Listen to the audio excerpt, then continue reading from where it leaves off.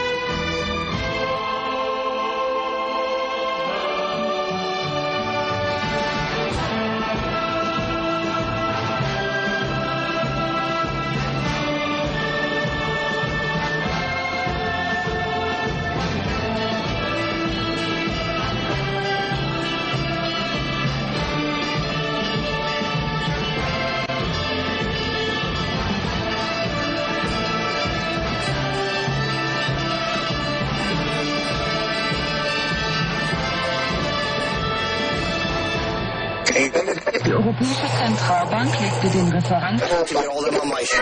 This is the Opie and Anthony channel, XM 105, Sirius 206. And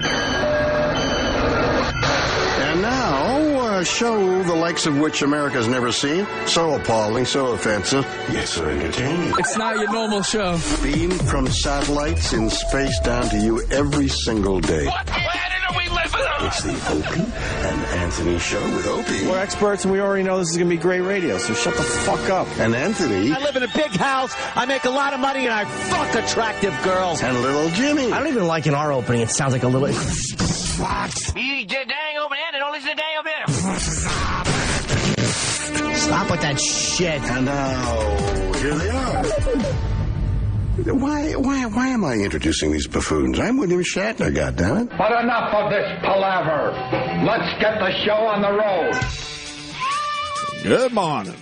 Well, good morning, everybody. Good morning. Monday morning. I didn't see that guy today. What? I was hoping to see him. My day isn't complete unless I see that guy. Good morning. Get off that elevator. It's not a good morning unless he says good morning. So, whose idea was it for the decals? I need to know right away. Oh, yeah. I need to know right away. Did you guys talk about this last week? Yeah, we definitely talked about how it just blocks out. Oh, my God. They can't even put... seeing anyone that's coming down the hallway. So, me bitching is cool, right? Because you guys bitched about it? All right. Oh, yeah. Because people expect me to bitch, but whose fucking idea was this? They can't even do decals right? I think it's somebody that probably didn't want us knowing they were coming down the hall at the end of the show, so we couldn't just leave without meeting with them. You have to duck down to see people. And we set up the studio in such a way because we wanted to make sure we could see all angles and see who's coming and going. Right. Oh, my God. Seriously? And now... for the people that weren't listening or were listening, weren't paying attention, whatever, it's a black decal that goes across all our window space. Yeah, and it's right in your line of sight. Eye level. You know how a lot of times when a guest is coming down the hallway, right when you first see him, you kind of get adjusted and like, okay, the guest is coming. Yeah. You start maybe doing a little, little pre-guest thing until he comes in the door. That totally blows it out because, like last week, the guest was standing out here before I even knew he had come down the hall already. You can't see it. I think I'm sure Gary didn't miss me when I was away. No, I would bet you a lot of money on that not. one. I don't think so. Some people I wonder if they missed me, but I know Gary certainly did not miss me. I don't think. Because I remember saying that, hey, when we shoot our videos and take our pictures, we want the Opie and Anthony logo in the video and the pictures. So let's turn the logos around. Yeah. And it was like see-through logos, basically. You could see right through the Opie and Anthony to see the, like you just said, the guests coming down the hall and whatnot. Yeah, it's nice to see who's. So they replaced it with a big, thick black bar that goes completely across the windows. It is so bad. Yeah, we were talking about it last week. You just can't. It is so intrusive to your line of sight. And of course they couldn't get this right. No. Of course. It's got to go. It really does. You want to nominate E-Rock? E-Rock, can you rip that shit down? Oh, no. E-Rock, No, I'm serious. I sure can. All right, go rip that shit down. Here it is. And put it in a big pile right outside our studio. They kept saying we're going to have the decals ready. Remember, they kept giving you like, here it comes. Don't worry, those decals are coming. And they asked, like, people were asking about it. There we go. Yeah. Wow, that peels right off. It just goes to show you. It's like all right, leave that one. Leave that one. Oh, you can't hear, right? Leave that one. Because that's fine over there. Just get rid of the other one over there. Yeah. Yeah. All right. And now it's all crinkled. Crinkly. You tell them to put the... That's... look at the difference that fucking makes. Bravo. As far as opening up the window and... Yeah, just leave that one. Oh, man. What does it smell like? Coliforms? Yeah, I love it. Oh, it's like Coliforms? It smells great. It smells like, wow, that is kind of like industrial waste. Oh, shit. That's going to get you high. That shit will get you high. I like this That should get you fucked up. That shit will get you high. There you go. We're back to normal now. Oh, I like this. You might as well rip the other one down, too. What the fuck? That's where most of our pictures are taken. Huh? That's where most of the photos are taken. All right. So that is true. That's fine because...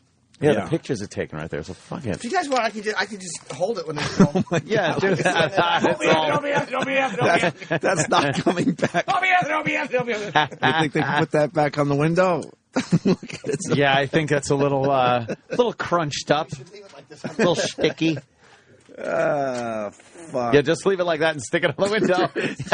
Jimmy, it's rolled up in a ball because it's all sticky, and now it's just stuck on the window. Club Soda Kenny's OCD is kicking in. He's flattening out the wrinkles on the other sticker. He's freaking out with that one. I need to flatten this out. Is that better? That's perfect. Look how ghetto it is.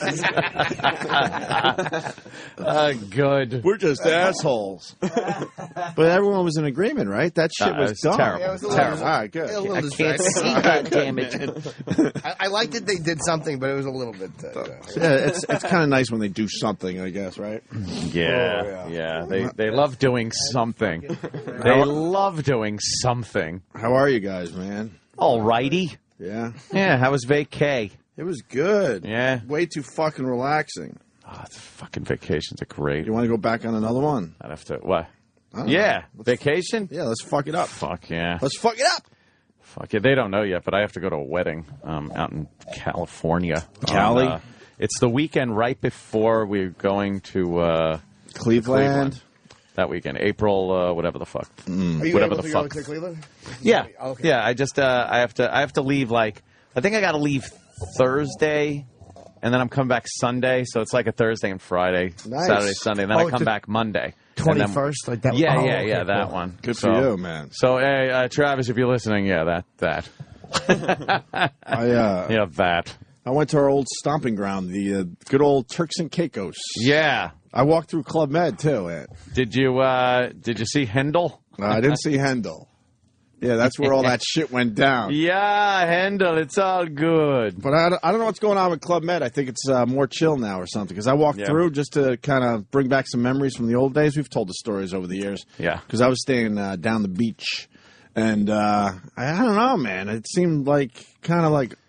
Ghetto? The people seemed older.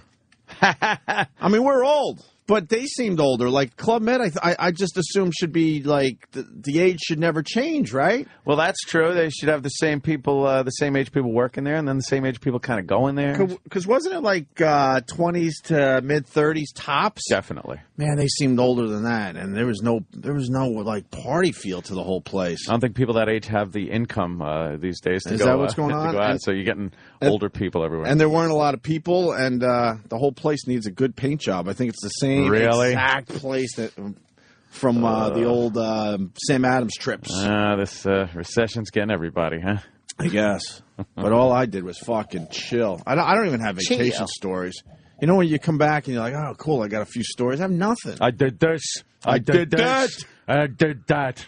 Well, I bitched about it on Twitter. Like, it's all about rum down there. They put rum in fucking everything. Yeah. And then you realize rum sucks unless you're on vacation. Do you drink rum when you're not on vacation? Captain Morgan I like with some Coke and that because it's sweet, you know. But none of that rum punch shit, right? No, none of that shit. I don't like straight rum. I don't like Bacardi and Coke. To me, is like But when you're on vacation, rum drinks, they're kind of tasty. I don't know. Is it the sun? Quality. Is it the fucking blue water? Is it the palm trees? You do get roped into the whole atmosphere, so you don't just take little pieces of it. You take the whole thing. Right. The rum drinks. Right. The dumb fucking braids. Braids. No, they don't have those animals walking around the beaches yet. Nope. That's why nice. I still go there. As soon as those fucking animals start walking the beaches with the braids and everything else, I'm out of there. You want a nice kerchief for you, Miss Lady? No, shut up. I'm trying to lay here on the beach. There's other places you can't go anymore because they bother you so much you can't relax. You're trying to lay down on the beach, and constantly they're coming up asking you for shite. All sorts of shit. Yeah. The necklaces, the fucking bracelets, the fucking hair thing. The fucking you want a banana boat ride thing. That guy. Jet ski, fucking, rags that they're selling, shoes, hats. Fucking, enough. I just want to, the reason I came here isn't to have somebody fucking hawking their wares. Yeah. It's to sit on a beach and enjoy myself. You know, Turks and Caicos was starting to change, and then the fucking economy did what it did. Took a shite. You know what, though? But places like that, nice. Yeah. Because, from the airport to where I was staying, they're like, they had to shut down construction down here, so we got stuff that's half done. Oh. Which is good, because you don't want, the place you go, you don't want it to get over-the-top developed. Yeah. Let other islands do that shit. Yeah. So although in a way, a lot of the islands do have half-built houses on them. I don't know why.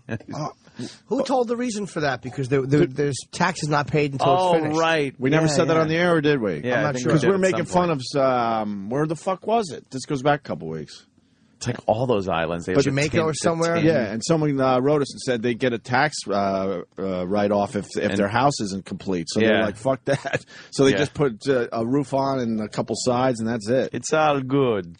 Yeah, but they don't have the people walking around with their braids and shit. So yeah, that's great. And the water's still really blue down there. Yeah. Turquoise blue. A color blue you just don't see anywhere.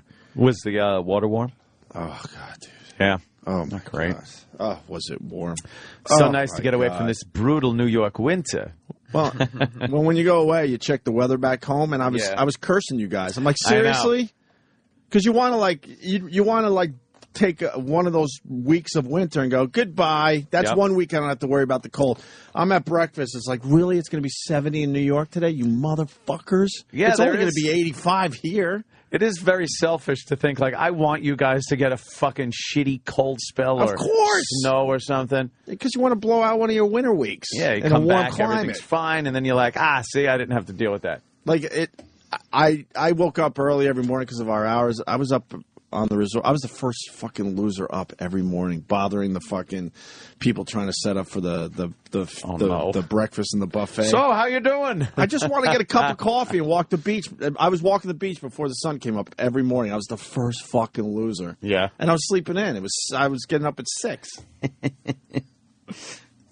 My point, though. Yeah. You weren't nervous being on the beach, right? Like, there's no crime there, right? That's why I like it, too. Yeah. You feel completely safe where I was.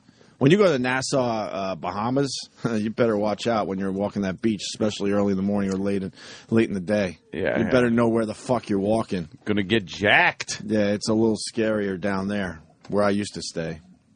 Yeah. So, I read Keith Richards' book, Life. How's that? 530 pages. Did you read on the beach? I read it everywhere. I mean, everywhere. On the beach, in the water, in the pool, in my bed, on my balcony. That was my thing. Did the kid like the beach and the water and stuff? He fucking loved it. Right. Speaking of the kid, my kid traveled perfectly.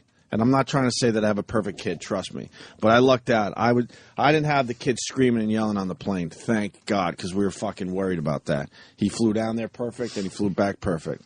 But I was telling Anthony just before, did I tell you this yet? I'm not sure. Oh, okay. No, I don't think so. So about the people who went down? Uh-huh. You might have, yeah. I think you were telling me. Which part? Not that one. Oh, no? What people? Firemen?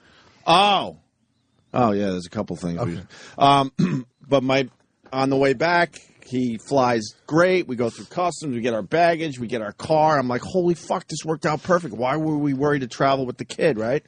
We're 2 blocks from home in the car that Kenny set up for me that you use. Oh, yeah, Ruby. The Tonight Show guy, Ruby. Yeah. In his fucking Mercedes SUV, brand fucking new car.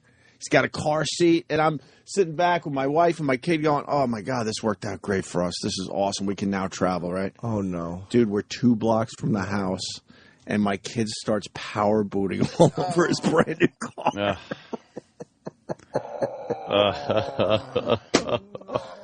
I was that close to having the perfect trip with my almost 2-year-old. Oh. I was 2 blocks. Literally. Oh, no. Right around Jubilee. I mean, it was that close. It was that close. And I get picked up in that one sometimes. Oh, no. Dude, it was that close. I was bragging to everyone, like, oh, my God, look at my kid. He wasn't the one yelling. He traveled great. We're coming home. This is great. Can't wait to go upstairs, chill out. Dude, power booting like a hose. And I've never seen my kid do that before. His little stomach was probably upset from the flight and all the travel. Yeah. Car sickness. Tummy. Yeah. So, and by the way, that car will be clean because Ruby's OCD. Like, literally, as far as his car being clean, that fucking car, he'll rip out everything and wipe it down. Well, he wasn't. He didn't show any OCD tendencies. He was trying to. He was like, oh, it's okay, because my wife's like scrubbing, I'm scrubbing. We're like, fuck this. Yeah. You know, we don't want to be the assholes that just leave. And then I just pull out, you know, I get the reputation of being cheap, but I'm not cheap. I pulled out my fucking wallet, and I'm just peeling off. Like, I'm just trying to figure out in my mind how much I have to give this guy to make this problem go away. And just handed him a shitload of money and said, fuck, I'm sorry. Yeah, he'll have a detail. And he's like, no, it's cool, man. It happens. You're not the first. This isn't the first time this has happened. I'm like, yeah, right. A kid power booting 2 blocks from where you're dropping him off. Almost made it. 2 blocks. Not 3, not 4, 2. We were at a stop sign. Well, you know exactly where we were. I will say so much of a better story would have been as we're taking off to go down vacation. Oh, shit. Power putting on the plane. My wife said, could you imagine if that happened on the fucking plane? You just got to tell it. And it does happen. I wouldn't even know what to do. You just got to fucking get a... I wouldn't even know what to do. Parents... People would be a little freaked out, but parents probably wouldn't be because every parent has had their kid fucking puke all over the place. Yeah. You just got to fucking wipe it up. What are you going to do? Yeah. Yep. Now clean it up! But was he crying, puking, or just sitting? Because kids can puke and not fucking bat an eye. It's like they mean to do it. They're just sitting there relaxed. They're just vomiting. Oh yeah, that's what happened. He was confused. Like, what the fuck is this? So I thought I was going to come back here with my kid is great story, but 2 blocks from the fucking house. Two blocks. Got to be a kid at some point. Yeah. Oh, the other thing with the planes, we usually fly Saturday to Saturday, but I decided to stretch it this year. If I flew Saturday, I would have been out of my mind because what happened, I guess down there, the firemen went on strike on Saturday, and if the firemen are on strike, you're not allowed to deplane. What the fuck? You can't if you could land a plane, you can't get off it? What is that? I don't know. That union shit down there, too? Yeah, they do. In this little island that's becoming more than a little island. So what happened, because we heard all the stories with other people around the resort, they actually turned planes around. Some went to, the Dominican Republic and stuff. Those guys got off easy. Some planes, they went from Newark all the way down to Turks and Caicos. It's easy 3.5-hour flight. They were either on the runway or in airspace and were told to turn the fuck around and go all the way back to Newark. Could you imagine? That would be... You do your 3.5-hour flight, you're ready to start your vacation. They're like, nah. And they go all the way back to Newark.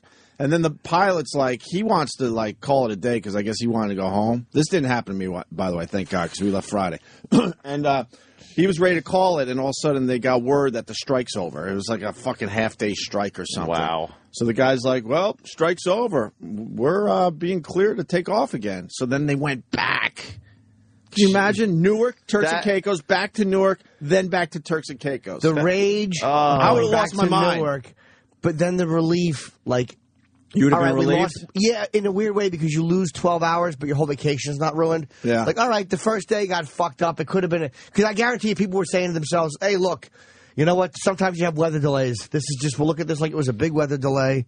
It's 7 hours, but fuck it, we're going to get down there.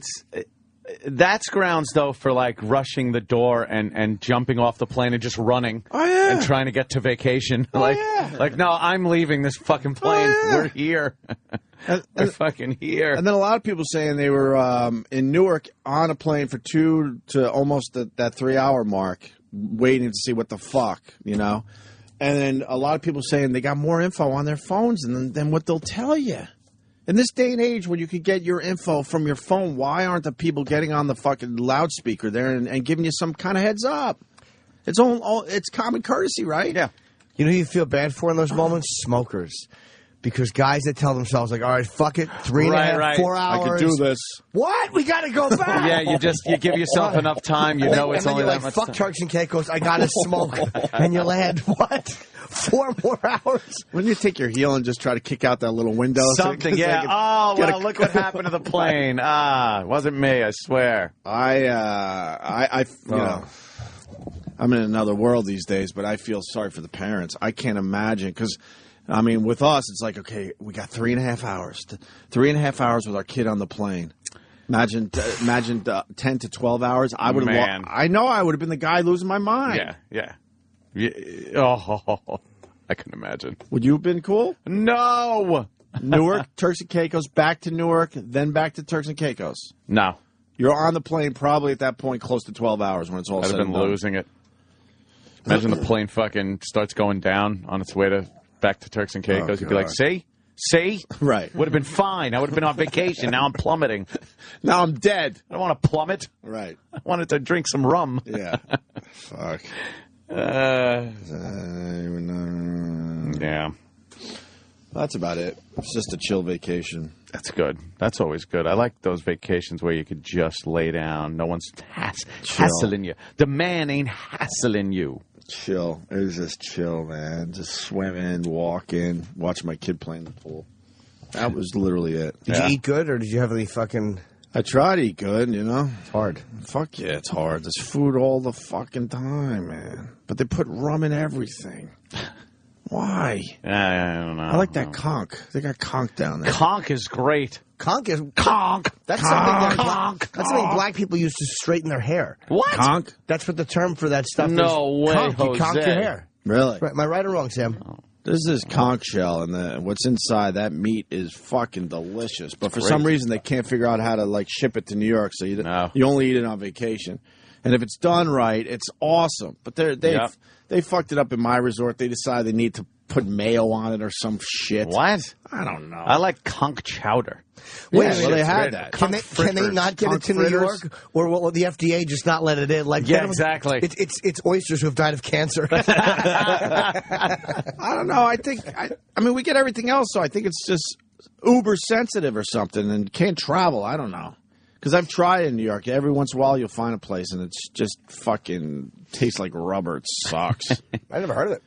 You've never heard of it? No. You've seen the conch shell. Stuff. That's what it looks like. Yeah, it's those shells that they fucking... It's a big fucking tumor-looking thing when you pull it out of the shell, but that shit's delicious. Oh, cute. How's that thing even alive? I don't know. A little green and red peppers, a little onion, a little lime, and a little maybe vinegar. You throw in your sugar. You're good there. Do they good bite? To go.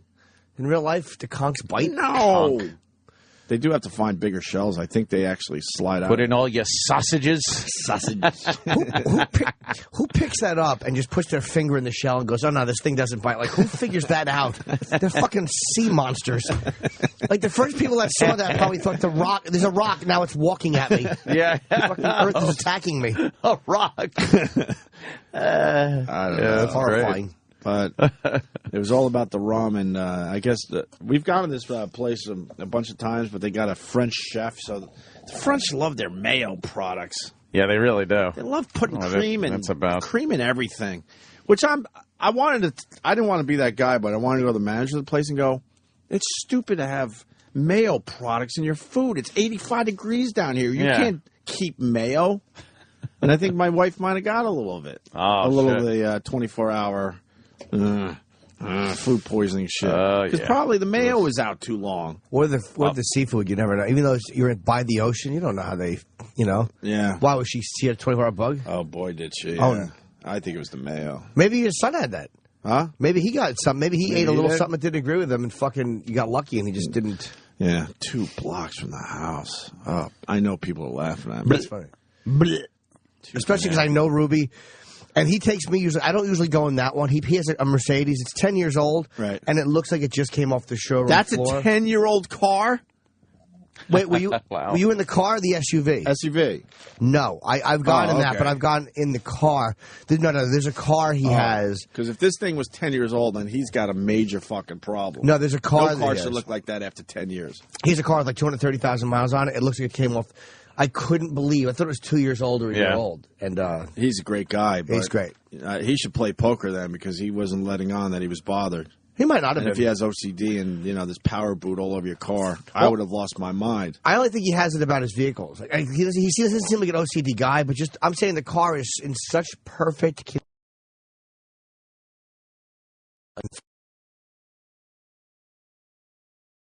Fucking drive you crazy on some level. It's like, it's okay. It's like, fuck. Driving to the, I don't even know if this, I'll try to see if this works, but some lady was driving us to the airport yesterday. And, it's like a 20-minute ride, so I'm doing some small talk with her, and I always am curious. I'm like, you ever drive celebrities and stuff?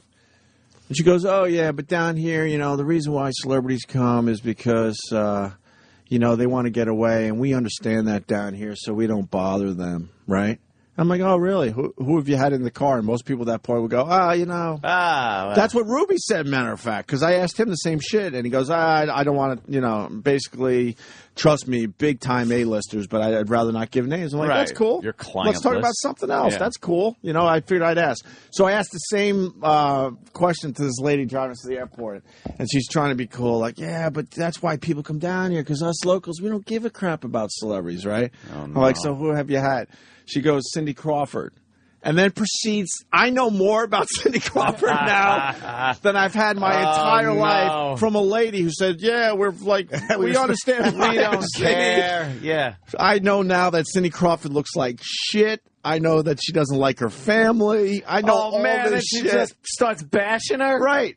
Oh, that's hilarious. But the whole time going, but that's why they come here, because, we don't care who we drive around. Yeah, they love it down here. We're not like that piece of shit. Right. And then... Cindy Crawford. I'm thinking Cyndi Lauper. No, Cindy Crawford, the model. Crawford. Wait a minute, it's old. The model, man. I guess the resort we were at, she stayed at a few years ago. Look, this is all I know. And it was some kind of family reunion. And Cindy Crawford's like, couldn't stand her family, so she called this lady to get her the fuck out of there for the day. So this lady brought her to the other side of the island to another resort. Cindy Crawford stayed there all day, brought her back, and then Cindy Crawford gave her her cell number, or got her cell number. They exchanged numbers, whatever. And then Cindy Crawford called the next day, and this lady claiming, you know, she's so cool and doesn't care about celebrities, the phone rings. And she goes, hello. And Cindy Crawford goes, hi, it's Cindy. And this lady supposedly goes, Cindy who? Oh, yeah. A day later, Cindy who? I'm like, oh, really? Yeah, you're trying to show me how cool you are and you don't give a fuck about celebrities. Diddling herself to the thought of knowing Cindy. And then she wouldn't shut up about Cindy Crawford. But the whole time was under the guise that we leave celebrities alone. We don't. So then I go, Who else have you driven? And then she gives me a laundry list. Oh, Shaq, Rondo, all the Super Bowl players were down here after the Super Bowl. But we don't care. Right. But we don't care. Ugh. Believe me, she's talking. I hated her. This week, wait till she's and the man he bring him baby, and the baby vomit all over the car. All over. We was 2 blocks from the hotel, and the baby vomiting, and it won't stop. Jamaican Jimmy. You know what? I wish my baby puked in her car instead of poor Rubio. He called me the next day, and I'm like, Opie, ooh, I don't know no Opie. I'll be right over, sir. Opie, ooh. I'll be right over. Yeah, Ruby. There's no Ruby. I wish my kid puked in this lady's car that doesn't care about celebrities and then proceeds to completely give it all away. I mean, completely. Yeah. Gave up everybody. She's a rat. She is a fucking rat. family rats. Fucking rat. Scungili is conch. Is that true? Scungili? I have no idea. I know a calamar is squid. I don't know if I've ever had the Scungili. Scungili. I don't know. I never heard of that. Yeah. Well, I've heard of scungili, but I never ate it, I don't think. Sounds like something that they would try to feed me when I was a child and I would cry. Yeah. I don't want that. And then the only other thing I did, like, when my kid was... it is. It is? Yes, it is. No shit. Scungili. I might have to try some scungili. How do they fuck it up, though? They put it in a red sauce? No. You got to make it like my mother used to make the scungili. Oh, you melt in your mouth. Is it in a red sauce?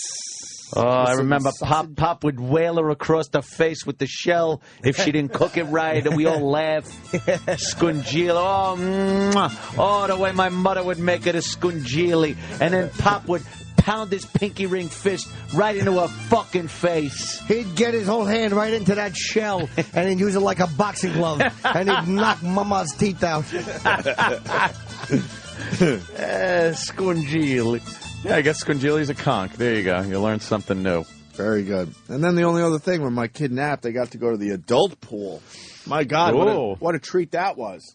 What's going on in the adult pool? Well, egg drop soup in the skimmers? I literally was just watching, and I finally got like a 12-second video. I literally was watching a fat woman. This is for the people that don't follow me on Twitter, so I have to say it here. She has to be at least 300 pounds. She was in a bikini with massive boobs.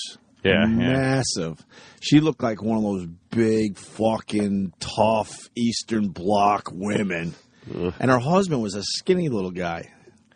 She was black, though, right? No. Oh, I thought she was a black woman. No. I saw a black woman in that pool. She might have been. She might have been a little. She might have been a little Greek. Oh, yeah? A little Greek. A Greek? I don't know what she was, to be honest with you. She wasn't black, though. Oh. She was definitely, like, European. And I was fucking howling to myself because I just watched this thing go in and out of the pool and just watch. Oh, yeah. I thought she was, like, light-skinned. Watch how much water leaves the pool when she fucking swims in. Watch this. Wow. That's like funny. That tsunami footage of Japan when it comes over the wall and gets the cars. That's funny. That's why I call it Big Bikini Pool Tsunami. I was just sitting there watching her over and over again. The amount of water that left this damn pool, it was just, I was cracking up to myself. I'm like, you're such a loser. And then I finally filmed her. Put it on our Facebook page, E-Rock, if you can. Opie and Anthony on Facebook. That's the adult pool right there? Yeah. Nice. Nice, man. That's where I did most of my reading. It looks warm. Reading's weird. Reading's weird. Reading's stupid. Reading's stupid. I used to love reading books. I was a big time reader. And then, I don't know, maybe having a kid and stuff, I kind of had to push that aside. So when I started reading this book, I had to get my reading muscles back. I'm reading and I'm like, what did I just read? I was reading the same page over and over again, and then I couldn't even, like, follow the lines for a while. And then finally, like, my muscles got back, and I read like a champ. But at first, it was like trying to fucking figure it out again. Yeah. It takes. Do you understand? Like, because you're reading, but you're not comprehending anything. You're thinking about other shit. Because everything's in snippets now. It's hard for me to get through a book now. I have to make myself do it, or I'll read one and I'll start. It's because you're so used to seeing everything on Twitter snippets and fucking brief online Facebook. Everything is so fast now that to sit down and it's harder to go through a book than it used to be. And when you turn a page and you see a whole page where there's no paragraph, you just thought, my God, it's gonna be work. This page is gonna be brutal. I'm gonna have a panic attack. Don't you love when you see the page? It's the end of the chapter, and because that's a whole fucking page you don't have to read. Right. But fucking Keith did the one thing I hate about books. He has a lot of pictures, which I love. Yes. Like, he has 3 different picture sections, I think, or at least 2. And each one is about, I don't know, like 10 pages. Easy. So I'm like, okay, page 208. Now I get to look at some pictures, and I get to pick up the book at 220. and Guess then what? Like, oh, a lot 2:09 after the pictures are done. He doesn't count the pictures. Oh, his pages. Well, still, isn't it still the same amount of pages? Yeah. Of reading? Yeah. You don't get the credit. No, but technically. But some authors and books understand that you want a little break, and you could go from 208 to 220 with a little picture watching. This is like Nigel Tufnell with the amps going to 11. It's like, but can't you just make 10 louder and keep 10 the loudest? But some people understand that, and they give you a little break. Go to 11. And you could jump forward. You're like, holy fuck, I just time traveled from 208 to 220. This is nice. It makes you feel a little better. Yeah. Fuck yeah. All righty. And Keith didn't write a word for this fucking book. No. He talked into it. I think he just talked and you could tell when it's a talkie. Yeah. Ghostwriter? You think he had a ghostwriter? No, I don't think it was a ghostwriter because you absolutely feel like you're reading his voice. Is it a ghostwriter? He didn't write it down. He just talked it to a fucking tape recorder or whatever, and then someone edited the shit. Was the ghostwriter in the sky? You ever hear Ghost Riders in the sky? It's, oh, boy. What's he doing, right in the clouds or something? Chip. Hey, no, but is that a Ghost Rider, too? If say, he talks it to somebody. Right. Flavor Flav's book was written by him. But it sounded like it was written by him. No, but it sounded like it was dictated by him. It sounded spoken. Yeah, right. But is that a Ghost Rider or no? I don't know. Maybe that classifies as a Ghostwriter. No, that's just an editor at that point, I think. Oh, okay. See, they wanted. We almost wrote a book. That deal. And then Bob thought this guy that knew nothing about us was going to help us out. And then the guy wanted to write the book. I'm like, no, we're going to write our own book. I have a mental block of all that. But he wanted to write the book. I'm like, no, we write the book. You might maybe direct us a little bit, but we write the book. Can I tell you? I don't understand these people that don't write their own books. That would have been the easiest book in the planet. Oh, yeah. That would have been a very easy book. Well, Bob fucked it up. He insisted that, whatever. Yeah, he didn't do a good job. He wanted more than he deserved. Oh, Jesus. I'm back to this shit. When's the next plane at Turks? Welcome home. When's the next plane? I want to go to Parrot Cay next. Where? That's where the Keith Richards lives, and that's where the Bruce Willis lives. Oh, yeah? Tiny little island that has nothing but a few really nice houses. I wonder if they got loudmouth cab drivers there, too. Oh, yeah, she was telling me all about that, too. I know everyone that lives on Parrot Cay because this woman that doesn't care about celebrities, Well, good thing she doesn't care. She doesn't care, though. They're just regular people to her. Sure, just like you and me. They put the shoes on one at a time. Yeah. What? What did Sarah Silverman say one time? I'm just like you. I put my $500 pants on one leg at a time. That's a good one. That's really good. I didn't drop logs in the water, no. Oh. I didn't shit on the beach. I peed a lot, though. Well, peeing in the water, that's fine. That's fine. Oh, the fish love it. You know what I noticed about the family pool? Oh, Pee? shit, I do have one more story. Uh-oh. Fuck. Dump in the pool? Well, oh boy, this is what happens with the family pool, I've noticed. Like, guys like us, we're older, we got to pee a lot, right? you don't see one fucking guy leave the pool to go pee. So they're all peeing in the pool. Gotta be, sure. But guess what? The kids always leave and go, Mom, I got to go pee. And you see them run off. They're doing the right thing. And then you look around, you see the parents, and they're never leaving the pool. They never leave the pool. That means they're peeing. Which, by the way, I was too. Well, yeah, I think... Do you pee in the pool? I think you just know that people piss in the pool. There's nothing you can really do about it. You hope that the chemicals kind of counteract. Right. And the parts per million, really. Who the fuck doesn't pee in the pool? What's it doing, really? But you worry more about the kids, but they're actually doing the right thing. They fucking run out and go, I got to make pee-pees or whatever the fuck I they got to say. make wee-wees. Wee-wees, and they leave. But my kid had a swim diaper on. Uh-oh. And let one go in it?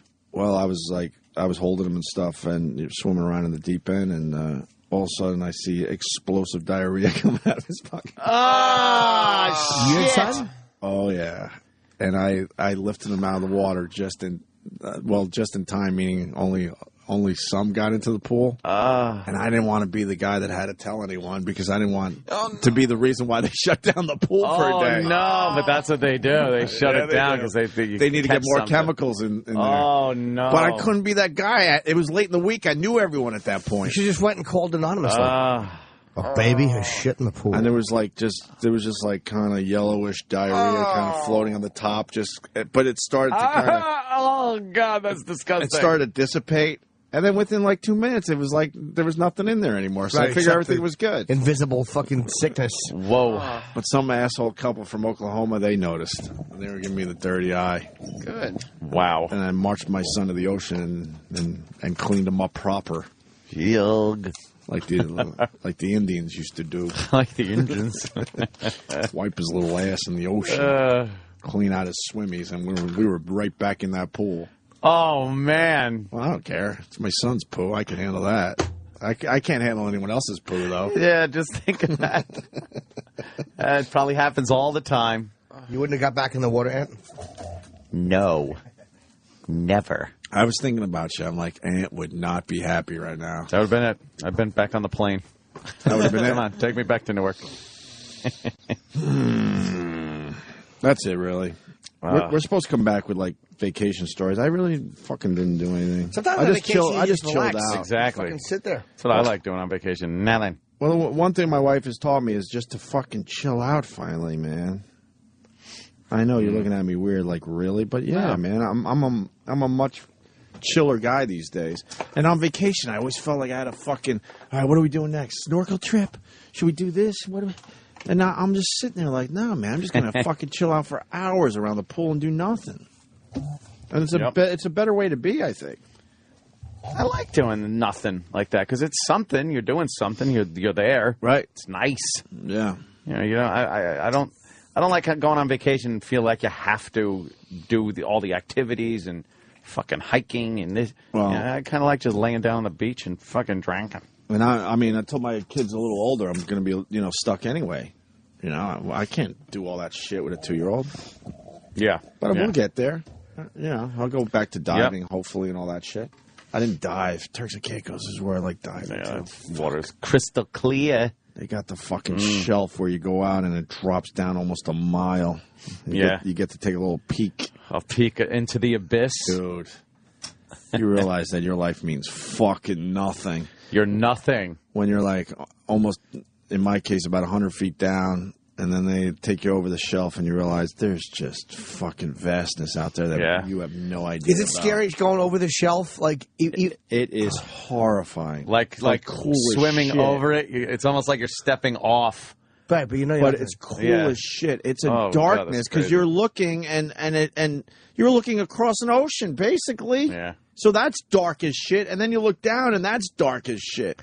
And then you look back to where you got to go back to, and it's nice and lit up because the sun's coming down and hitting the fucking, the sand 100 feet down. Did you go down when you went over the shelf? Did you go down a little bit? I'm a loser. I've dove close to 40 times, and I'm still not certified, so I still have to take fucking courses. So you're only allowed down. Some will sneak me down a little further because they know I've done it. How far down can you go? Some of the guys are like cowboys, and they go down close to 200 feet.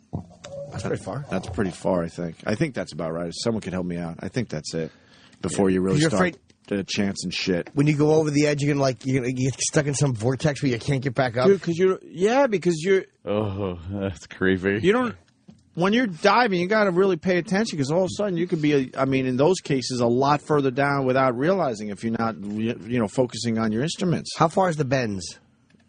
Oh, that's a whole nother thing. That depends on how long you've been underwater, how far you've been down, all that shit. How fast you come up. Yeah, you got to come up really slow and take breaks. That's what. If you don't do that, that's what causes the bends. That's like the basics of that. Anyway. Would you go in one of those diving bells that takes you, like those automatic things that take you down to the bottom to the Titanic? Fuck yeah. In a second. I'd be so scared the fucking thing would just go duck, duck, duck, duck. Oh, yeah. And break, and then you're stuck down there? Yeah, but that's how I feel when I fly. Same shit. Can they get you up when you're fucking... Is there a string tethering you? There's not, right? String. I love how Jimmy talks. There's not, though, right? A string.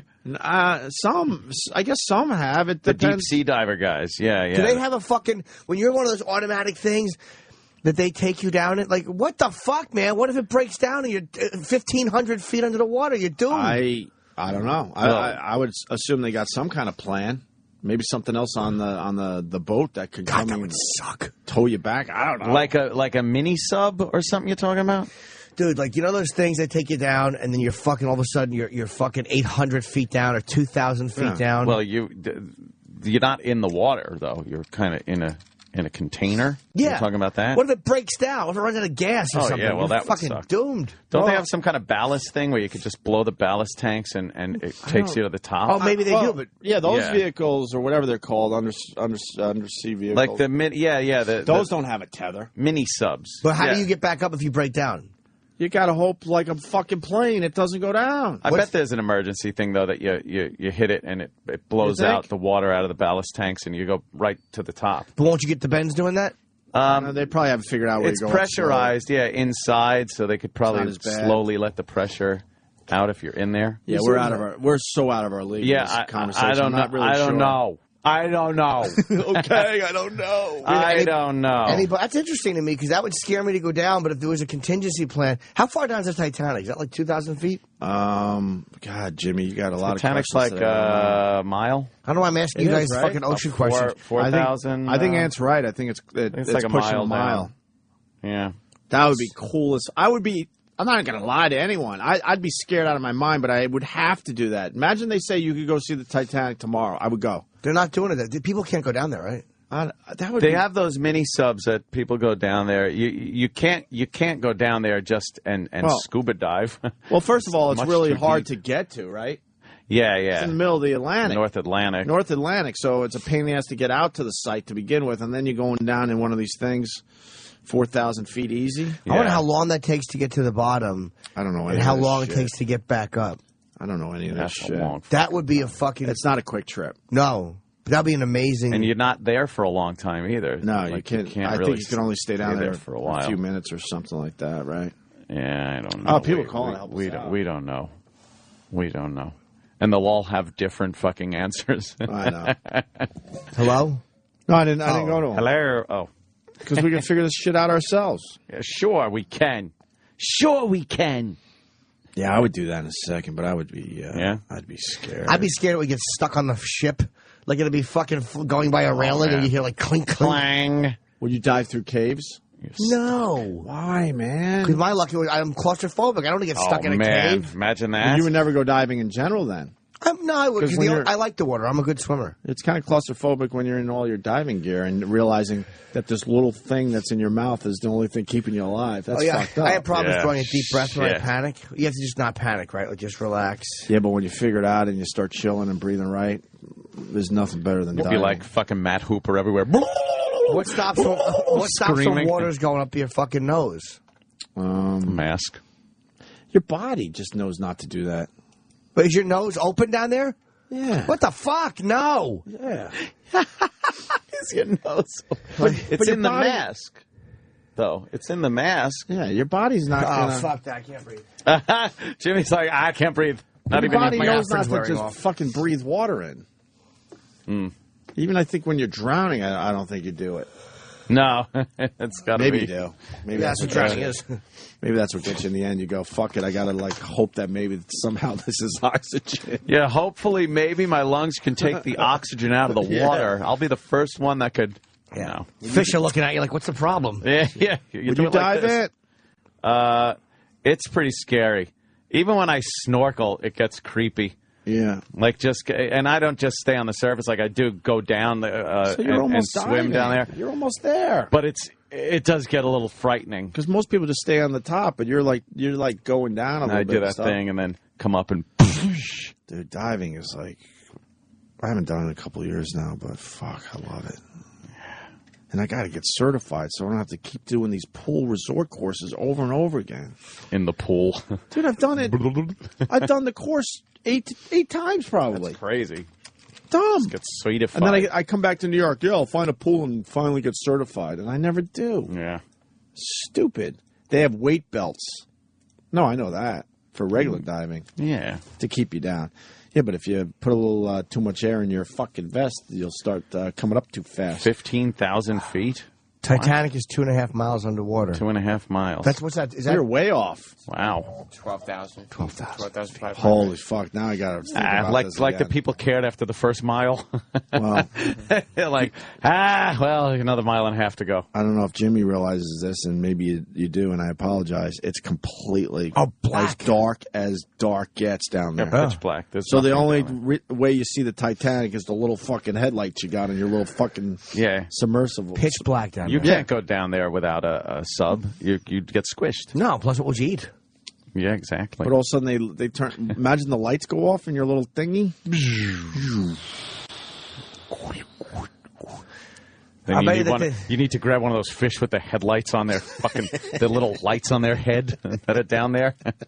Those amazing light fish. Their stupid antenna eyes that are 5 feet from their bodies. What the fuck? Dude, there are things that live on the ocean floor. They live there. They just hang out. Yeah. The fuck? How boring. And it's dark as night. No, it's darker than night. Pitch black, dude. It's ultimate dark. No sun gets down there. I was watching stars every night. I think I might start smoking pot because I have all the signs. I was just hanging out, looking at the stars. Yeah. You don't get to see stars in New York City. It's nice. I'm like, wow, there's a lot of stars out there. God, let's go diving, man. I don't know about that. I don't know. Maybe I would. I know I'm going on vacation. But a resort course, you only go, I don't know, they only take you like 40 feet down in most cases.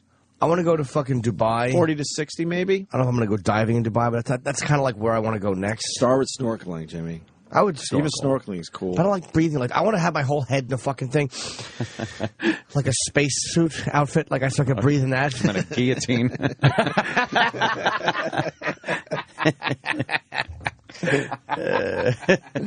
No, why would I want to put my head in a guillotine when I'm going diving? That wouldn't be fun for anyone except silly. That wouldn't be fun except for all those watching. Yeah, that's snorkeling's fun. I like that. We're learning that I have some basic knowledge about submarines. They wouldn't blow up if you go up too fast. Really? All right.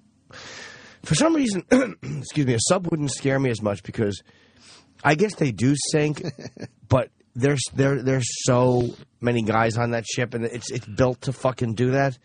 A small one would be claustrophobic. Yeah. I don't know. A sub might suck, though. How far down do the subs go? Oh, God. Do they go far? Yeah. No, it's funny. Nowadays. I don't feel like going on, but Vinny says, Jimmy is asking questions like my wife asks questions. We love Jimmy's innocent little questions. Well, this is that whole bit you do. Wow. Where'd the sun go? Wow. I'd go on a submarine.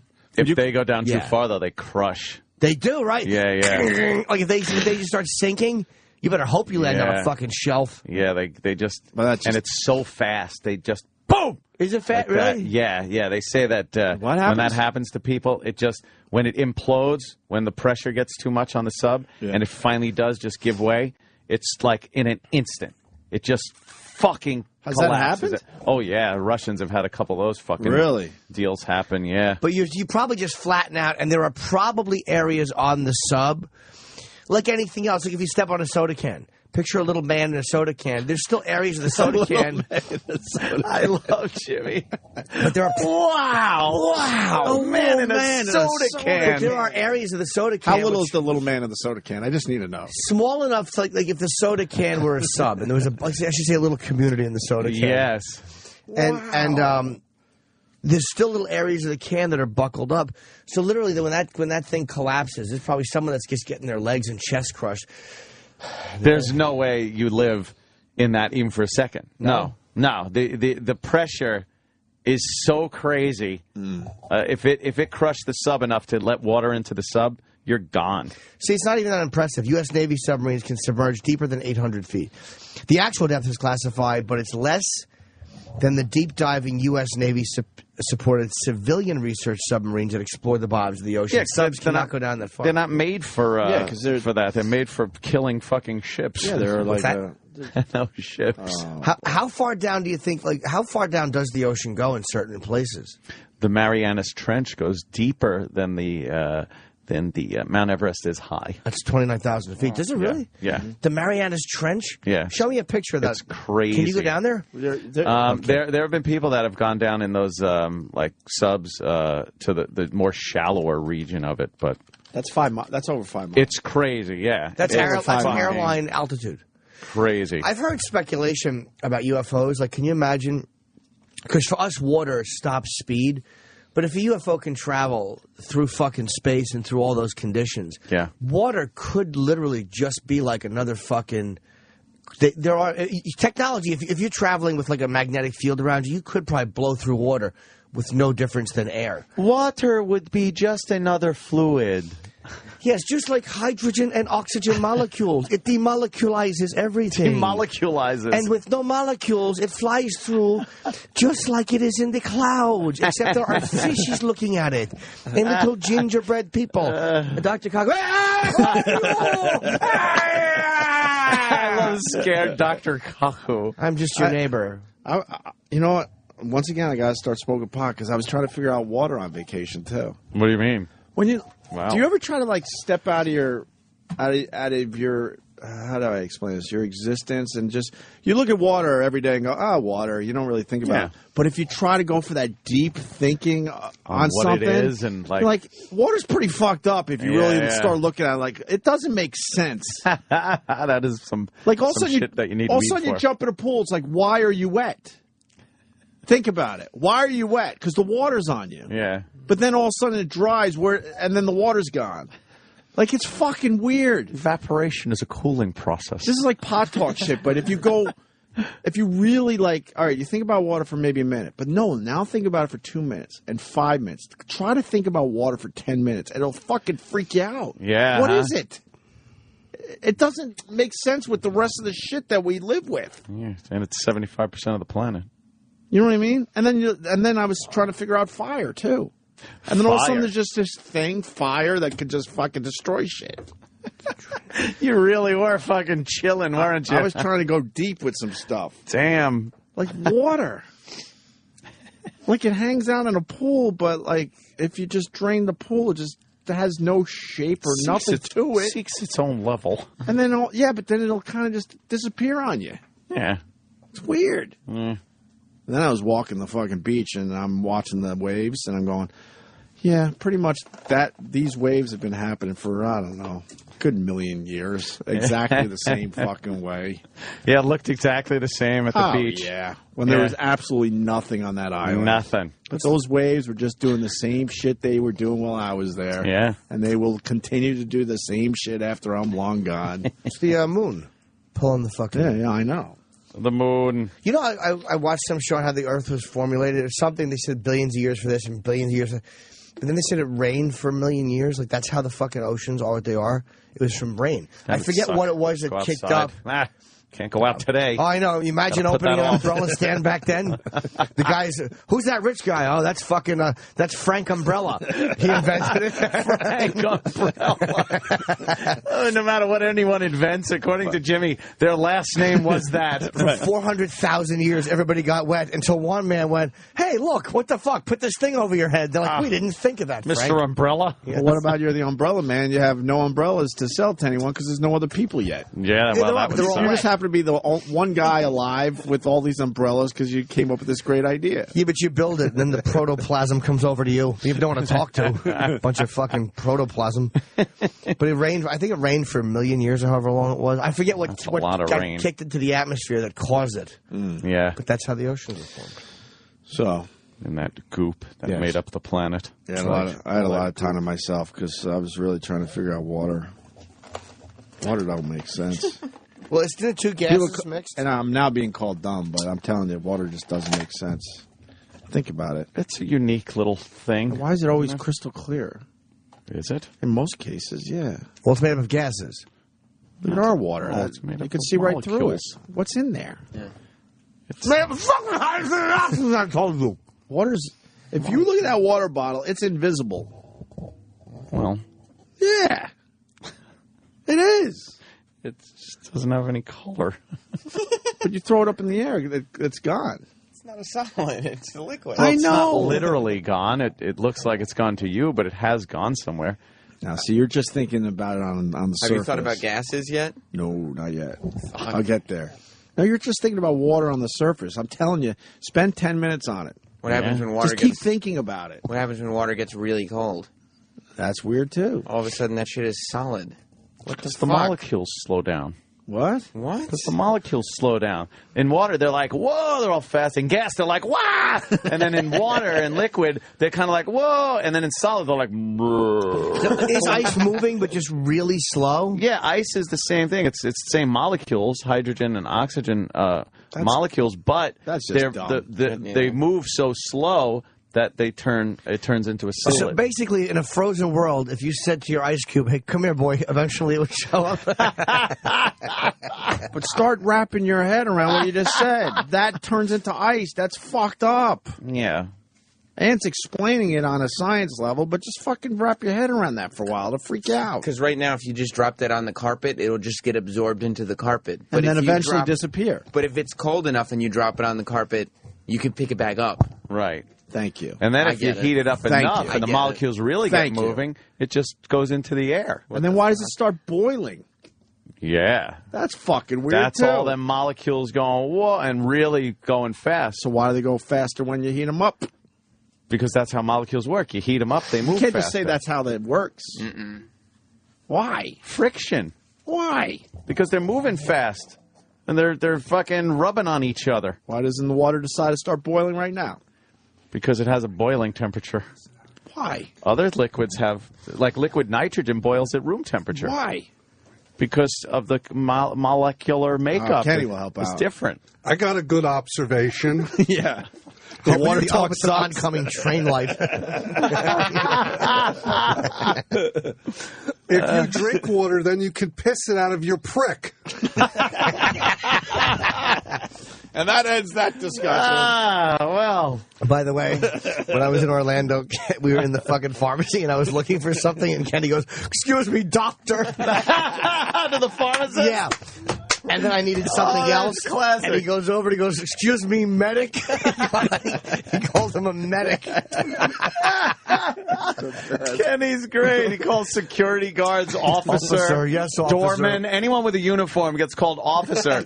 So calling the pharmacist doctor is in the same vein. Medic That's was my hilarious. favorite. It's like, how do you not laugh? Medic. That's really funny. Shit. All right. You guys want to eat? Yeah, and that's fucking the Joseph Kony guy got arrested. Yeah. Oh, that's classic. I want to talk. We should talk about that now. Yeah, he didn't like the Joseph Kony song that's going around online.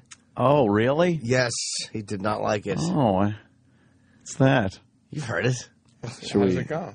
It's only 3 lines. Yeah. I haven't heard it. Joseph Kony eats pepperoni and he's full of baloney. Oh, boy. Joseph Kony eats pepperoni and he's full of baloney. That'll make him famous. That's worse than my water observation. Thank God you saved me. You saved me. So back to reality. Realize, shut up about the water. I heard that on the computer, and it's been in my head for. It's actually on the computer. That's not a Jimmy original. Oh. I don't know. Of course it might be. It's gotta be. He goes, I don't know.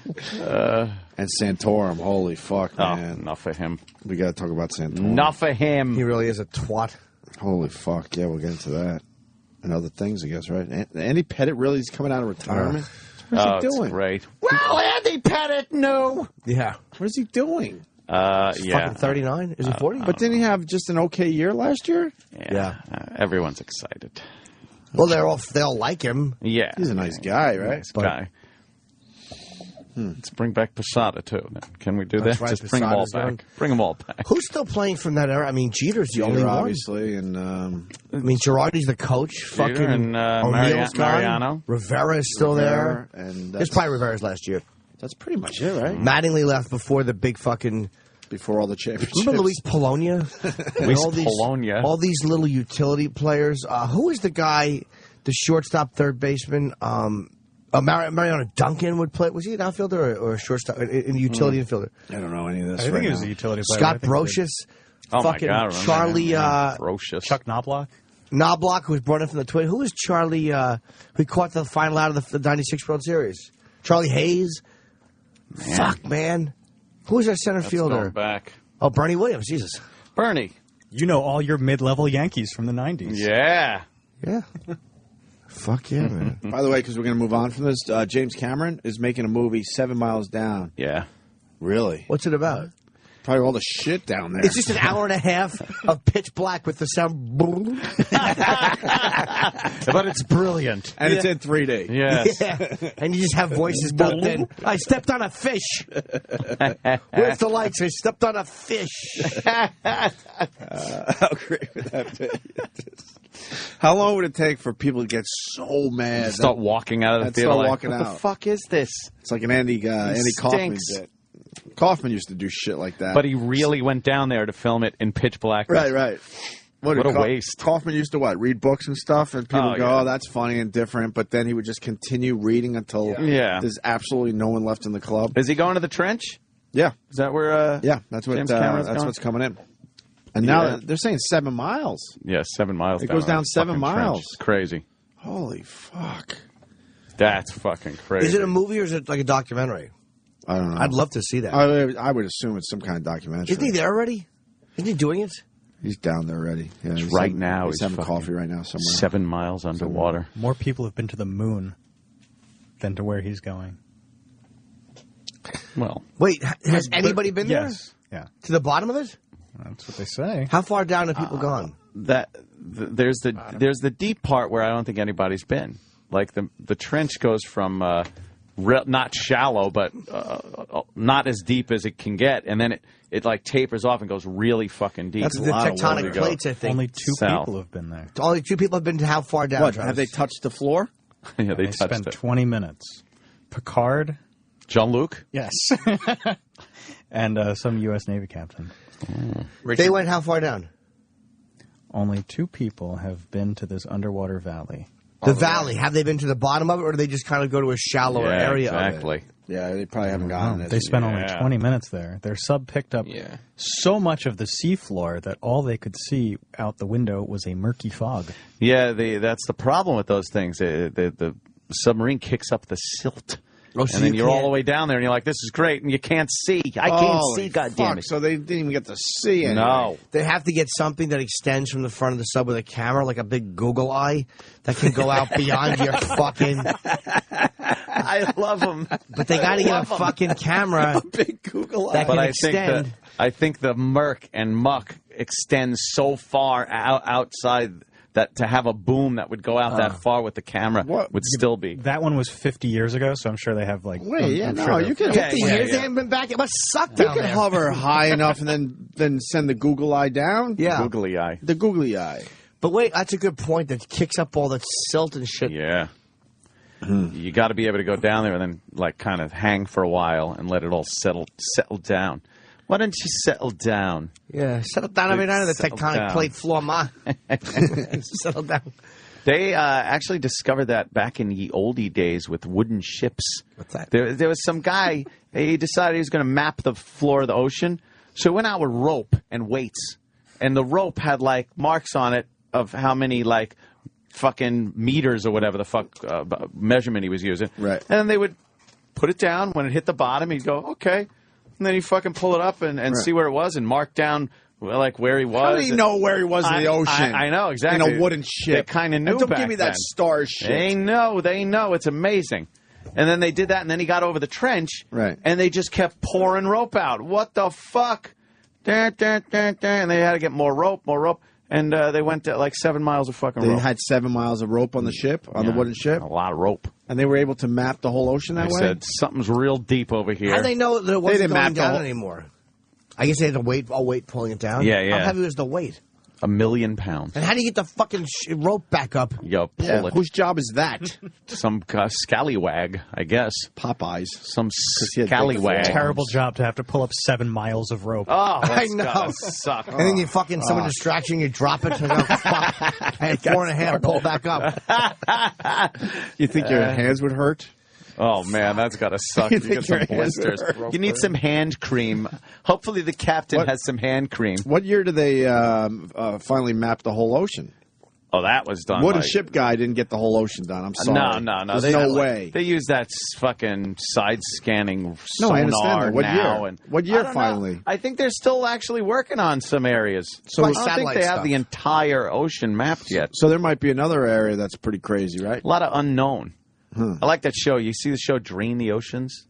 You can't drain the ocean. Well, of course not, but they do it virtually from some of the Great Lakes and some of the, like the Indian Ocean and other things, and they show you what it looks like if they just drained the fucking ocean. That'd be cool. And there's mountain ranges and valleys and like there's all kinds of shit going on down there. We got no clue of. Should drain it. They should drain it. Where would you put the water? You put it in outer space and save it till later. Or maybe you put it in a bunch of drinking glasses and everybody who's thirsty gets a little bit and can go for a dip.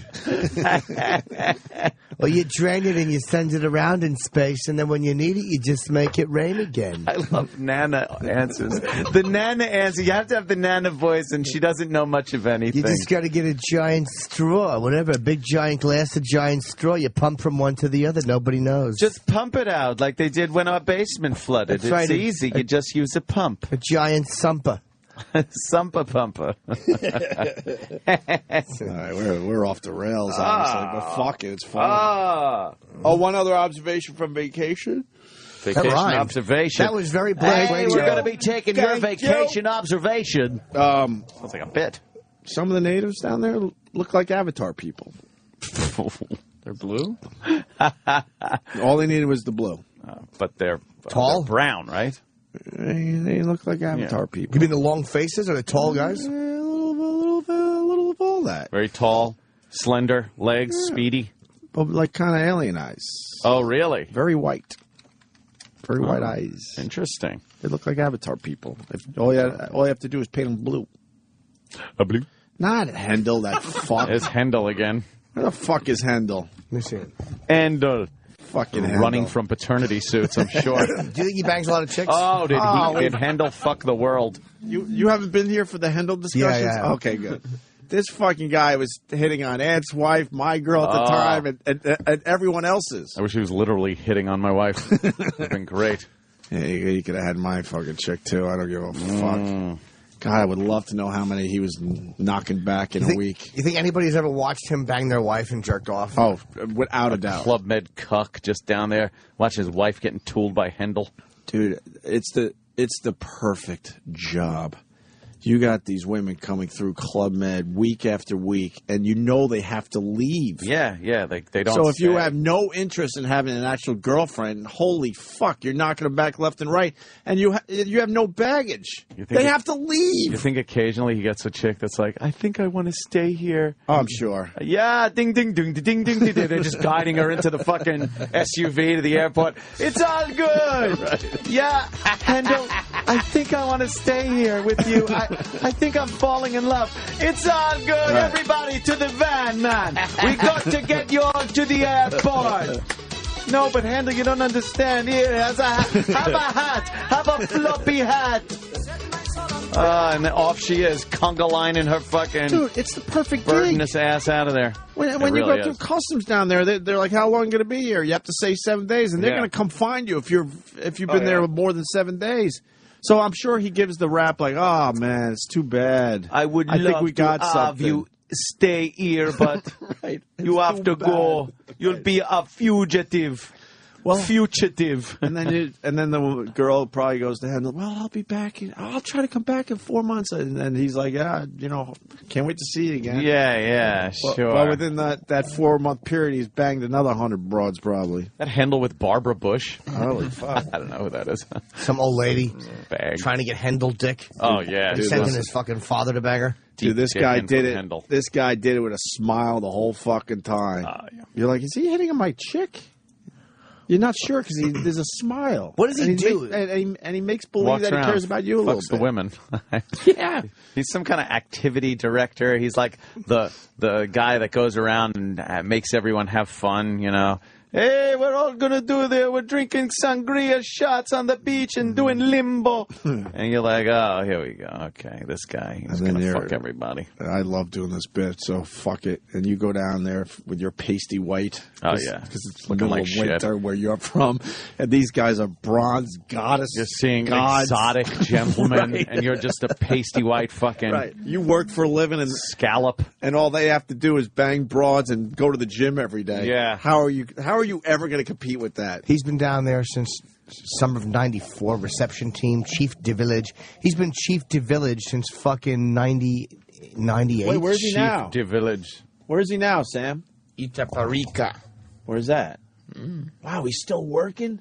Me and Ann met him back in 97, 98. 98 maybe? Oh, Jesus. That's 14 years ago. Those island guys, though, man, they look the fuck. They don't. It's hard to tell that they age.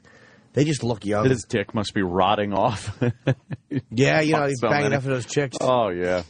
Is that what he looks like now? He looks exactly the same. Fuck this life we have. You think he's gotten any blowjobs down there from tourists? Holy fuck, dude. This Oh, guy. a couple, I think, perhaps. Wow. That's what he looks like, really? Mm-hmm. Fucking guy. He's doing something. Händel. I bet you there's girls that have fucked him in like '98 and they go back in 2006, like, oh, he can't wait to see me, and they're all Yeah. fat, and he's like, oh. Yeah. Oh. But all he has to say, I remember at the time, he used to say, it's all good. It's all good. So that gets you out of anything. No matter what the problem was, It's all good. Händel, you are fucking my wife. I'm going to kill you. It's all good. We're free love down here. You could have It's mine all too if good. I had one. Yeah. It's the perfect job, though. These broads just come marching in, and then they march out a week later. Yep. And all you have to do is make believe you did care. Yeah.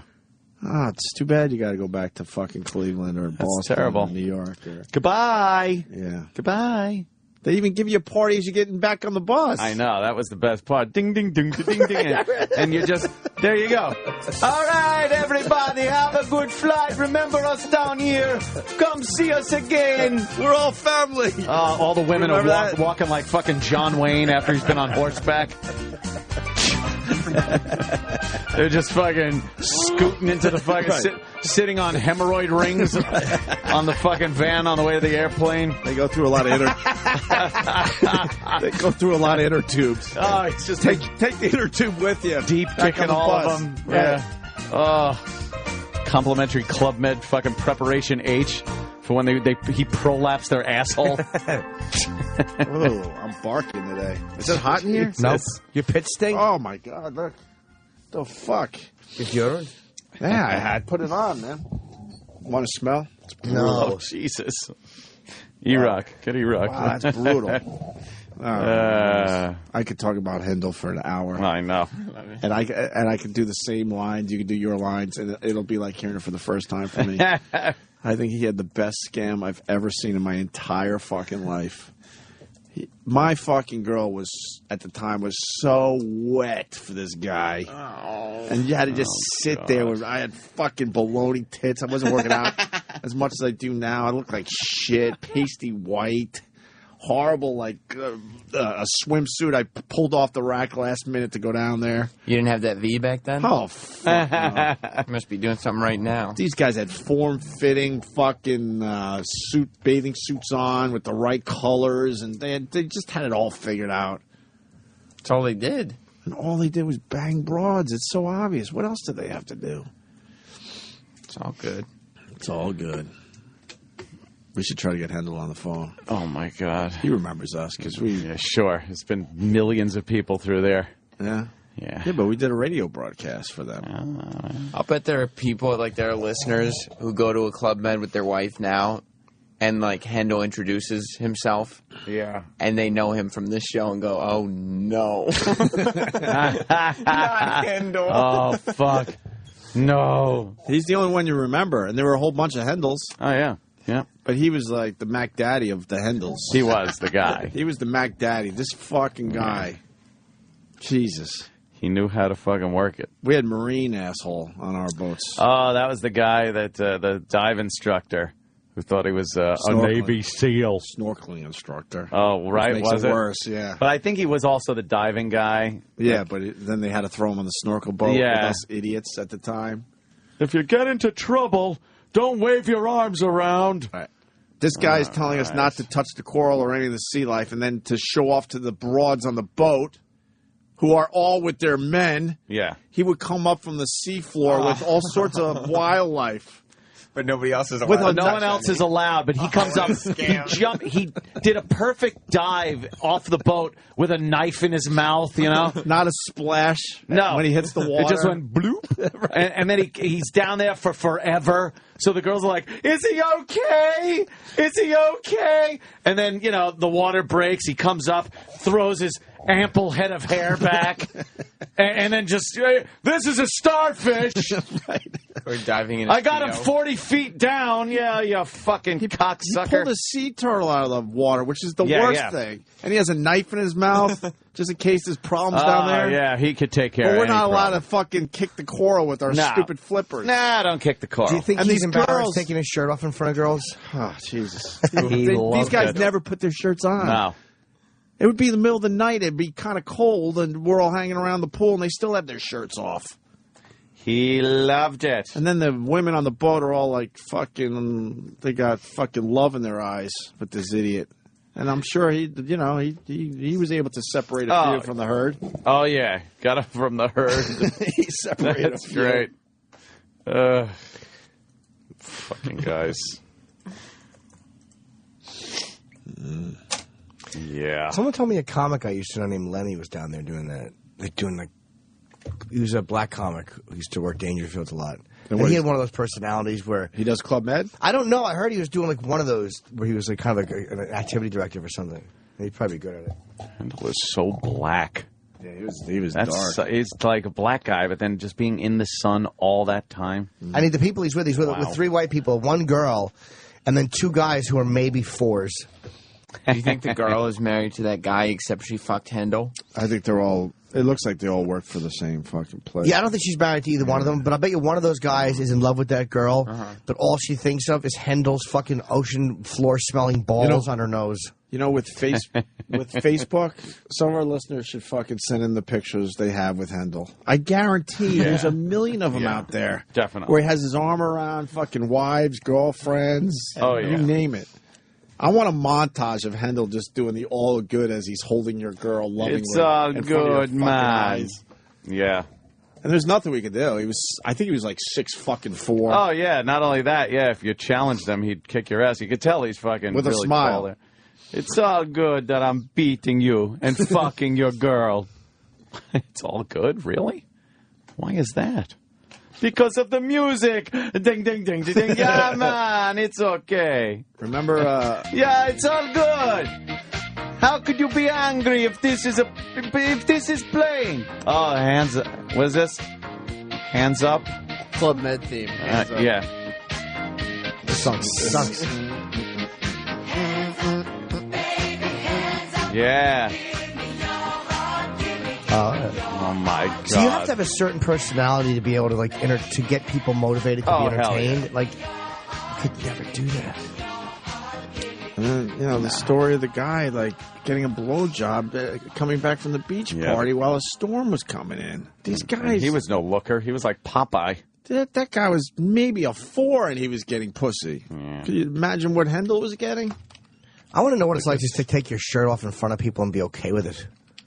That's all I want with my Weight Watchers points. Are you still on that? Yes. Yeah. Doing good. Yeah. Kenny, is he doing good? Yes, sir. All right. Hey, remember Lydia from Oceanside? Sure. I know we're trying to break, but she gave her Händel syphilis when she went up. Holy shit. Lydia, is this true, or are you just fucking trying to get on the radio today?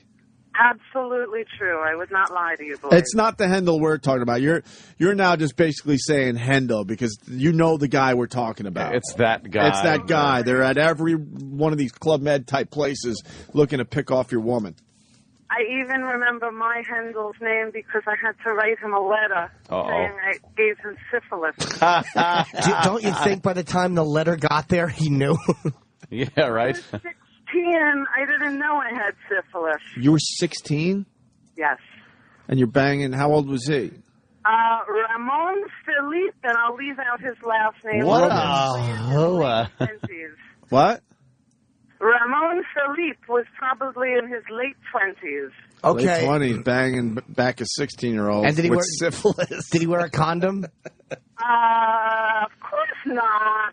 Condom schmondom in those days. Was he black or Spanish? He was a mix of black and Spanish in Aruba. Did he have a big penis? Director. Did he have a big penis? Yeah. You see how her voice changed? Yeah. Like it was yesterday. Yeah. Did your husband make you tell that story while you're having sex? No, my husband doesn't know this story. I hope he's not listening. Make sure he knows now.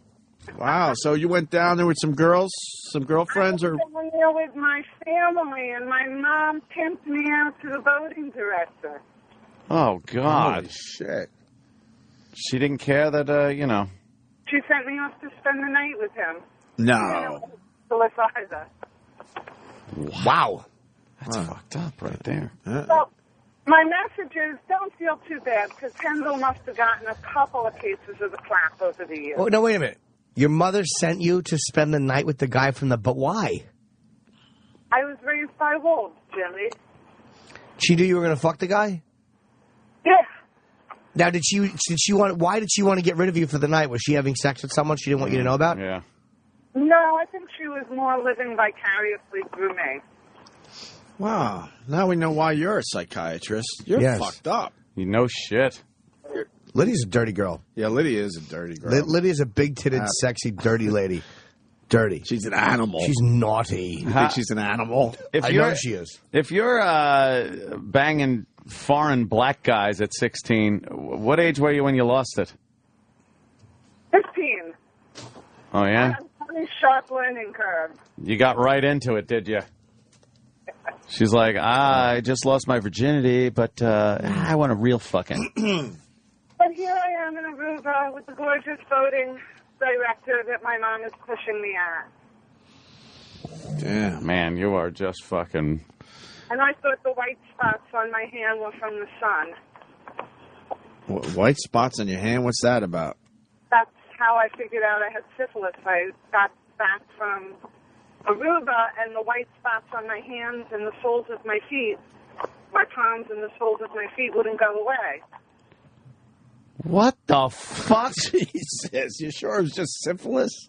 It was actually, unfortunately, rather advanced. That means you had it for a while, you animal. You had advanced syphilis where it was coming out your feet? And you gave it to this guy, fucking Ramon Philippe. Oh, man. Philippe or Felipe? Ramon Philippe. Philippe, Jesus. And then he had another last name, and I had to write him a letter because he was engaged. Did he ever write you back? Was away that week. Dear Philippe, if you notice white pustules on the bottom of your feet. Jesus. Oh, my God. Was it really itchy? No, not at all. Did you have a discharge?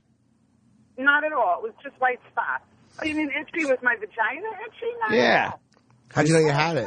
She had it for 4 to 6 weeks. Ugh, what a whore. Without realizing it. That's 16? What are the fucking white spots? I'm not asking you, I'm asking Dr. Sam. The secondary stage can include hair loss, a sore throat, white patches in the nose, mouth, and vagina, fever, headaches, and a skin rash. I'm assuming the white spots and the skin rash. Wait a minute, what else? I'm just kidding. Is syphilis still around? Is that a dumb question? Oh, yeah. Probably is, right? Yeah. Yeah, gotta love that one. Lydia, you still do the ass sex or what? You still an animal? You know, I agree with you guys. Ass sex was for the young. Yeah, I think so, too, man. You could pull something out now. I mean, if my husband too loose. really wanted it, I'd give it up. But Women your age, gravity's pulling your asshole out. You don't need fucking a big plunger-like cock to do it. don't need any help. That was a rhetorical statement. Some people are saying you're the idiot that Ramon gave you the syphilis. Well, I wish that were true, but it turns out I had left a wake of people with syphilis. So Typhoid Mary. Yeah. Jesus. Oh. So who gave you the syphilis? Do you have an idea? I know exactly who gave me syphilis. I confronted him with it. Don't say his name, but how'd you know him? Yeah. Give us some details without his name. A guy who lives where I was growing up, and when I went to confront him with it, I found him in bed with his gay partner. Oh, shit. So? It doesn't mean he had syphilis. Well, he did admit it. Oh, he did. I just thought that was an interesting part of the story. Well, did he admit it? That he was gay, and I didn't know it. God, you're an animal. Lydia's an animal. She really is. I was clueless. Dummy. Well, you were young and just kind of getting out there a little bit. How'd you have it on? Well, why does it come out in your hands and the bottom of your feet? Yeah. What, were you giving a foot job? Were you doing that wacky foot job thing? Where you grab on with the soles of your feet and... At first I thought it was our detergent. They made us switch detergent. Maybe you should have used some in your vagina. Disgusting. But she knows what we're talking about, man. These guys are fucking, as they like to say on the Jersey Shore, DTF. They're ready to go, these guys. And they'll take your wife right in front of your eyes. They don't give a fuck. Yeah. There's one or two at every resort for sure. That's their job. They fuck the women. All right, Lydia. This is too much sexiness for one day. Too much sexiness. Oh, God. All that right. syphilis-ridden vagina of yours. Yeah. All right, thanks, Lydia. Cigars and scotch, really fast. I'm going down to the Bahamas this week, and I made a point to casually bring up the AIDS statistics of the islands and why Nassau isn't very populated. So 1 in 33. Yeah, watch out for these guys. They're out there. Yeah, they would just want to have sex with your girls. And a lot of the women are weak when they see them. Oh, yeah, they need it. All right. Just hit that. We'll do some next. I don't know. Fucking hit us. Here. The Opie and Anthony channel. Oh, yeah! On SiriusXM. Coming up on the next episode of The Spectacular Suicide, the notorious villain Anger Man is hurling helpless children from the windows of the Little Lepers orphanage to the streets below. Who can stop this deranged, diabolical, demented mastermind?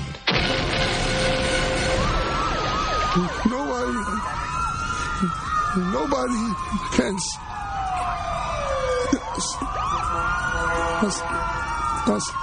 me. I'm invincible. Come here, little Timmy. Would you like to see if you can fly?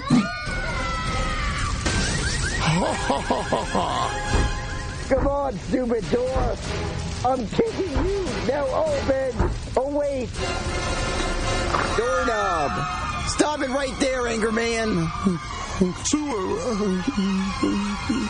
Suicide. That's right. Hey, right where you are. Don't come any closer, or I'll Don't throw another hopeless child to the streets below.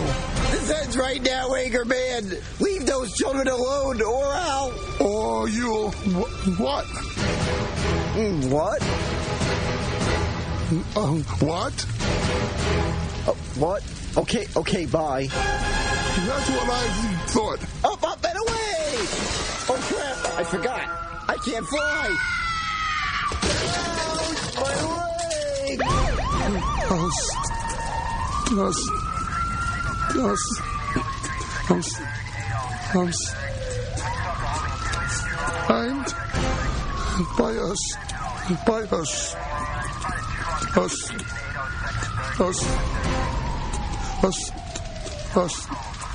Turn statement.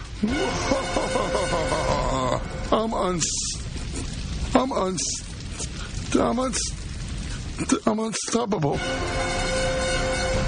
Stay tuned for another episode of The Spectacular Suicide, where Police Commissioner Vic Dumb calls upon suicide to stop another diabolical villain.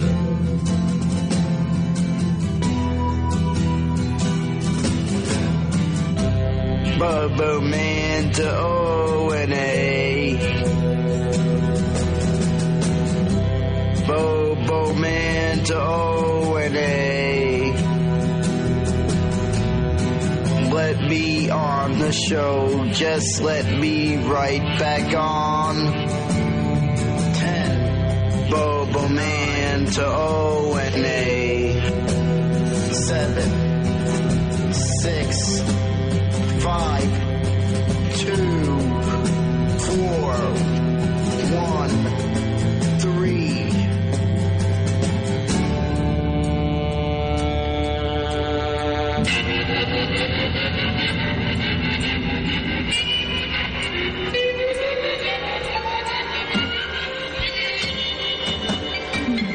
This is Bobo Manto and A. I swear that I'm not dead. Won't you let me just do something on the air? My dog's named Mr. Maloonigans, I swear. This is O&A to Bobo Man. We think you're really great, even though your dick is small and you seem gay. You fucked your brother once, but that's okay. But they won't let me come back on their damn show. I'm not blind, sorry about that. Bobo Man's not dead, no matter what the haters said.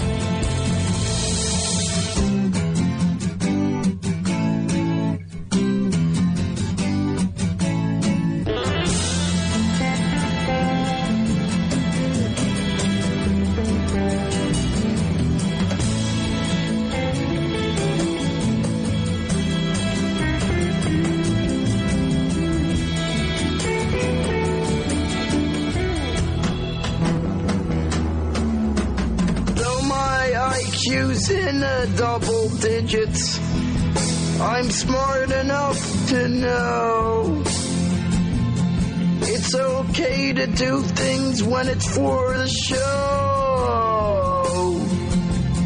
Mr. Maloonigans, I love you very much. I blow him.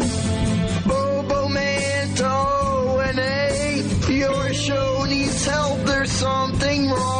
Why am I banned? Why are you mean? Can you hear me, O&A? Can you hear me, O&A? Can you hear me, O&A? What, can they hear me or not, alright?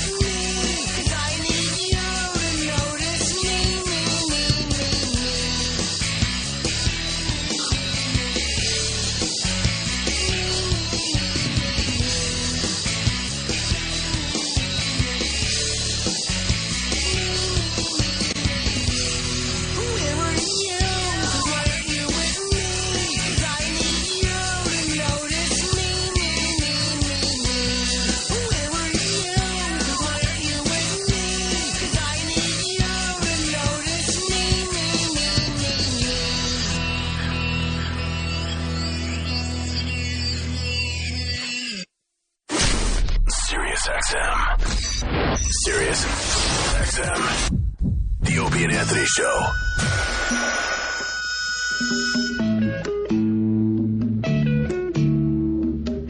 How will you make it on your own? This world is awfully big. I sure missed this. Okay, then. There you go. I don't hate E-Rock today, man. Look at he fucking did the job today. E-Rock. We have to bring it up on the air, right? Yeah. So we ripped down what was this? A logo thing across the fucking windows?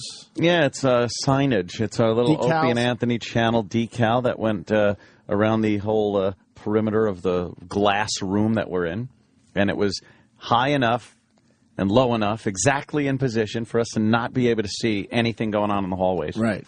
So E-Rock was the one that ripped it down. I said, E-Rock, we have to rip this down immediately. It's stupid. Mm-hmm. We want logos on the windows, so when we film our videos and take our pictures, you know, the logo's in there. Because some of this shit goes viral, and you want to make sure we get a little credit, and the company likes that, blah, blah, blah, blah, sure. blah. But this big black logo was dumb. We had, like, these see-through decals that we want, right? Yeah. So E-Rock ripped down their hard work. And during the break, Gary walked in and was just making believe he didn't notice. Like, hey, guys, how you doing? And I'm telling him, it's hanging from the fucking windows. Yeah, we didn't just throw it away. It's crumbled up and just stuck back on the window. Jimmy tweeted a picture, right? Yeah. You can't miss it. I tweeted? No, I took the picture. Oh, you didn't tweet it? It's horrible. And he came in like, hey, guys. Oh, how was your vacation? Making believe, I'm not bothered by this, or I don't even notice it. If he did, probably expected it. You don't think he noticed? If he didn't seem like he noticed, he probably didn't notice, right? Yeah, I guess. How could you not notice, sir? Oh, is that? Mary Tyler Moore, final episode 35 years ago. Before your time, children of the 80s, 1977. Oh. No. Shows off? What? Oh, this was before our time. Oh, well before, right? Being children of the 80s and all. Yeah. What was that? Sure. Was that the final episode where they all were in like a big fucking group hug going to the Kleenex? And then they had to shut the light out and in say the studio. goodnight. And that was it. But weren't they crying, but they had to get to the tissues? Yes, and they were all unit? hugging, and that was the last kind of laugh there. Do you remember this, Jimmy? I certainly do. It was very sad. It was an amazing show. I loved Mary Tyler Moore. Not her. I loved the show, though. Her on the show, great. She was all right. Ed Asner was amazing, and fucking Betty White, and fucking Cloris Leachman, and Ted Knight. What a cast! Ted Baxter. He was great. He killed it. Oh yeah, and then you had Steuben. Murray Slaughter. You had Captain Steuben. So they're all shuffling to the Kleenex because they're all sad. God, Betty White looked old then. I know, right? What year? That's 77 it went off the air? Yeah. So that's 20, 23, 35 years ago. So Betty White was 55 already. Wow. Well, I just wanted you to know that sometimes I get concerned about being a career woman. I get to thinking my job is too important to me. And I tell myself She's going for an Emmy here. that the people I work with are just the people I work with, and not my family. Didn't Ted keep his Last night job? I thought, Yeah, I think so. He was the only what one is that a kept the family job. anyway? Oh God, this horse shit. This show sucked. So, does it get silly or what? I don't know. It's too long. And I really loved. Yeah. And that's what you've done for me. And now Lou Grant punches her in the face. Thank you for being my family.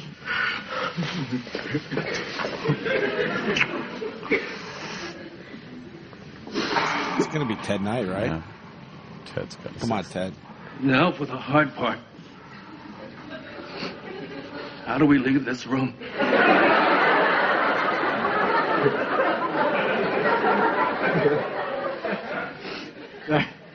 That's not so hard. Remember what Ted said? What is that, Lou? What is that, Lou? A long way That night's fucking great. That's not even a funny line. It's not a funny line, but it's just how he says it. What is that, Could you go back to hear that? Even in that sad moment, he's so desperate to get his compliment. Yeah. He was a funny desperate for his compliment. He was fucking hilarious. It's not too hard. Remember what Ted said? What is that, Lou? What is that, Lou? It's not even supposed to be funny. That's hilarious. I guess it was supposed to be funny. Yeah, of course. Yeah. But by the way, here's why I want to smash E-Rock. Why? Just Sam, why? Please. What? Please go back to where we were and just play. And this is how it should have come back. Oh. Thank you. Oh. Well, I didn't look at the... Why? What's going on with this? Going on here?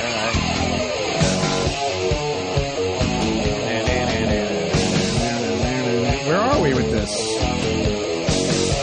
I don't see anything on the sheet about Ozzy or Black Sabbath or... I don't know. I see Glenn Close is 65.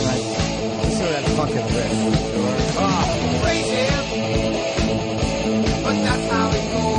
Oh, is this, oh, I know. What do you know? Terrible band. Is this, you want to play this for, Russell? For, the Kony guy? Because he's crazy? Why are we playing this? 30 years ago today. How many? 30 years ago. This song came out? No. That would be more. It's 82 is 30 years ago. I don't know. Blizzard of Oz?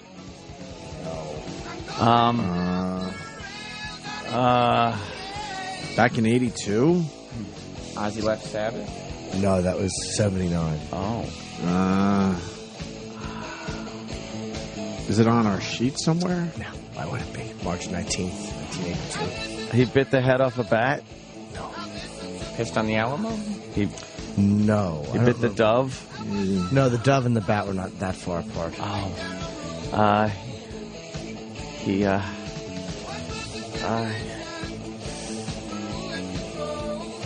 Colin Ferguson? Yes. No. 30 years ago today. Yeah. Oh, Randy Rhoades? Randy Rhoades. 30 years ago today? 30 years ago. March 19th, 1982. Wow. Randy Rhoades. Well. Wow. Yeah, 30 years. They should change it to Crazy Plane. That's what they... What? Oh, I'm so sorry. Maybe. Perhaps that wasn't Too very soon, nice. man. Too soon. And died right in front of Ozzy's eyes, right? Doing a flyover? No, Ozzy was asleep on the bus, as I think Sharon was too. And Randy and her seamstress, Rachel Youngblood, were killed as the plane swooped down and did a flyby. They're probably trying to wake him up, I'm guessing. Whoops. And he hated flying. What did the plane hit? The bus that Ozzy was on. So Ozzy's lucky to be alive. Oh, yeah, he should have been killed, too. I mean, in a fair world, everybody would have been killed. Ozzy's so how did he survive it? He was in the back of the bus or something? Yeah, when the plane wing hit? I believe the wing clipped the bus and just fucking the plane flipped or whatever. Wow. But yeah, he was... Satan saved Ozzy. Was Randy that again. good? Oh, yeah. He was young. He was 26. But he was that good of a player and all? Yeah, he really was. He was fucking great. Classical. He loved... Obviously, he would take a guitar lesson in every town. Like, he loved these old fucking classical guitar people. And he probably would have left Ozzy in 83. You know, I mean, it's like... Not like he'd still be there, but... How long was he with Ozzy? A few years, 3 years, 4 years. That's it, huh? Yeah. But they were good friends? Yeah, in 1980, they hooked up, I think. And then they did Blizzard and Diary very close together, which is lucky for Ozzy that they did that. Shit. And he credits Randy Rhoades completely. Well, who was Randy playing with before Ozzy met him? Quiet Riot. He was? Him and Rudy Sarzo. I don't know Quiet any of this Riot. shit. Yeah. Oh, yeah. There's a great guitar solo by Randy. He would dress, and again, it's fucking 1979, but he would wear like this like weird little vest and this little polka dot fucking bow tie. And there's one of his guitar solos from the fucking Quiet Riot days online. He was great. He was just a great fucking young guitarist. Terrible. More importantly, I want to hear more Ted Knight lines. I don't know what it is for that guy. What's that, Lou? All we have is Mary Tyler Moore and Caddyshack, right? What else was he in? That fucking sitcom that came out was horrendous. Oh, with Crazy Cow or whatever. Too Close for Comfort. Too Close for Comfort. I never got into. Jim J. Bullock. Do you have like a greatest hits Ted Knight thing or something? But there's a lot of Caddyshack in there. Yeah, no, but put like Mary Ted Tyler Knight Moore tribute. Oh. How did you get involved in this, Monroe? Sit down, Monroe.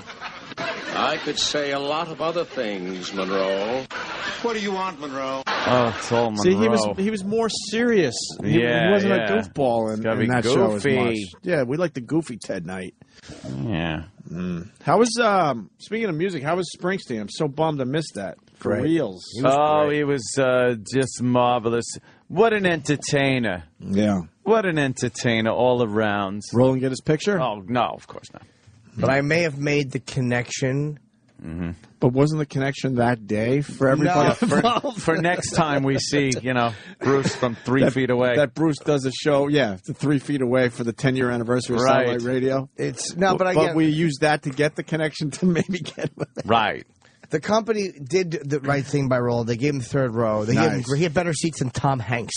Really? So, yeah, he got amazing. They took great care of him. That's great. And I tried to get him into that back room, but it was not happening. But when I saw all the people piled into the room, Springsteen's private room, I kind of got it. And I spoke to Bruce's the guy who does his security, who's solely responsible for Bruce. And even he couldn't do it that night because it was so crowded with friends and people. So I kind of got that. Right. Nobody was being a dick about that one. That was just one of those things where, he wanted his private space with people he knew, and I got that. Sure. So, but I think that Roland will get it at another venue. He could just screen grab this picture. That's him. Yeah, and Bruce there he's in every fucking shot. Where's Roland? Right where the cursor show him is. where That's Roland? No, yeah. That's Roland. That's and awesome. There's Bruce. Holy fuck. Yeah, just screen cap that for him. Oh, I didn't show you. I'll show you a cool picture because Bruce was so cool. He came down the aisle. Oh, yeah, he was in the audience and He was shit. in the audience. Yeah. He was awesome, dude.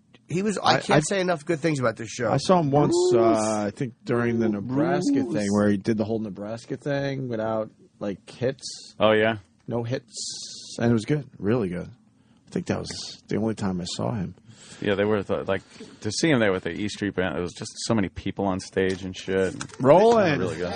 Did you enjoy your Hey, Roland. I know. I decided Look at how close he was.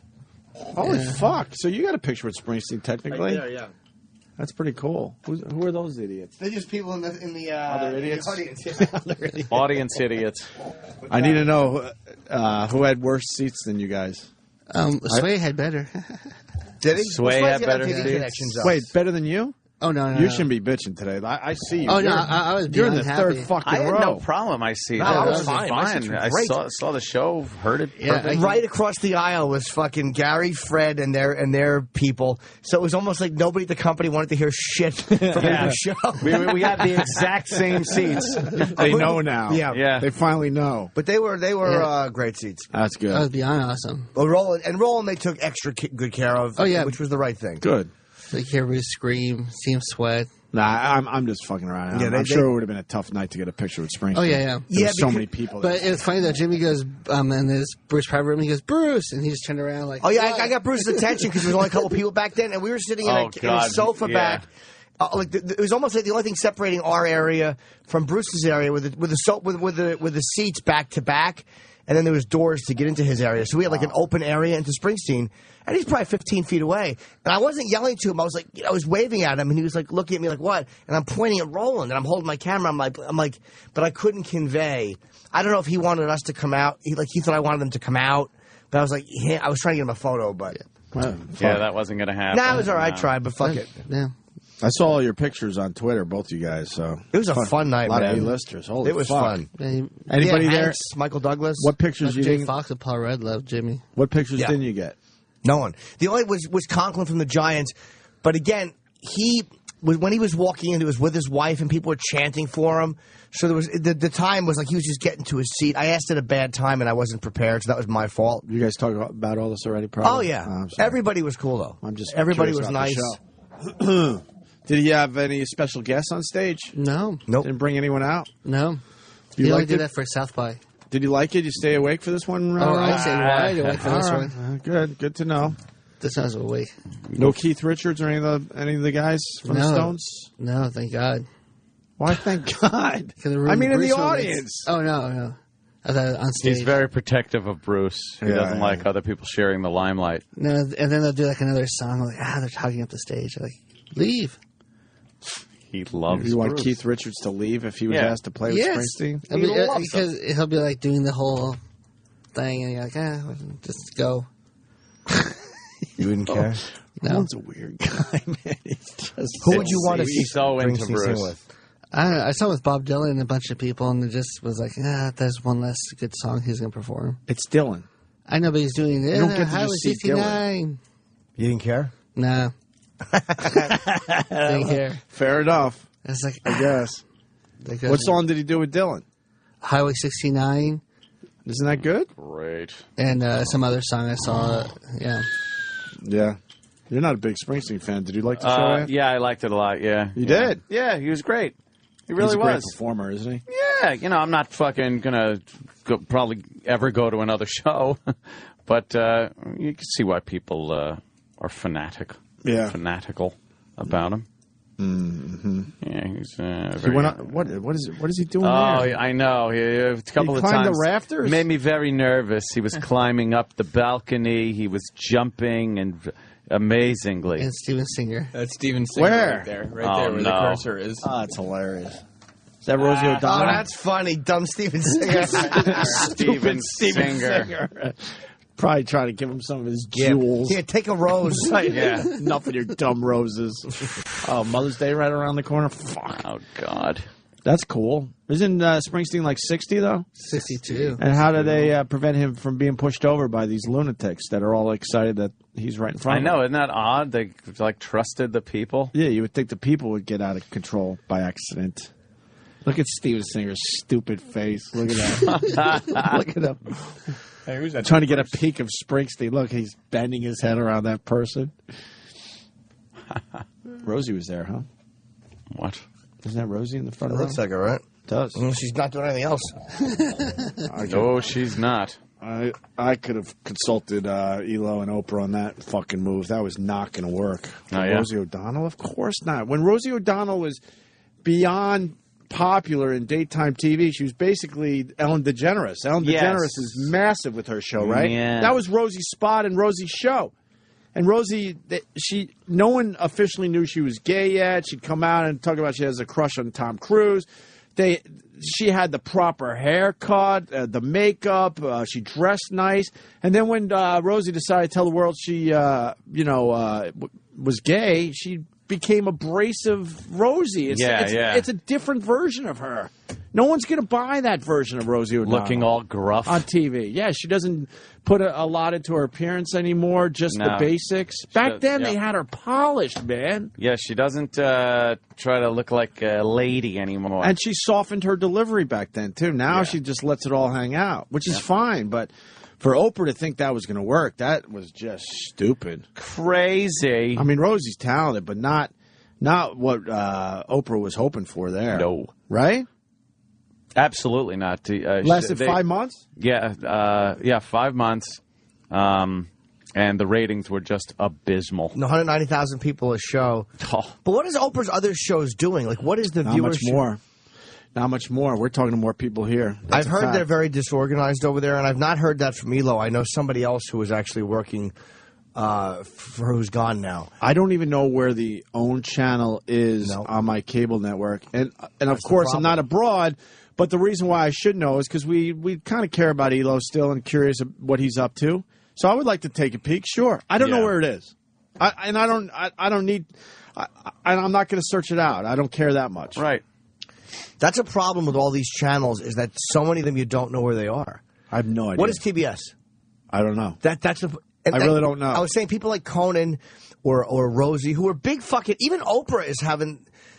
It's hard to find people, even if you know who they are, you don't know it's not the main 3 channels. And I used to know, and then Time Warner, it's been a little while now, but then they changed where all the channels used to be. Oh, yeah, they switch them around. So now I I don't know. There's a way to have your favorites, but it's just a nightmare finding shit. Yeah. But I knew the Rosie thing wasn't going to work. I think Oprah's going to have to go back on and do her dumb show to save her network. Yeah, people really do. Speculating. Are they she's gonna speculating have to do that? Yeah, because she's got so much invested in this network. Right. To have it just fold. And then Rosie went on with a one-on-one interview. What? Yeah, that's dumb too. But that you're talking about the interview she did with. No, Joseph Kony. No, that would be a big one. No, she did a Whitney Houston family interview thing. Who did? Oh, you're talking about Rosie. No, Rosie changed her whole format. She went with sort of the Oprah thing, right? What Oprah was doing, sort of. And then she completely changed it halfway through and said no studio audience, just one-on-one interviews? Yeah, she was. How is that going to work? At first, she was trying to have fun and be the fun old Rosie. She had a game show segment and all kinds of shenanigans and music and things like that. And then she just decided, I want to go one-on-one interviews, no audience. And then she approached, I guess, Oprah's people with that, and they were like, okay, great, because it saved so much money. Oh, really? And they knew that the show wasn't the show pulling was in money. bleeding. Yeah. Well, it must not have been. Can you turn that a little bit? It must not have been.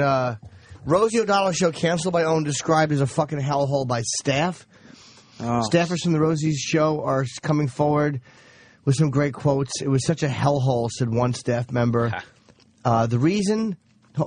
O'Donnell's frequent temperamental clashes with the Rosie show staff. Oh, boy. During a taping last fall, O'Donnell uncontrollably yelled at a publicist backstage because she didn't like the parameters agreed upon for an interview. Well, you know what? We've done the same thing. I agree with Rosie on that. She's the fucking publicist. There's nothing wrong with that because she needs to get some interesting stuff out of these celebrities. We sit here looking like idiots sometimes. Pulling pubes out of her teeth or not, I got to agree with the her. Fucking publicist probably agreed. Okay, no, Rosie won't ask that. Rosie's Don't like, what talk the fuck? about that. Several staffers were also upset when O'Donnell clashed with Oprah Winfrey's longtime director, Joe Terry. People thought she humiliated him when she scolded him in front of a live audience for using the wrong camera shots. Rosie suggested he didn't know what he was doing. She fired Winfrey's stage manager because she felt he was ignoring her and not doing his job properly. She was also unhappy with her band leader. He was an Emmy winner because he couldn't play an obscure Broadway song. Yeah, he couldn't at the drop of a hat play like obscure Broadway show tunes. Oh, please. Yeah, but you know what? That to me is not. That to me is nitpicking, isn't it? That to me is it looks like it was an Oprah staff working for Rosie, and Rosie wasn't happy with certain. Right. And you know what? If the viewership was terrible, maybe she wanted to shake everything up, and maybe she's getting no viewers, which means she has to be nicer to guests, and maybe the publicist did the right thing. Who the fuck knows? Yeah. I hope Eric Logan's okay over there. Elo must be getting a little nervous. Although we'll certainly welcome back to radio. Oh, you know what? Oh, my God. I'm willing to say, and I don't have much to say about anything in this company, but I'm willing to say that Eric Logan would be welcome back to SiriusXM satellite radio with open arms. Can you imagine if he came back and the first thing he did was fire the show? That would be hilarious. A brilliant move. Yeah. Get to kick those dummies out of their offices. Knock down some walls, man. give Elo one big office. Hey, when are they building more office? I understand they're doing more studio space here. When does that begin? Do we know? Really? They've been saying that for a long time now. Yeah. So I've heard that we may get a bigger studio. Yeah. I've heard a lot. Well. I've heard that from myself. I've heard a lot of things. Oh, from yourself. No one down the hall will confirm that. I think Kenny Who started told that you rumor. that? Well, I heard it from Norton. Kenny likes to start a lot of rumors. And innuendo, does he? Cramden told me. He makes shit up every single day and then decides that this is what he's going to tell everybody that he sees in the building. Yes. He just Kenny, makes up Kenny, something. what are you working today? Well, while you were gone, GH, Sam has a new show. What's the show called? The Busybody Show with Sam and Troy. The Busybody? Yeah. Like Busybody, but Busybody? Is this the official name of the show? Yeah, the Busybody Show with When is Sam it on? and Troy. But people don't understand. This is what he's... When is it on? It comes on when you guys are done at 10 o'clock. Oh, so now it's called the Busybody Show? With Sam and Troy. With Sam and Troy. You got a partner now. That's awesome. This is what people don't understand. I'm talking. Kenny... They have promos, GH. Oh. Yeah? Yeah. We're two guys who are up in everybody's business. Oh, no. Oh, no. Yeah. Are you telling everyone in the hall?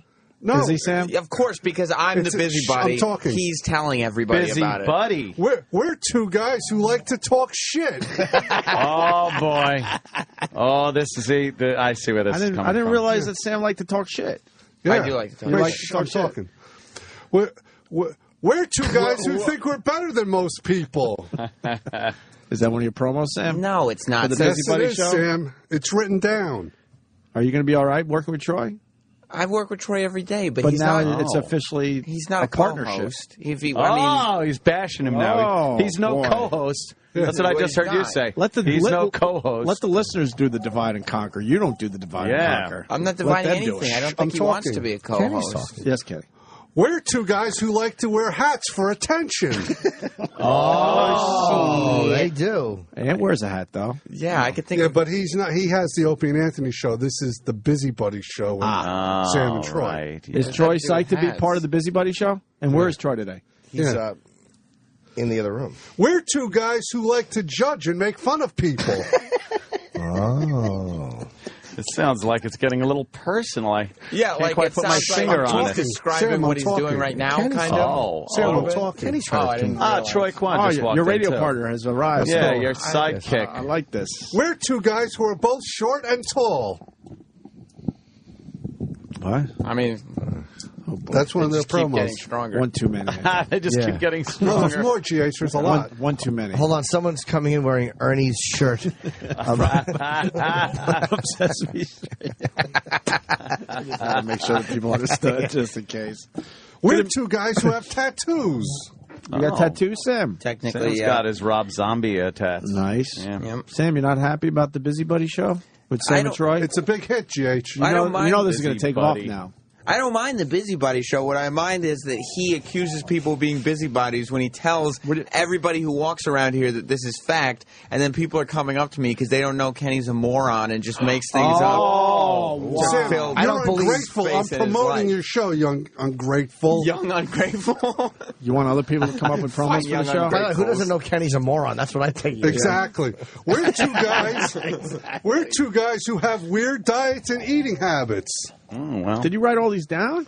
He texted them to me. He's told everybody in the building these. Really? Yeah. He has one set of jokes. Are you happy that you're now a co-host? I mean, I'm not a co-host. I just come in and hang out with Sam. No, you on the are, show, according to but- Kenny. It's They're the very busybody. modest, GH. Are they? Yeah. Yeah. They're trying to, keep... Troy's aware that Kenny just makes shit up to fill his empty days. Right. And Is that tells- true? Yeah, absolutely. And he tells everybody in the building. Yeah. To the point where people are coming up to me and going, Look how happy. "Oh, so you took out a partner?" And I go, "What are you talking about?" And they go, "The after show. You changed the name and everything." And I go, "He's making it up. He just says shit because he's got nothing going on here." I have the hardest job here, Sam. I'm responsible awake. for saving lives. Oh, wow, yeah. Damn. So it's the Busybody Show. With Sam and Troy. Right. Yeah. Busy. I mean, I'm not. Troy's not complaining. I think Kenny just needs some busy work here. Yeah. Apparently, he's not kept What do busy you mean? enough. I'm planning a trip to Cleveland. Yes. Sounds like a huge undertaking. Well, we're going up there for Jimmy. Yep. That's right around the corner now. No, Month you're out. going for the fans. For the fans? Yeah. You're Yes. doing the live broadcast. Who's going for Jimmy then? That's ancillary. Do you know that word? I might have heard No, it. he just thought that Anthony had something called Solari. Solari. He left it somewhere. That's Aunt Solari. Yes, she's married to Uncle fucking Frito. Yes, but I understand that they're because I'm already going, that they're picking up half of my hotel room for the Thursday night. Wait, what happened? What a nickel and dime thing I'm to do. going to say for the record, I don't want Sirius to touch any of my hotel. I'll pay for it. I don't what? need you to help me with my hotel. Wait, what happened though? This is going to cost you a little bit of money, GH. Why? Oh, boy. Wait, why? Well, Sirius has a different business model than XM used to. Business I'm model. I'm not going then. Somebody's being a I love busybody. Jimmy, but I'm not going. I'm not going. I don't blame I'm you. reporting facts. I'm not being a busybody. That's Okay. for the 10 o'clock hour. Whatever Yeah. excuse you need to Wait, make. what's going on? Now, we'll have a little meeting. Wait, they want you no. to pay for half a hotel? Of my hotel, but I don't care. Why though? Just stay on the other side of the room and say that that's the side you paid for. Because I have to go there anyway, which is fine. I do. Why? Because they'll only pay for a couple days or something. Well, I guess they have a budget. I ain't going. Tell them right now. I'm not going. A budget? Not even the one day? Yeah, I'll ISDN or something to support Jimmy, but I'm not going. I'm out. A budget? I'm completely out. For sure? Yeah. My time's very valuable, and then on top of it, they want me to pay for shit? No. Yeah, what would we have to pay for, Kenny? I don't need half my hotel room paid for. I'll pay for my entire hotel room. What would Seriously, we have I'm to out. pay for? I'm done. I would have loved to seen people in Cleveland, but it's out of principle. I can't do this. No, don't make your fans suffer. They're not going to suffer. What do you think they do every day? Exactly. Between 6 and 10? He called you in here. 10 o'clock. Good one. That was a pretty good jab he got you with there, Kenny. You can hear more of that in the 10 o'clock hour on the Busybody Show with Sam and Troy. Well, a lot of people are agreeing with you, Kenny. They're saying Sam and Troy are like high school chicks. Oh, man. Yeah, Really? And fuckable. Can I fuck them? Yeah. Chicks with dicks. The hottest wait, Can what? you please tell me what's going on? Tell me what's going on with Cleveland. It's okay, GH. We'll work it out. Why does Jimmy have to pay for half a room? I only heard that, so I don't know anything about any of the show arrangements. What do you know so far? And how come you said it's going to cost GH money? It's going to cost. That means it's going to cost Ant money. What's it going to cost? Fuck. What do we got? Is it the thing we talked about? Yeah. But that's it? What's the thing? Yeah. This? The thing. This? No. That better be, right? Oh, no. That you That's got coming taken care of. You've earned that. We get that. Yes. So what don't we get? An extra night in a hotel? No, they. Oh, this? Can't wait to see what it is. No, you get that. Oh, Get nice. They don't want to pay for your manservant.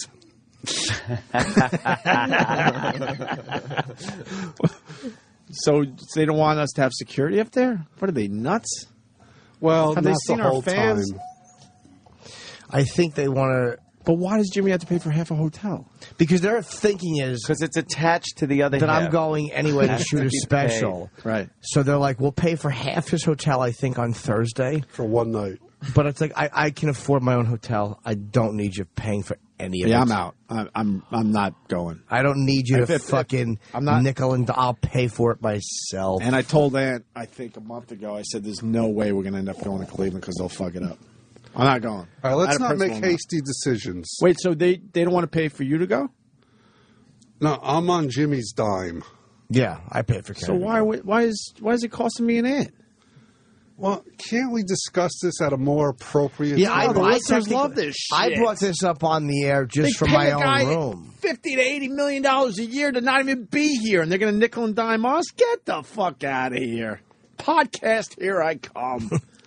I'm serious. Maybe Howard's not here again. GH, I got a good idea. Maybe you can get hired on the Busybody Show with Sam and Troy. Thank you. Oh, busybody. Kenny's trying to fucking move on, but why is it going to cost us? Just lay it out. Busybody. Listen, they do things here a certain way. It's Jimmy's special, and I'm sure there's going to be SiriusXM mentions in the special or somewheres. And then when he promotes it on Leno, it's going to be SiriusXM. What are they doing? It's just a mind-boggling way of selective nickel and dime thinking, and I've never dealt with it in any other company I've worked but with. can we lay it out because I'm still confused. But they are okay to do that. I pay my own way to get. I don't need them to pay for half my hotel room. Yeah, I don't. They actually came to me and said, we'll pay for half a hotel room? No, but I found night. out. But that was told to me, by the way, off the air. That was not meant for the air. I brought Tough that shit. to the air, not Kenny. Tough No, but I'm shit. saying I All don't want this Kenny stuff to get goes yelled on at. the air. This wasn't Kenny. Well, that's why Kenny's trying to be careful. Yeah, this wasn't Well, we're Kenny's asking you, Kenny, what are you hearing? This is for a radio show. We're trying to entertain the people. What are you hearing? No, it's better to have big ears and a little mouth. I love his oldie Yes, time. and you have those with a little brain to match. They got to Kenny. Does he have a scar on his fucking forehead He's somewhere? McMurphy at the end of Cuckoo's Nest. Right. They got to you, didn't they? Finally got to you. You're going to have to throw some big object through that glass so we can get the fuck out of here, Ken. No, listen. What? You sound like a beaten Cleveland's man. going to be great. I'm not going. You're not? No. No, you are. Out of principle, I'm not going. Not only am I not, this isn't going to cost me, I still expect money to go. Did you see Jimmy's cardboard cutout? I did not even see Where? it. Maybe we can get one for you, too. Yeah, that's fine. I haven't seen my cardboard cutout, but I owe you rock it's for it, I wonderful. think. If I'm leaving my family for a few days, I do expect to get paid. So I'm expecting money out of this one. Will you get a salary? What? You get paid. I don't get a salary to fucking fly around the country for this idiot company. Extra money? Yes, it's extra money. Everything is extra. Everything. Yes. It's a la carte. Everything is a la carte. Yeah, but think all the fun we'll have. No, tell Gary I'm officially not going. Oh, shit. Do a workaround. It's not going to go over well. Who cares? I'm not. They want us to. What are they? What's going on? Can you write it down? He doesn't know how to spell. This should have been a 2-minute conversation. You could hear more digs like that on Kenny. He's writing Garee. Kenny, I will make you this promise. I won't blurt out what you write.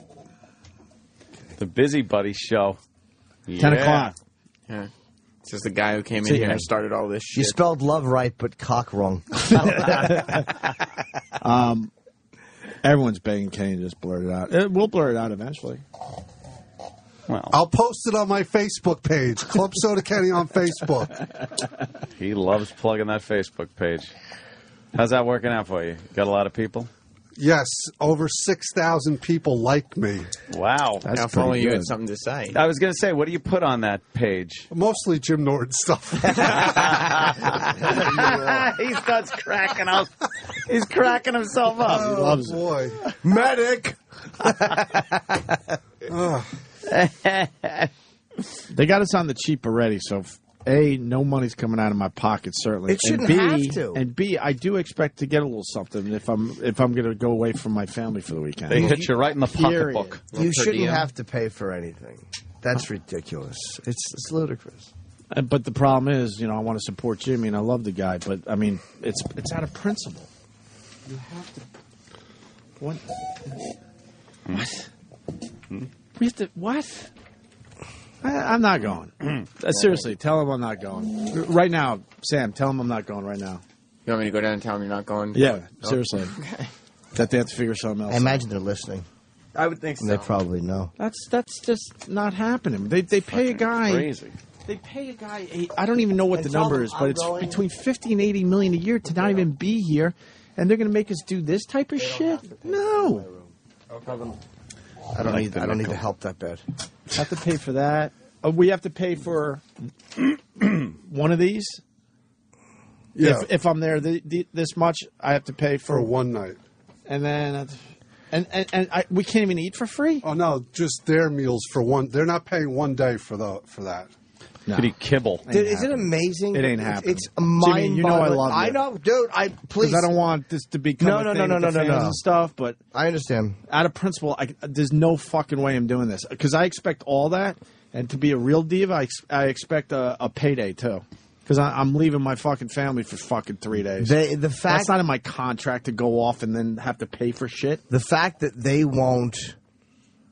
I knew they would fuck it up too. Yeah. I told Anthony, I go, look, we're not going because they're going to end up fucking this up. Certain things. I was booking your Kenny flights and everything. today. No, don't. I'm not going. Why can't they just do the right thing? Like make it like when people get sent places.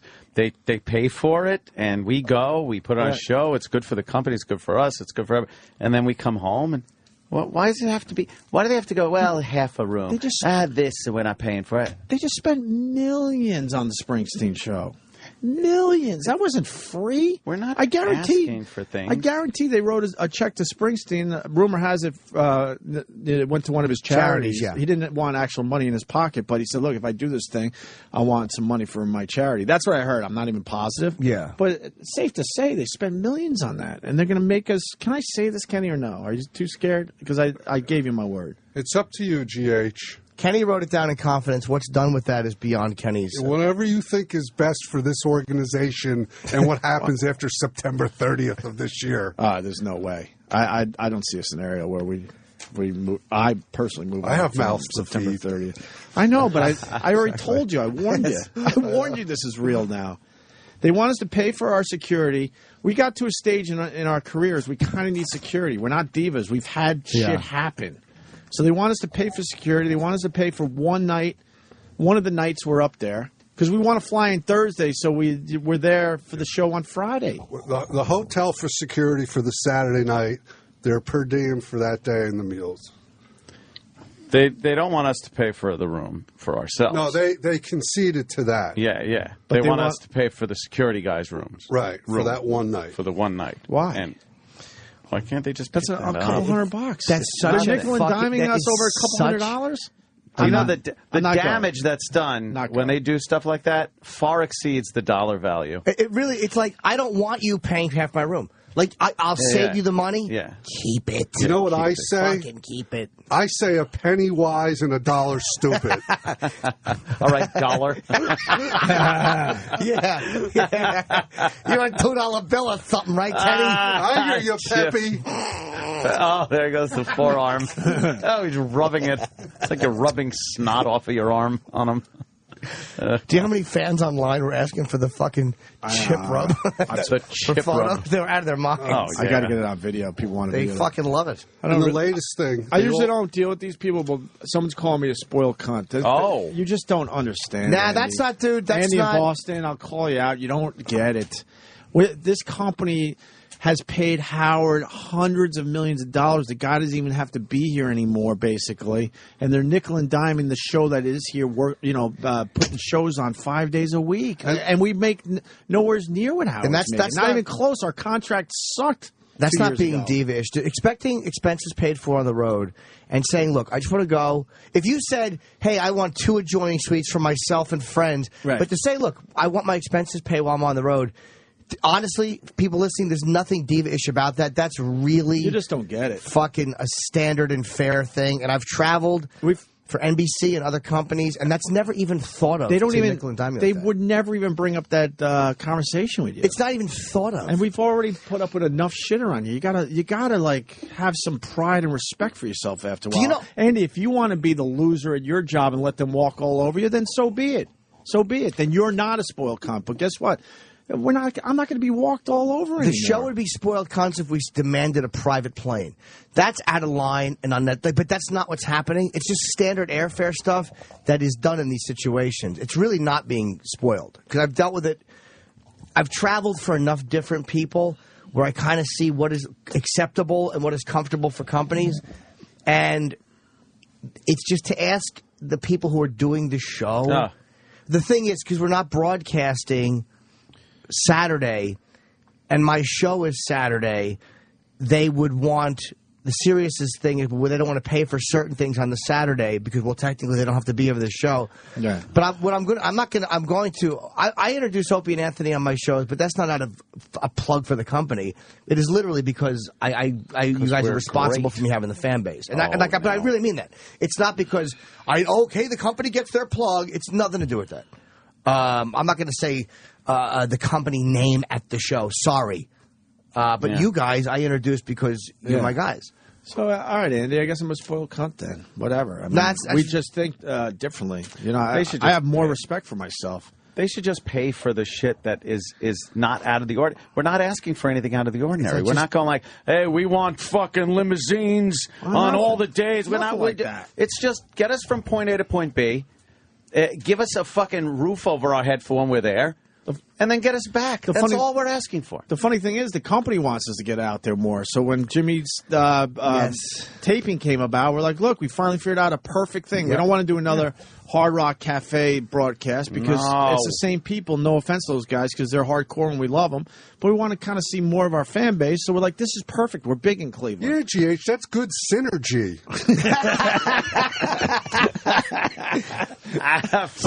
Kenny. Someone's reading a book on management. Management, right. I met with Scott a couple times, and he said to me, he's like, look, I really do want you guys to get out there. And I don't think this is coming from him. Like, they're not going to Scott and he's going, no, for the room. This is not something the president of the company does. Yeah. But I'm just saying, Scott, this is why it's difficult for us to get out here sometimes, because this is stuff that he doesn't see, but this is the stuff that goes on that makes it not fun to go out and do the show because there's so many little moments like this. It's like you can't just go out and do it. I think I could say this much because you're not allowed to talk about contracts too much. They get pissed off. You give me a tenth of what Howard's making, then this is a moot point. A tenth. But let's start there. We're completely underpaid, and then they're going to make us pay for a night. So we have to pay for your hotel for a night, your pay for the day, and meals? No, I'm with Kenny's Jimmy, with me. so 2 of my associates would attend to. I see. Who's the person, and again, there will not be a fucking answer to this, who's the person that actually made the decision to say, all right, tell those guys that we aren't going to pick up the tab for this. We need, if they want it, they got to pay for themselves. Who's the guy? Who's the face? Who's the name that actually said that? I'm not privy to the chain of command. Yeah. But I would love, because guaranteed no one we talk to about this that comes down that hallway from those offices is the guy that said that.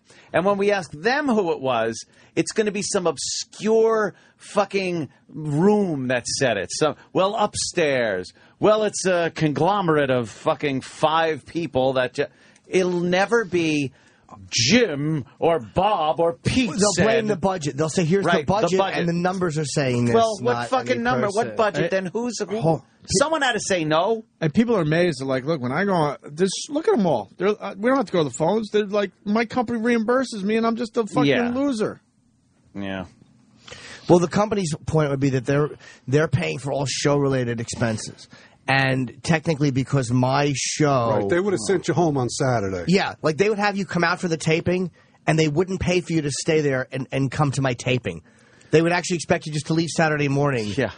Like, Don't they understand the equity in taking care of us, too? But, like... Not giving us something That's embarrassing. To bitch about. Like, what the fuck are you doing? Yeah. I love you guys. I really do. Jimmy, but I don't blame you if you're not. I honestly don't. I out of principle, I don't feel bad, blame but you. There's no way. Some guy did some math. This went around while I was gone. Howard Stern works 112 days a year now. That's 9.3 days a month. Good for him. No, of course. He makes almost $900,000 per show. All right. And these guys are asking us to do this shit. Well, they have to adhere to a contract. Look, in the end, I'll admit, Howard's bigger than us, but he's not that much bigger to that point. There is a major difference going on here. It's contracts, is what it is. Yeah, no, I know. I'm not blaming Howard for having this sweet deal. Trust me.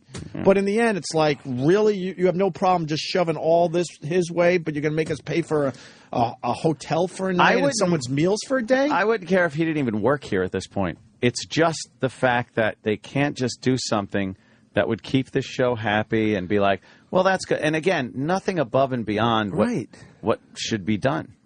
It's the nickel and diming. That drives me. It drives me crazy. It's like in the end, are they going to miss what's one night in Cleveland? The total would be $1,500. That's what the total. The total. They want us to pay $1,500. So we got to pay $1,500 to go to Cleveland, so we can go to Cleveland. Righteous bucks. Righteous bucks. We can write that check easily. Oh, but yeah, it's the. Are you serious? If you don't go, the Busybody show with Sam and Troy is going to go. I didn't know that was on the table. I'll work it out. Thanks, Kenny. You're always there for me. Okay. You're not going to go to Cleveland? Did you tell him? He lives in his office. Of course, he runs away now. Are you thinking about it, or you're not going? No, I'm out. Oh, I'm out. fuck. I'm reading here. I might go on my own dime to go see Jimmy. Are you going to go then? Would you go? I'm out as far as the company goes. I'm not going. You going to do the show? I might just fly in Saturday morning to see Jimmy on my own dime. Fuck it. I ain't going. I ain't doing shit for these guys. And you won't be there for the Friday. Because not only am I not paying any of this stuff, I expect to get a little extra money. You're negative $1,500 right now? No. I expect to get a G. I'm reading that it would cost us $1,500 to go to Cleveland, yet it costs us $3,000 if we want to leave Cleveland. That's very good. I didn't catch your name, but that was very funny. No. Nope. All right. So right now you're down $2,500. Yeah. Let's figure out a win-win. I like your positive attitude, Kenny. I try. And by the way, Jimmy looks very annoyed. I'm more boggled because like I'm fucking thrilled with the special, and there's nothing they can do here that will screw that up. Like literally, right? Because it's not. I believe I keep that separate. Mm-hmm. It's the mentality that goes in it. Like they don't understand how that's a fun thing for the show, and that it's like they just don't get that. And it's fine that they don't get that. I'm not going to be nickel and dime doing that. Leno would never tell you to pay for half a room. Dude, it wouldn't even. Oh my God! Right? It wouldn't occur to them to do that. Like if they don't, it wouldn't occur to them to say that. We like to think we're bigger than we are. The fact is, we're just another asshole show under their fucking umbrella. Someone looked over the sheet with all the cost of everything. Yeah. And went, all right, no, see this? Take that off. This, no. Who's that guy? The guy that told us day one that he could get anything done, man. Oh, boy. Got to blame the main guy, Gary. Oh, shit. Because honestly, you know when me and Ant were working for a shitty station called AAF, not shitty. We raised the fucking bar. Smaller. Very small. One market. They flew us everywhere. We never thought twice that they were going to fucking charge us. Amazing. That's 20 years ago, probably. Yeah. 15 years ago. They flew us out to L.A. a couple times. We didn't have to worry about shit. All our meals were paid for. Yeah. I'm sure we have to pay for our own meals up there, I would assume.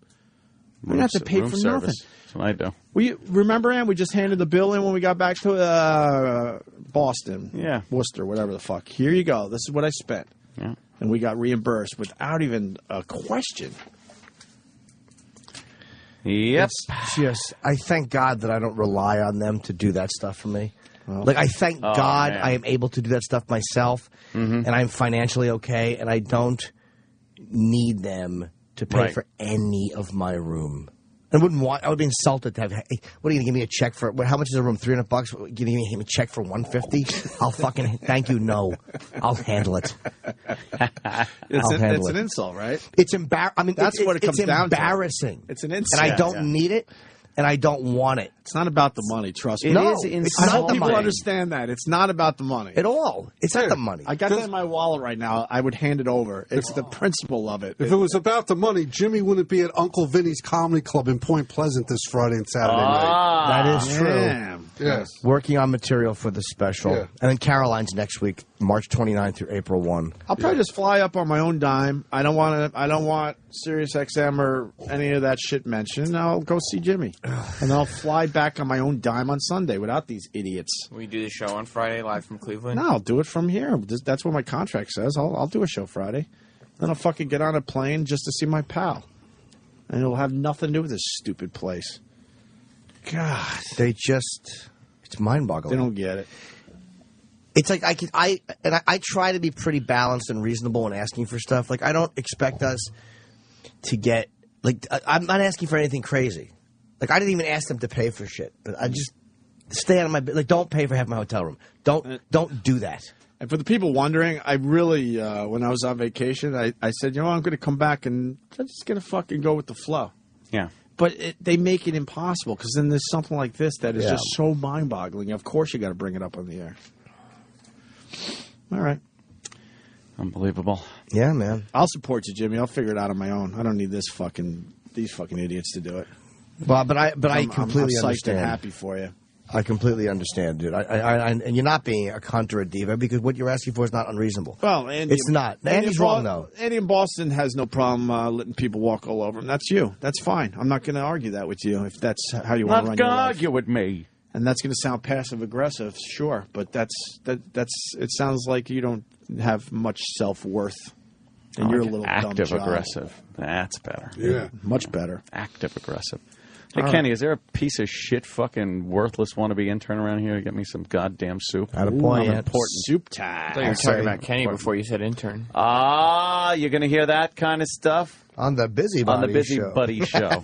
Busybody, which is even better than Busybody. Yeah, we didn't even get to talk to Troy about the Busybody Show. Debuts today? Troy walked out. He was insulted. You stopped talking about him for 2 minutes. Oh, shit. It sounds like Kenny is a bit of a busybody, doesn't it? You know it's too late now. Everyone's going to expect a Busybody Show at 10 o'clock with you and Troy. Sorry. Troy, you hope you're not doing anything at 10. Yeah, I'm trying to be proactive with my time. You got to try to get shit done. Well, you better get some new promos and sweepers for the Busybody Show because people are expecting to hear some sweepers at 10 o'clock. You got a gig. Guess you want Kenny to fucking do a session with you? No. The new show needs new production. Kenny's not going to be on the production. He has nothing to do with it. Oh, all of a sudden I'm beneath them. See? Well, guess who we're going to be talking about on the Busybody Show today? Who? Kenny. Why? Because he's a fucking idiot is why. Oh, man. And then he'll have to call up and say absolutely nothing for 20 minutes. Oh, Kenny's upset because the other day on the after show, because Kenny calls up with some bullshit on the after show. Well, you got an hour to kill. Not talking about anything. Oh, is this a promo for the Busybody show? It sounds like it. We're two guys that got an hour to kill. He calls up. But why do you leave him on the phone for 20 minutes? Because I don't like to hang up on him because he's a sensitive guy. Danny and Troy actually had to come in and say, for real, hang up on him. Yeah. Or I'm going to hang up the phone. I'm going to push the button myself because they're so sick of hearing his dumb voice on the radio talking about nothing. Absolutely nothing. Wow, you are getting a little big for your britches over there. Yeah, it's saying that small to Kenny. britches. Yeah. 6,000 people would beg to differ with you. Okay. Everyone that likes him on Facebook. Well, maybe 6,000 likes. Would beg to differ. Maybe if you just called up and plugged Jim Norton stuff all the time, then your Facebook fans would be satisfied. Shit. I do. Yeah, and you love that show to promote your Facebook on. Ooh. Exactly. You do. Club Soda Kenny on Facebook. Ooh. Empty Don't get followers. left behind. Don't be left behind. He's unflappable. Oh yeah. He's we were by the way, we were going to the airport for Orlando, and we're merging in traffic, and these fucking scumbag bus drivers in this city. They are the worst when it comes to merging. Like, they try to go nose to ass the car in front of them. And in fairness, Kenny had cut around and did a real dick move. But we're merging in, and I'm livid. I'm like, will you fucking honk at this cocksucker because he won't let you merge in? And Kenny rolls down the window, and I'm like, finally. And he goes, Mister, be kind. Mister, be kind. Mister. That shit drives people more nuts than yelling at them, though, by the way. Yeah. Yeah. But that's a true tough guy who can just be, who's not, I'm just such a little Napoleon shithead. Fucking coward. Love it. All right. I need my soupy. What happened to my Pop-Tart? I know, but we were busy promoting the Busybody show at Sam and Troy. Exactly. Kenny forgets he actually has a job here. I can multitask. Apparently not. Howard said that SiriusXM charges him for equipment repairs and equipment upgrades. Really? I think that happens to us too, huh? I haven't bought new radios in a while. No, well, he owns everything. He probably sticker. owns so much. Yeah, they're probably going to charge us for the I bet sticker. we're buying that sticker. We're going to get a bill for that one, I bet. Wow. I'll send it to E-Rock. He's the one that technically took it off. And he's rich. He's got that Nagel cash. He would post some pictures on his Facebook of his new carpeting and shit. Forget about it. I know. It's amazing. Got it. The Nagel You got it, right, E? I'm doing all right. Doing all right? Posting pictures of his Castle Grayskull. It's no problem for the sex man. Are you guys going to Cleveland? I thought so. I mean, but it's very contingent, I think, on Opie and Anthony being there for the show. Oh, you guys can't just go? Well, if Ant's his own guy, if he wants to go, I'll just ISDN from here. Why don't you... and just have the cut-up, the cutout. Why don't you guys do the franchise show? Yes. Eric, is it French? The cutout costs money, GH. Oh, that's good. It's going to come out Jimmy of your paid pocket. for his. Yeah, of course I did. I'm paying for my cutout. What's your cutout for? It was a goof. Like, it's a goof to when celebrities are here and I'm not here. Oh, it's hilarious. So I got, because like John, what was his name? John Bertham or Berthal. Berthal, who I love from Walking Dead, was here the day I was in L.A. Would that be an official picture for your collection? No, it's a goof though. But I will put them up. He was grabbing my cock in it. Like, it's really funny. Yeah, it is funny, man. To have celebrities take a picture with this shitty cutout of me, and my arm is all out, and it's too tall because they couldn't do 5'7". It's too big. The picture's too. I didn't fucking see this. big. This is coming last week. Why couldn't they do 5'7"? Because they only do it per foot. I gave them your measurements, but they said we can either do 5 foot or 6 foot. So I figured 5 might be too small. Here's so the we went with cutout. 6. You guys didn't tell me about this. You know, I haven't seen it. You guys got to put it in the back and do a forced perspective thing. You're too big. And look at the space under it. It's too big. Yeah. Did you tweet this yet? Yeah, that's been out. You got to put it further back so it's forced perspective and it looks smaller. Maybe that'll work. Why couldn't they make it the right size, Kenny? It didn't come in half sizes. It was either 5 foot or 6 foot. Why though? Why can't they do it in half sizes? They just can't. But why can't he's so big. That's hilarious, Jimmy. I have this is the first time seeing it. It's fucking hilarious. for when I'm gone. You're such an idiot. I don't want to miss celebrity pictures.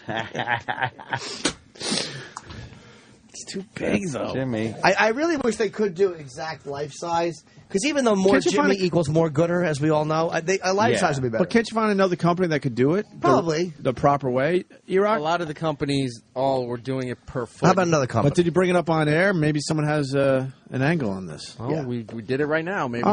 Someone, I guarantee, could do this properly. Yeah, and I will... Because that's hilarious. It has to be your exact size. And you can see there's like a couple of inches below the shoe. No, but your head's too big. Yeah, the head is too big, but I also...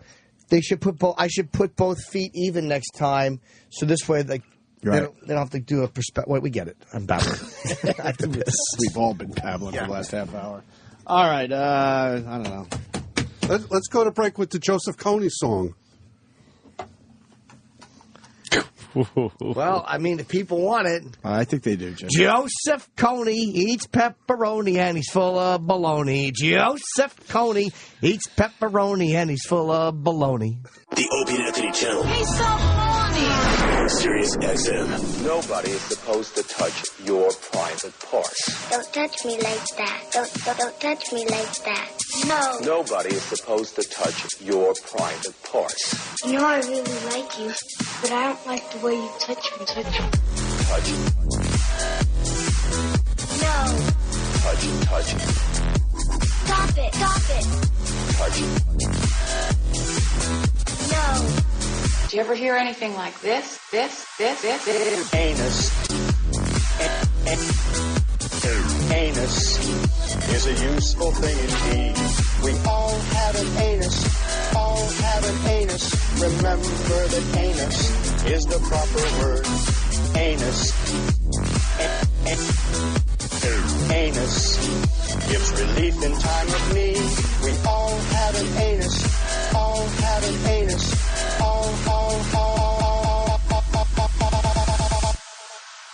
No. Vulva is what girls have down below. Vulva. When she's naked, it will show. Penis. Penis is what boys have down in front. Penis.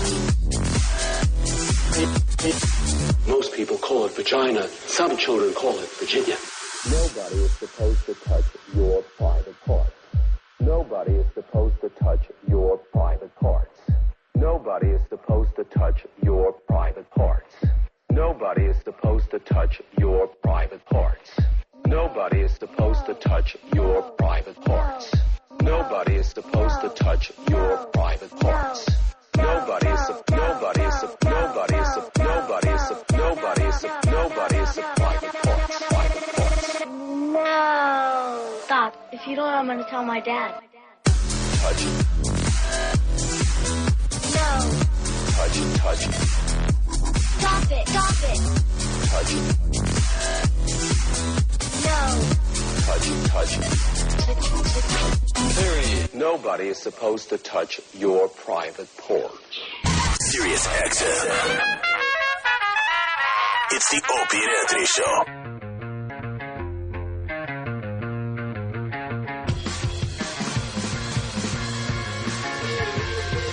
All right, listen.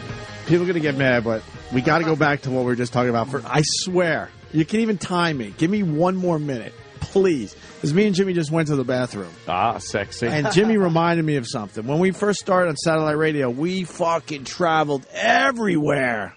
We were doing a trip almost once a month, maybe once every 2 months. Yeah. And XM at the time, they paid for everything. And even Jimmy, you know, we're fair. Yeah. We're like, maybe XM went too far the other way. They went a little too far, yeah. But they would fly us and our chicks everywhere without even ever asking for a dime. I brought my now wife and Jimmy's girlfriend at the time, Ann's girlfriend at the time, trips to L.A., Vegas on numerous occasions. They just paid for our chicks. Fucking, we took the Excella down to Washington to broadcast there, paid for our chicks, didn't even question it, paid for our meals, everything. And then the other thing, Jimmy, I misunderstood Jimmy. This company is going to paid Jimmy for a half of one night in Cleveland. I thought they were enjoy, Jimmy. I thought they were going to give you 2 out of the 3 nights. You're going to be there for 3 nights, basically 3 nights in a hotel. So I misunderstood you. I thought they were SiriusXM was paying for the 2 nights, and then kind of went to you and said, "Look, 3 is a little too much. We'll give you half the money for the 3rd night." No, they're going to give you a half a night total out of the 3. Yeah. That's why I said I don't want it. Yeah, and that's insulting. Don't want it because that basically means they're going to give you $100. Yeah, something like that. That's insulting. It's embarrassing. Doesn't matter how much money you make out there. That would be insulting. I'm actually not making much because honestly, because of the expenses in the theater. Sure. I'm charging ticket prices, and I'm to recoup because you have to pay for the theater and all that stuff. And I'm making much less on this special than on when I did HBO, but I get to own this one. So hopefully, as years progress, you make back end. But this is not making a lot on this. I'm in a tough spot because now fucking Cleveland people are mad at me, but this is what I'm going to do. I'm fucking not going on SiriusXM's dime at all. I'm not doing the show Friday. No fucking way. But I will fly Saturday morning after we do a week of radio here in New York to see my pal Jimmy on my own fucking dime. And I'll meet whoever the fuck wants to meet me after the show. And then I'll fly home Sunday on my dime. That's what I'm going to do officially. I'm done. I'm done with these guys. I don't care if they could even work it out at this point. It's insulting. Time up. But it's always like in life, it's almost like it's always the same thing. Yeah.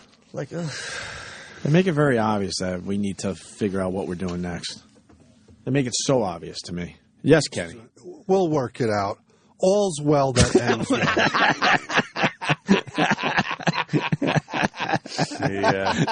Does have a way of putting things. What did you guys do to him since I've been gone? Because he's way too happy. He's just like this. What's going on, Kenny? Something changed in your life? You think it was us? You think it was because I was gone? He's no, you were missed very me, right, much Kenny? missed. Yes, right. I wish I was on the beach with you. Well, so do we. I had a black Kenny down there, by the way. They give you a little guy. Every room gets a guy. Your own personal concierge. Nice. And his name was Kenny. So I felt like I was in good company. Oh, that's easy then, yeah. You were at a fancy place. Schmancy even. Yeah. If you go to my Facebook page, you could see the view from my window in Orlando. I saw took a picture. It was nice, Kenny. Oh. Don't get into that sunset business. That's my territory. Don't touch that shit. That's my shit. No. What's going on with the Kony guy? Oh, that guy fucking Kony lost his mind. Kony 2012. I am. We'll talk about that in like a second. What happened?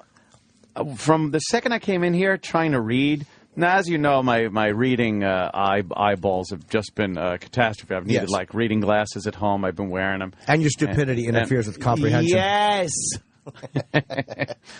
But I've been playing that fucking draw something game. What is that? Oh boy. Now it seems to be the thing everybody's playing. What is it, though? See, you got your iPad, or if you're in my case, just the iPhone, which is a lot harder to do than the iPad. And you get like a list of words, and then you got to draw it like Pictionary, draw, and then somebody looks at your drawing and has to guess what it is. And then they draw something for you. And that stinks. Well, now I got 30 fucking people that I'm involved in these various games with. Right. Back and forth. Well, last night I was playing it like just sitting on the couch, watching TV, and playing this fucking thing. I swear to you, I cannot see anything today. Because I was like just fixated on the phone fucked up your with eyes. the glasses. Now I'm looking at the fucking... I can't see, goddammit. That's why Kindles are better than iPads. There's something about reading with that fucking backlight that's not good. I don't know if it's that or just the fact that I'm like straining. I think that has something to do with it. But I woke up with like such a fucking eyeball headache. It's like, But the game's, it's one of those addictive fucking little app games that you just kind of, this is okay. And then you realize, I've been playing this for 16 hours straight. Is it that addicting? Yeah, it's sounds kind of horrible. You know what? It does sound horrible, and I thought so too. To be honest with you, until I started playing it, and it's like, What are the words they give you? Let's say. Oh, let's say like I don't know, crab. is an easy one. You get 1 coin for crab. So then you might get 2 coins for something else. And then you draw a crab, and then someone goes crab. Yeah. And then what happens? And then they got to draw something on their list. That stinks. I hate it.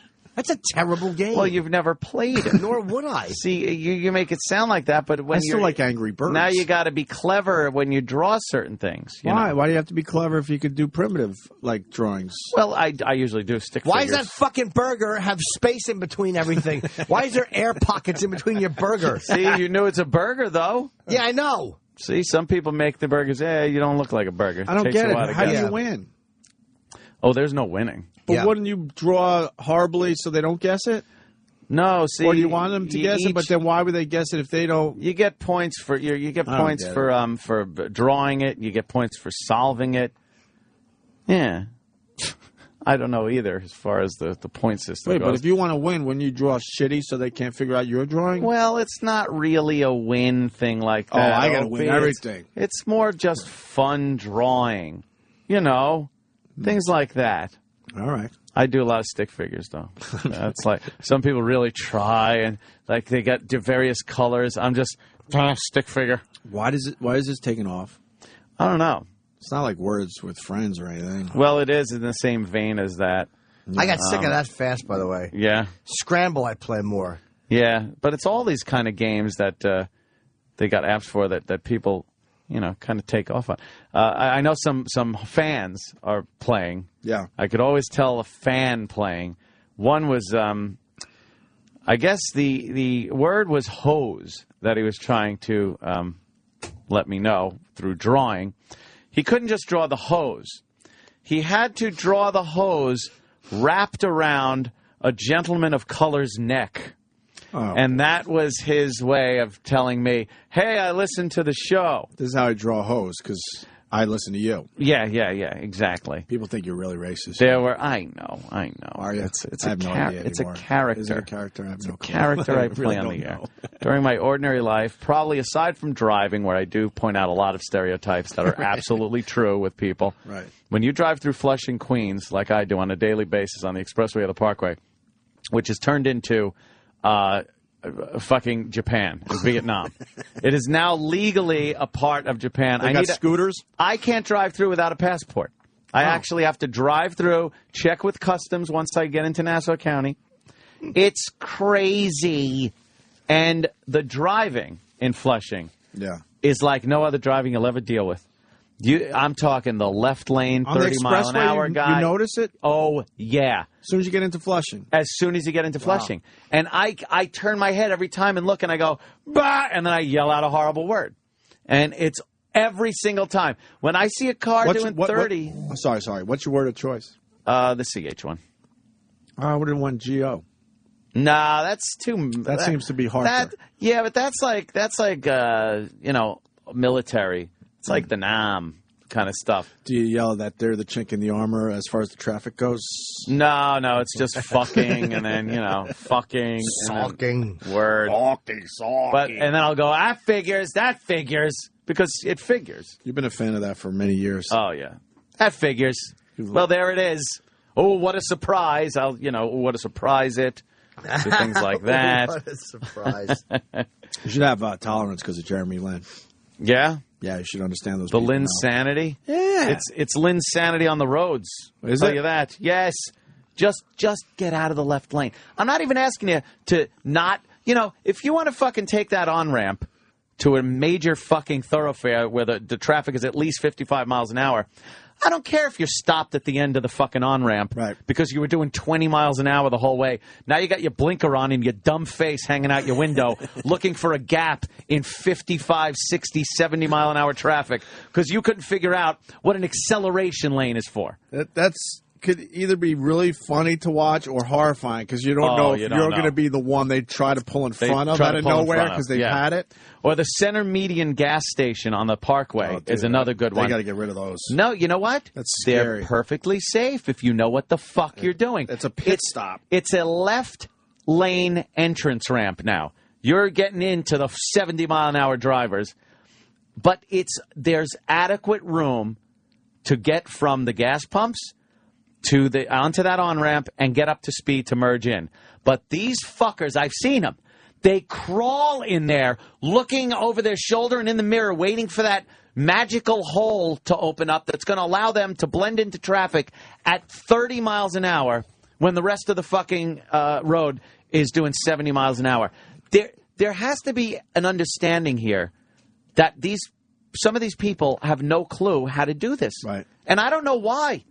And they look at you like you're a maniac. When 5 cars whip around you, give you a look, and then cut you off, get the fuck out of that lane. Right. It's simple. You're doing something wrong.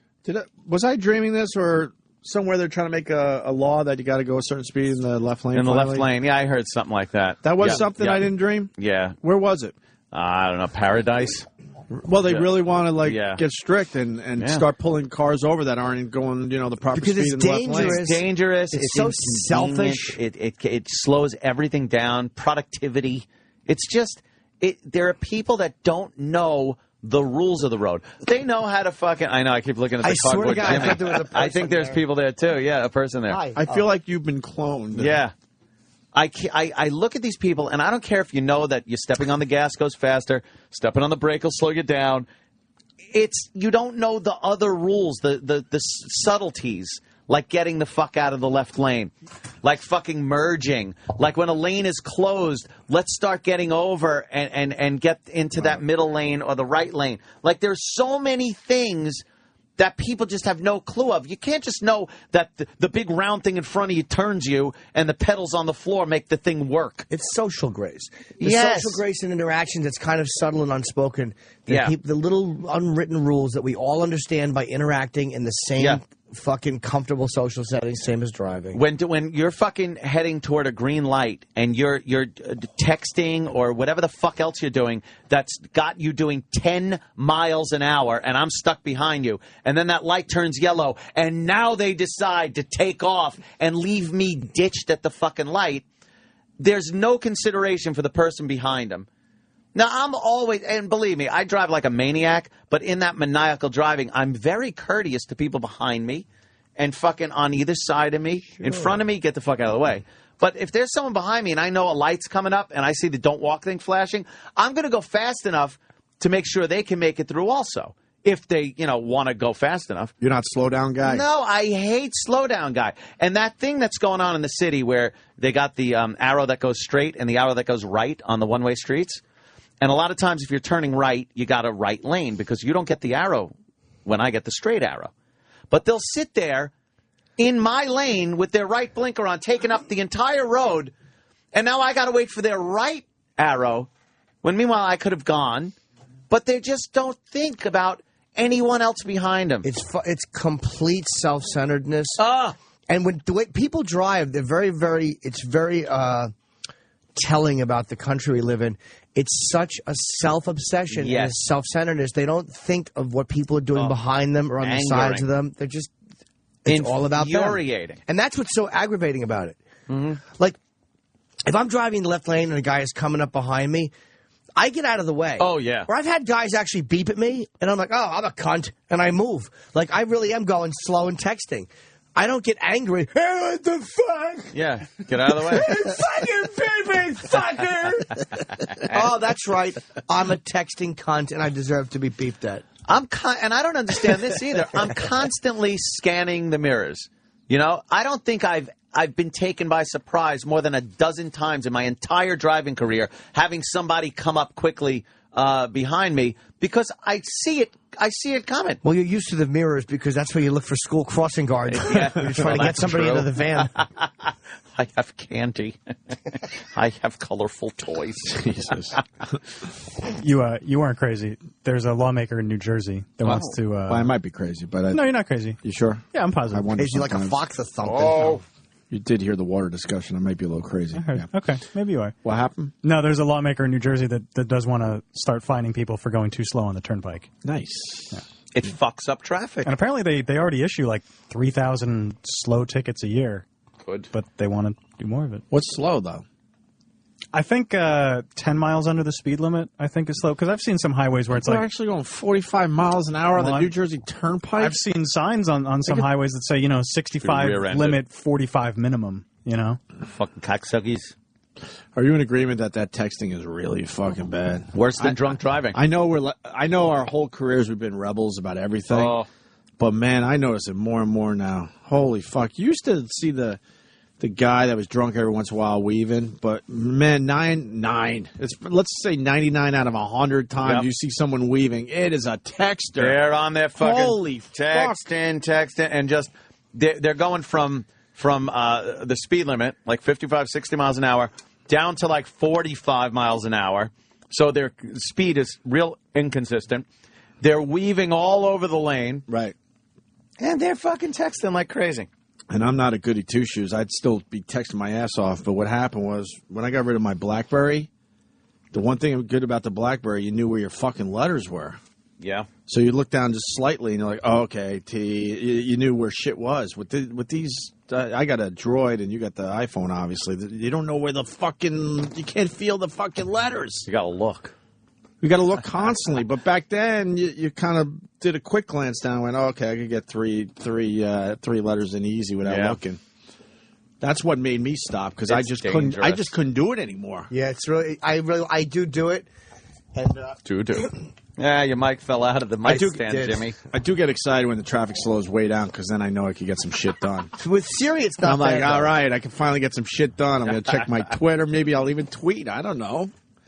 I get excited now when it slows down. It's a nice little fucking gift.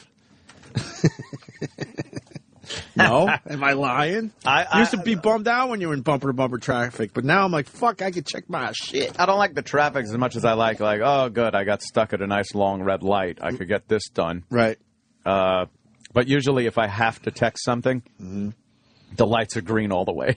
Why can't I get a red light now? Well, I do, stick the phone right up where I'm driving. Yeah. So I feel like I'm seeing both. Yeah, but I just don't do it as much anymore. Yeah, so that's all right. That's that. Another public service announcement that'll never fucking do anything from me. You fucking people, just get out of the way. Just get out of the way. But the people that I'm addressing are not listening to this program. Because they talk funny? Some of them, yeah. Real funny, right? Yeah. Horrid. E-Rock, I'm going to say this, and now this. E to the R. Or not. And now this. Oh, shit. Oh, boy. And we're doing a short break. It's okay. We did 2 hours to start the show. Don't worry about it. And we did an hour and a half. So, let's do a short break. Get back in a break. Come on, E-Rock. We'll talk about Santorum and the fucking Kony guy, and we'll get the hell out of here. Why are you fucking humiliating Opie? I apologize. Here we go. This is the Opie and Anthony Channel on SiriusXM. It's almost time to go home. It's almost time to go home. It's almost time to go home. It's almost time to go home. It's almost time to go home. It's almost time to go home. It's almost time to go home. It's almost time to go home. It's almost time to go home. It's almost time to go home. It's almost time to go home. It's almost time to go home. It's almost time to go home. It's almost time to go home. SiriusXM. It's the Opie and Anthony Show.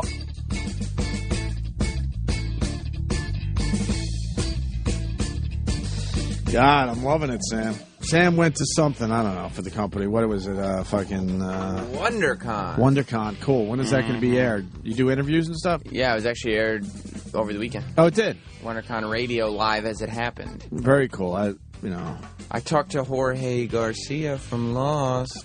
Hurley. Well, Hurley. Well, he's on a new program now. Alcatraz. Yeah. And I talked to Joseph Gordon-Levitt. Joseph Gordon-Levitt. Who be that? Inception. I don't know. From when he was a kid, he was on Third Rock. He was on Third Rock. In that movie, that kid. 50-50 that you got. Yeah, no, I know. Yeah. 50, 500 no, Days I know. of Summer. Yeah, okay. I just didn't know his name. Big star. He's having quite the comeback. Yeah. He did the 500 Days of Summer. What was it called again? 500 Days of Summer. It was, right. Okay. With that, what's her name? Zoe. Deschanel. Zoe Deschanel. And then he was in 50-50, a movie I liked with Seth Rogen. Yeah, he said he just does whatever movies he wants now because he made all his money. He still has Third Rock money. No, he's getting Third Rock money. Yeah, what an asshole! He's a liar. He's not. I mean, he went away because no one gave a shit for a while, and he's having a comeback. He went to college. He doesn't have to act. He was in a giant show. Let me think. Doesn't have to go to college either. Then should I be in Hollywood movies or go to college? No one makes that choice. He said, "Fuck, no one's hiring me. I'm going to go get an education." And then all of a sudden he's making his comeback, and now he's making believe that he made plenty of money when he was a kid. He was in. But it's not about the money. Like I don't. We don't have to work anymore. I do still like doing this. You don't have to work anymore? No. Must be nice. It's been years. Wow. Years. Oh, yeah, years. Yeah. Years, probably. You wouldn't choose college over making movies? Jimmy just entered the studio. A lot of actors go to choose college. They get tired of it. They want to have don't normal get lives. tired. It comes to a point no one wants them anymore, and they don't want to do the shitty ones, like the B movies and the fucking movies on that Sci-Fi Channel, whatever. He did Angels in the Outfield. And now all of a sudden people are into him again, so it's called a comeback, and good for him. People are interested again. Yeah. But we didn't talk about any of this during the break. You have an update on our pal Virgil. That's right. We can't get enough of Virgil. Ant loves Virgil. Ant loves the Virgil I stories. love the Virgil stories. Whenever our own Sam Roberts goes to these events, Virgil from WWF, it was F at the time, believe me. Definitely F. He was Ted DiBiase's guy, the $1 Million Man. Right. He was like his little sidekick. Technically his bodyguard. His bodyguard. He would throw a few punches in there if he saw Ted was in trouble. He didn't take many bumps. Not many. Not many. So Virgil always ends up at these things, and Sam just tracks him down. Hot on his trail? Hot on his trail. He knows the subtle things to look for. The echo in the room, the empty table, the complete lack of a line in front of his merchandise. And it's the same picture every time. I actually, when you tweeted the picture, I thought it was an old one. I got back to Sam and was like, that cannot be a new picture. That's the same one that you took like years ago. I wanted a chronicle. Wait, hold on. Does he know you're taking his picture? No. Okay. Have we explained to the people that there's never a line for Virgil for the new people that are checking out this bit? Well, this photo that you're looking at was taken at the very beginning of the weekend. This is this is when the convention floor opened on Friday. When it was hot. All the people that were waiting for Virgil. They're just running to their favorite celebrity. And then I figured on the way out, we would bookend it and have a picture of his table the end of the day on Sunday. So we're looking at two pictures that are very similar, and it doesn't look like he moved a lot of merchandise or autographs. Nothing even looks must. There doesn't seem to be any scuff marks on the floor in front of the table. There's nothing going on there. Was this a lunch break? Are you misrepresenting this? Was there people in front of Virgil ever? No. There's just every once in a while? There was never more than two people in front of Virgil. And an average person there, do they have a small group at all times, or? Yeah, I mean, everybody's going to have some downtime, but sure, there's nobody who consistently has an empty table on the level of Virgil. He goes to every convention. I go to every convention, so I know he goes to every convention. I've never seen him with a line ever once. How can he afford to do these things? I mean, I don't know. It's got to cost him a minimum of $1,000 to go out there and set up for this. And why did E-Rock ask him to sign his fucking belt? I didn't. Fuck that guy. Oh, shit. No, because he ruined the photo and he ruined the belt, and then I had to pay for all of that. The $1 million belt? Yeah. You wanted Ted DiBiase only? Only him, and he walks into the photo and grabs the belt and puts his arm around me to get into the photo. I'm a huge fan of the go-to bits on this show. And then I can't get enough of this. I know. Did he charge you for it? I was paying Ted, and then all of a sudden... Thank you very much, Eric. Why would you want Virgil, though? Those guys were inseparable. Because you could get him at any event. So you got him and Lou Ferrigno are at everything. I did get an interview with Lou Ferrigno. How'd that go again? If you see up here on the TV... That's the photo I tell everybody I have with Ted DiBiase. That's Ted DiBiase? Are you sure? Ted got fat. Can I say something? That's Eric. $1 million man. Oh, wait. Yeah. I want you to look closely at the $1 million belt. Yeah. Why is one of Eric's hands black? Yeah. Oh, shit. Wait a minute. I actually didn't even notice that. That is Virgil's hand holding the belt. You had to crop your picture. Now You look so annoyed. This is the photo I tell everyone, oh, yeah, I have a Ted DiBiase photo. This is the one I don't show anybody. Oh, man. He walked right into the photo. Why would he do that? Now we're looking at a picture, obviously, of Ted DiBiase and Virgil with the Do you know why he did that? Why? So then, once the picture was taken, he could demand E-Rock give him money. I had to pay for him. This is the Virgil scam. Now, you didn't tell him, Virgil, get in here. No. In fact, I didn't tell him to touch my belt because I put it down while talking with Mr. DiBiase. Virgil goes, oh, I'll sign it so you have 2 signatures from the only people who ever held the belt. And I'm like, Stone Cold Steve Austin held that belt too, but I didn't ask him to sign it because it's Ted's belt. Oh, my God. And he just signed it without me looking at it. Did you pay him? I didn't pay for the belt, but I had to pay for the damn photo. Why would you pay for the photo? Because it was a bundle thing. I don't remember. I wish I did now, but I had to pay for fucking Virgil. How much did you pay? You got robbed. That had to have been...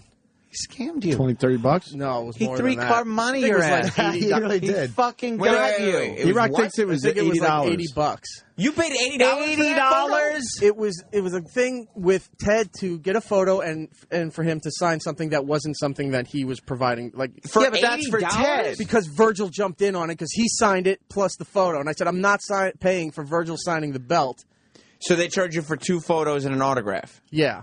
Still, $80 is way too much. Holy shit, you got robbed. Yeah, this is Virgil's whole thing. Like, because there's nobody that comes to his table, so when a few people do, he just scams them. Like, the first time I saw him at a convention, I got a picture and an autograph. And I go, how much is... Because he doesn't post his prices, because that's part of his deal. What a scumbag. And so, because that way you go, like, how much are the prices? Wait, can you do the play acting that I really enjoyed during the break? You and Ann had some fucking chemistry. Well, like, so here's what happened. I'll tell you the story. Let's go through it again. I'll tell you the story of what happened this weekend. Okay. Because I went up to Virgil and asked for an interview, and he said, not right now, but not right now. I'm making some money. Was there anyone around? There was one guy there. I got to make some money, motherfucker. To stand. And did you ever get... You had to get audio Virgil while you're out there. Couldn't. Oh, man. What happened? You said, okay. So I decided to wait and watch the transaction because I know what my experience has been like with him. Yeah. So the guy comes up to him and he starts looking at the photos he has laid out on the table. Mm-hmm. And now Virgil's smelling a mark. Yeah. Virgil, so he starts going, hey, buddy, how about a little old school? How about a little old school? Old school? You like the old stuff, right? Well, old like stuff. Like a throwback, you know. Oh, I like that, Virgil, yeah. You used to watch Virgil on TV, right? Yeah. What do you got? What do you got? Which picture you like here? Which picture? What's your favorite picture here? You see that one? That's all the old school guys in one picture. You see that? Yeah, I like that one. You see that? That's me on the cover of the magazine. How much do you get for that one, You want this picture? You like which one's your favorite picture? You like that picture? Well, yeah, I like that one a lot. You want me? I'll sign it for you. You want me to here? Let me sign it for you. What's I would your name? like a signature there. Anthony. What's your name? Anthony. All right, Anthony. See, Anthony. I need to know how much this Come back here. Let's get a picture. You want to get a picture? With come back Virgil? around here. We'll put the belt down. We'll get a picture. All right, that sounds cool. All right, let me come back there. There you go. Say cheese. Cheese. All right, and that's 60. Wait. You didn't get one with your girl, your girlfriend. What? You want to get a picture, miss? I'm here. I don't have a girlfriend. Come back around. Oh, wait a minute. Come back around. We'll get her in a picture. Yeah? That'll just be 70 then with both pictures. What? And then it's $70, and then he. But he never that's tells you up front. front. That's 70. You're right. That's 3-card money. That's 3-card money. That's old Carney. Old Carneys do it. Virgil's not worth a $15 that's like combo. When No. That's when you go to the carnivals and they go, here, just try. Try one. Try to hit the balloon with the dart. Here. Nah, try again. Do you think guys waste their money who have been trying to go see somebody else so they don't have that much money? $100 and they waste it on him? And they leave with a Virgil picture. Wow. And meanwhile, they wanted like something cool. Tetley or somebody. Virgil should be Tetley. But that sounds exhausting. He's charging $10 for an autograph and $5 for a photo. $15 combo. See, a good combo would be like if you get the Jerry Sherbert double scoop, where you get the picture and you both get to hold like scoopers banging into each other. That would be cool. Like you're both hitting the Sherbert scoopers. I saw some really good photoshops of your wrestling Jerry character. Sherbert. Yeah. Jerry Sherbert. Was that his name?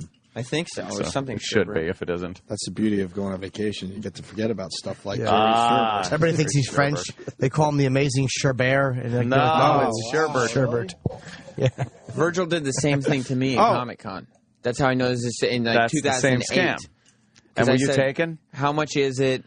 He goes, it's 20. And I go, oh, okay, 20. I said for picture and autograph. He goes, picture and autograph, 20. I go, okay. Each. And then so he signs it, and he goes, all right, so I'll sign it for you. So that'll be 20. And then he goes, you want a picture, right? And I go, yeah. And he goes, okay, so just 15 more. And I go, okay. And so I go and I pose for the picture, and he's like, so that's 45. What? Wait. And the numbers just keep going all over the place. 35, maybe, and then... And I'm like, all I got's 30. And he goes, right, 30. All right, that's fine. Oh, motherfucker, that guy. Because he still got more than the 20. And I just gave him still did well. 30 cash and felt raped. And Did you want to buy that stuff for $30? Hell no. No. But but in my mind, I was like, the picture, the autograph, and the story... Yeah, is worth the 30. Yeah, you know. I want to go up to him and I never. It's not worth 80. Where were these, by the way? Rock with $80, and it's his own belt. He fucked up. He fucked up the fucked belt. Your picture up, and and you can't erase his signature. No, because the ink is in the foam matting on the back there. You'd have to cut it out. Oh man, it ain't worth erasing if he did hold the belt. I mean, it's like this gets Steve Austin on it, so you have all of them. Yeah, that's no, but I don't understand why you wouldn't want him on there because I'm telling you, they went as a pair. Man. Steve Austin was here recently. Why didn't you get him then? I didn't think about it. Stone Cold's not signing anything that Virgil signed. That's what he'd probably say. Fuck that. Well, oh yeah. Virgil's signature devalues the belt. 100%. Oh yeah. 100%. Really? That should just be Ted DiBiase. $1 million belt signed by Ted DiBiase is worth more than $1 million belt signed by Ted DiBiase and Virgil. Why doesn't E-Rock start over? Maybe you need to get a new belt. Get a new belt. Start over. Sweetie needs a belt. Just like the ones for your pants. Get a new belt. See, that's not necessary. It really isn't. You're right. Yeah, it is though because they burst. Oh, jeez. Your belts act like fucking Fredo coming in the room. We got 2 Virgil things coming in. Tim in Baltimore goes, Virgil was at the Baltimore Car Show in February. I never saw him sign one autograph the 3 hours I was there. I wanted to take a picture and send it to the show, but he was just too pathetic looking, and I started feeling bad for him. And that's what I'm saying. This was in Anaheim. He goes all over the country. Oh, yeah. Where were you? I don't know how Anaheim. he affords it. That's his gig now. Maybe you went to Anaheim this weekend? Maybe he's got a little side thing going on. Yeah, maybe. Well, another thing, Sam can contest it, that Virgil, contest. Sorry. I contest. Virgil will promote that Ted DiBiase might be coming to the event. So he has the big banner that says Ted DiBiase and Virgil, WWE superstar. Because then you go over and you ask him the question, is Ted DiBiase coming? He says, yeah, maybe later, just so he has an affirmative answer to keep you there. Right. And then he doesn't let you leave. Then he sucks you in and he keeps talking to you until he gets to $70 or he'll go, as high as he can go. 80. So what, you flew yourself out there? I paid for it, and then the company's going to pay me back. Oh, you were out there for I was covering it for WonderCon Radio, yeah. It's complete. Okay. They asked me to do it. It wasn't. Oh, okay, cool. That's nice. John B. O'Connor on Twitter, this sounds like the rappers in Times Square. Yeah, we've seen this. Oh, yeah, Well, they sign CDs in front of you. Hey, man, you like music? What's your name? Yeah, I like music. Well, yeah, you're going to love this, man. You're going to love this. It's free. It's free. Oh, it's free. Yeah, man. Just trying to get my music out there. Hey, man, what's your name? It's Sam. Sam. All right, let me write that on this. Sam, you want an autograph, don't you? Yeah, I'll show my friends out of town. It's going to be big there. Okay. Back home. Yeah, $25. You said it was free. It is. The autograph, $25. I'm going to kill you, motherfucking white motherfucking crack-ass cracker. $25. Oh, they hand over the 25. I've seen it happen. Oh, yeah, the fear. There's a whole fear thing going on. There really is a certain... Are they cracking down on that at all? A little bit. Yeah, Not so much. I still see them out there. Yeah. People are going to have to start taking photos of Virgil when they see him at conventions for me. Please. Because I'm starting an internet venture. What are you doing? Yeah. Oh. It's Lonely Virgil on Tumblr. Lonely Virgil. That might just take off. It will launch later today. The name's been registered. Ah, nice. Yes. But see, anyone could just get pictures of him standing there by himself. You got to get like a video that goes fast, fucking motion to prove to people no one's coming up at all. You could send in video. You could send in whatever you want. It's gonna time be lapse that shit. A whole big thing. Hashtag lonely. Stupid Virgil. You don't like him?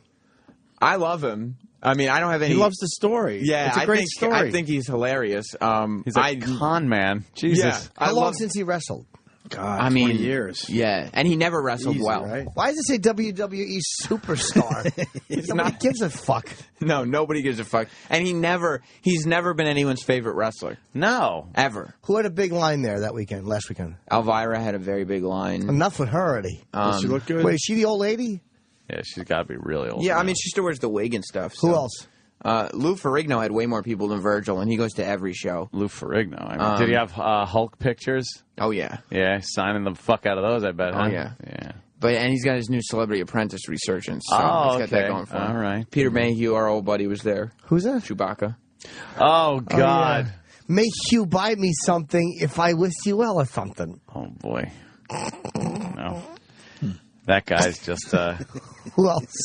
You could see May in his Hugh eyes, live though. long and prosper. You could see in his eyes that he was Chewbacca, which is weird, because that's the Yeah. only part that, like, was really him. Right. Richard Hatch was there. Not the Richard Survivor Hatch guy, the from other guy. fucking Battlestar Galactica. Yes, he was there. Yeah, motherfucker. Wow, that's impressive. Was there anything? It Hollow. doesn't sound like it was a big event. Well, they don't. This is the same thing as San Diego. Like, it's not giant autograph sessions. It's more about the panels and Who's on panels? Well, I mean, like I did interviews with Hurley from Lost and Joseph Gordon-Levitt, and I like Hurley. What's he doing now? he's in Alcatraz. And Mila Jovovich Playing the island. So did you get access to all these people? Yeah, You had good access? it was much easier though. WonderCon is much easier than Comic-Con. WonderCon's smaller, so we're able to get access. I wonder why. Emma Stone What? did Emma Stone? That was a round table, but still, Emma Did you Stone. see her? Yeah, oh yeah, she sat right How'd across she from look? me. She was like, "What's up, Sam?" I was like, "What's up?" She didn't say what's yeah, up, sure. Sam. No, she didn't. How'd she look? She looked great. Yeah. I asked her what her experience was like on Lucky Louie. Oh. Did you really? Yes, I did. What'd she say? She said it was all good. Yeah. Yep. Good answer. Pizer goes after Louis today. Yes, I read Andrea Pizer's irritating because We had her on once, didn't we?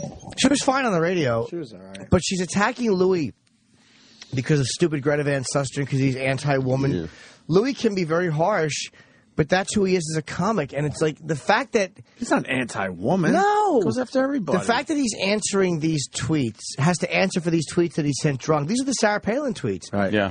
And the fact that they're bringing it up this much time later, first of all, if you want to call Sarah Palin a cunt, you're absolutely allowed to do that. There's nothing wrong with that. Right. Just because... Well, his livelihood should suffer because he did it, though. Don't you understand that, Jimmy? That's the world we live in now. Well, the media penalizes people worse for calling other people cunts. And these women are going, well, why isn't he...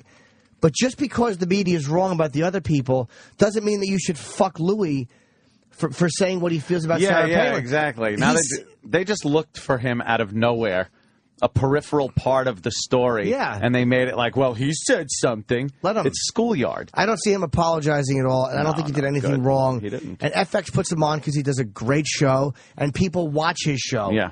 There's no reason for him to be in the paper today with a negative article Yep. at all. Not at all. None. Nope. What's going on with that? Is he all right? I don't think he gives a fuck. Oh, good. I really don't. I mean, he's not the type of guy who panics about this stuff. His career is too strong. He's the hottest comedian in the country, and Yeah. FX.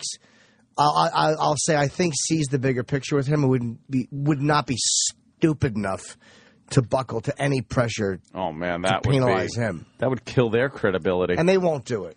They won't. Yeah. No. Good. What makes him so good is that he doesn't buckle to stuff like this, so he's just purely funny. He lets himself just be funny without worrying, am I going to get scolded for this? And getting all Any comedian serious. worrying about being scolded, you're shit. And Yeah. Pizer just thinks he goes after, he's a woman hater. She's jumping That's so on it like stupid. Greta Van Susteren is. They're Al Sharpton, but they're white chicks. That's all they are.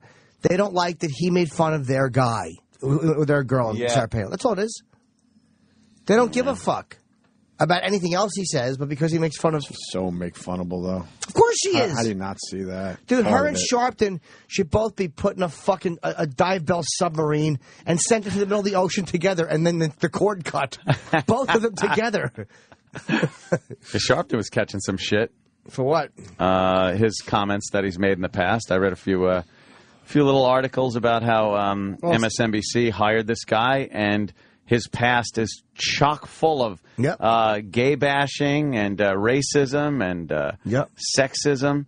They mentioned the Greek homo line that he said. They mentioned I feel like we might have faggot. He said faggot on One of the old talk shows. I feel like we might have pushed that forward a little bit. He's one of the people I mentioned. I feel like we might have pushed that forward a little bit. I encourage people to continue reminding that scumbag of his past because he has simply done nothing but target other people for saying things that he objects to. And that I don't even hate him as much as MSNBC for like you fucking dumped Imus for what he said, you fucking cowards. And Imus was just being funny. This guy was serious. He meant it. And he still, I honestly believe he still means it. I don't think he's ever apologized for anything. I think he's made excuses for what he said in the past and said, well, it was a different time. I was thinking differently. But he's never said, I'm sorry for what I said. The guy still stands by it, if you ask me. Of course he still stands by it. And it's funny.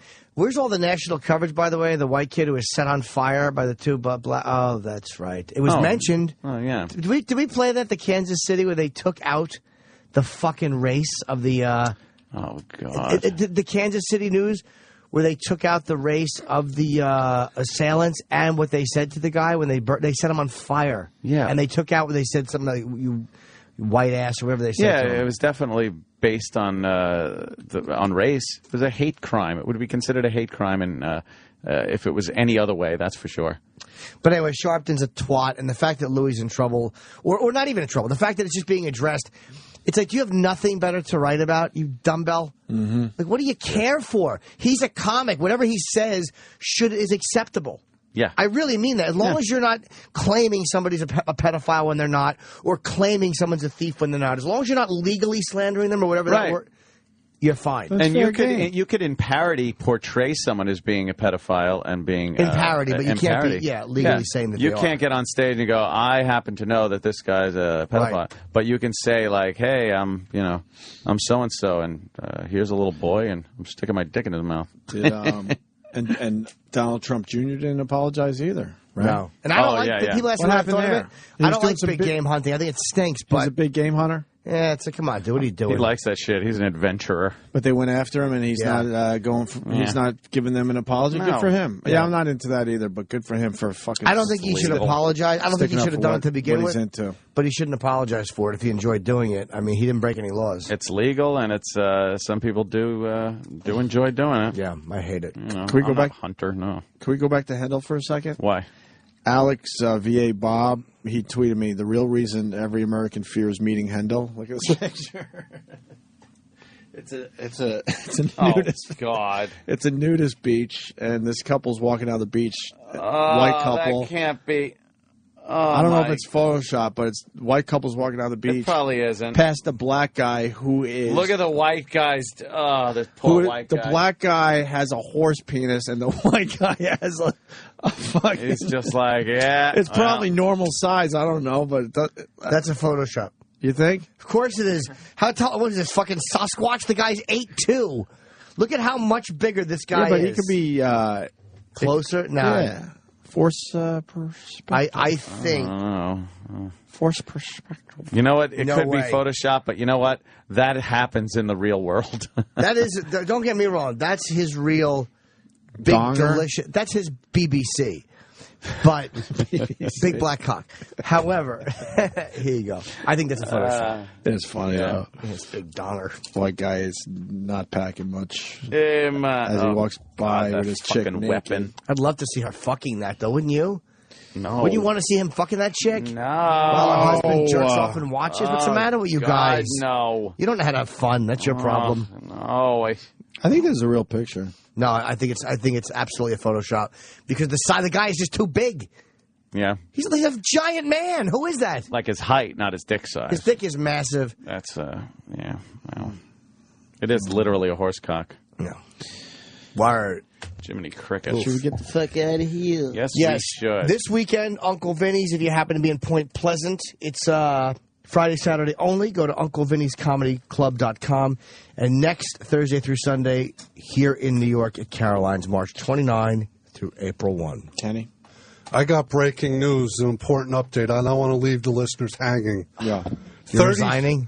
33 people like me on Facebook since my last appearance. Yay! Yeah. So let's get the numbers up, folks. 6,000 people would beg to differ. Beg to differ. Now he sure told him. 6,033. Wow. Yeah, that's pretty And decent. stay tuned for the Busybody Show with Sam and Troy. Busybody. Troy, it's going down today? I guess so, if Kenny says so. Yeah, they're two guys who like to talk shit. You did that already. You already did that one. Yeah, but it's a good one. Yeah. It's not a good one. That was the best one he came up with. Yep. It's really good. It wasn't very good. We're two guys that like to jaw at each other. Oh, shit. Boo. He meant suck cock. No, I didn't. Oh. It's so funny when we're out and Kenny tells them, like, you know, sometimes people think we're a couple of queers. Like I'll say to the lady, like, you know, we're just friends or we're just out. And Kenny will go, yeah, people think we're a couple of queers. What do they do? What can they do? It's just uncomfortable. My new one I'm working on, it's like, yeah, we're like J. Edgar and Clyde Tolson. That is a good one. You got to Except be he up said to Jay date. Tolson and Clyde Edgar. Yeah, I'm working on it. By the way, as we wrap up, I saw that movie. DiCaprio was fantastic in it. And so was Arnie Hammer. He was good? I liked it a lot more than I thought I would. Oh, you know what? Your tweets about that fucking Extremely Loud was hilarious. Oh, that movie. Oh, yeah. Stunk. CM Punk liked the tweet. Yes, he did. I actually wrote him back. I didn't know he had written me because I wasn't looking at Twitter for the last You day. just didn't like that movie? It was the Tom Hanks Hated it. 9/11 Hanks was good. kid with the Asperger's or something. Fuck that little douche and his dumb ass burgers. Fuck him. They were hoping that movie was going to be huge. Stunk. Sandra Bullock was also really good. And Hanks was good. It's still very hard to fucking make a movie about that subject matter, and But it didn't move me. Couldn't they have done the whole movie if it was another tragedy besides 9/11 or no? Yes. But Hanks was the lucky one because he died without having to fucking hang out with that kid. Yeah. Read Jimmy's tweets from yesterday. They're really funny on the whole Drove me fucking thing. nuts. Yeah, CM Punk did enjoy one. I was jealous. Why were you jealous? You could enjoy my tweets too. Well, I do enjoy your tweets, but I don't enjoy CM Punk enjoying your tweets. Why? I like CM. Do you want to talk to him or something? I'll arrange that. I would love to talk to him. Yeah. Yeah. Tomorrow, yeah. If anybody wants to see a great new shooting video I put up, it's on OPANTXM on YouTube. What makes it good? Because I have multiple camera angles and I'm completely blasting apart targets. And at one point I start dual wielding. I have a pistol in each hand and I'm just going bam, bam, bam, bam, bam. It's fucking. It looks psychopathic. But good one, Jimmy. Very cool. Check it out. See the guys. See you tomorrow, whatever. You heard about it. You've waited 4 long hours for it. Finally, the moment is at hand. After Opie and Anthony Live is coming up next.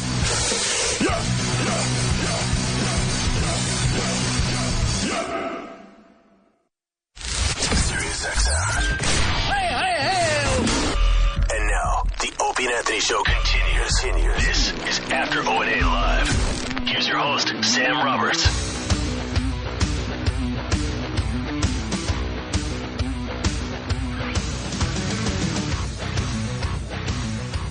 Welcome to the Busybody Show with Sam and Troy. And now here's the host of the show, Sam, but where's Troy? I don't know, busybody. Why don't you find out? You seem to be all involved in everybody else's business here on After Opie and Anthony Live. Hey, I got 33 more people liking me on Facebook. That's what it's all about at the end of the day, isn't it? Yeah, I need to be liked. You do. You have this. It's just a little thing you have.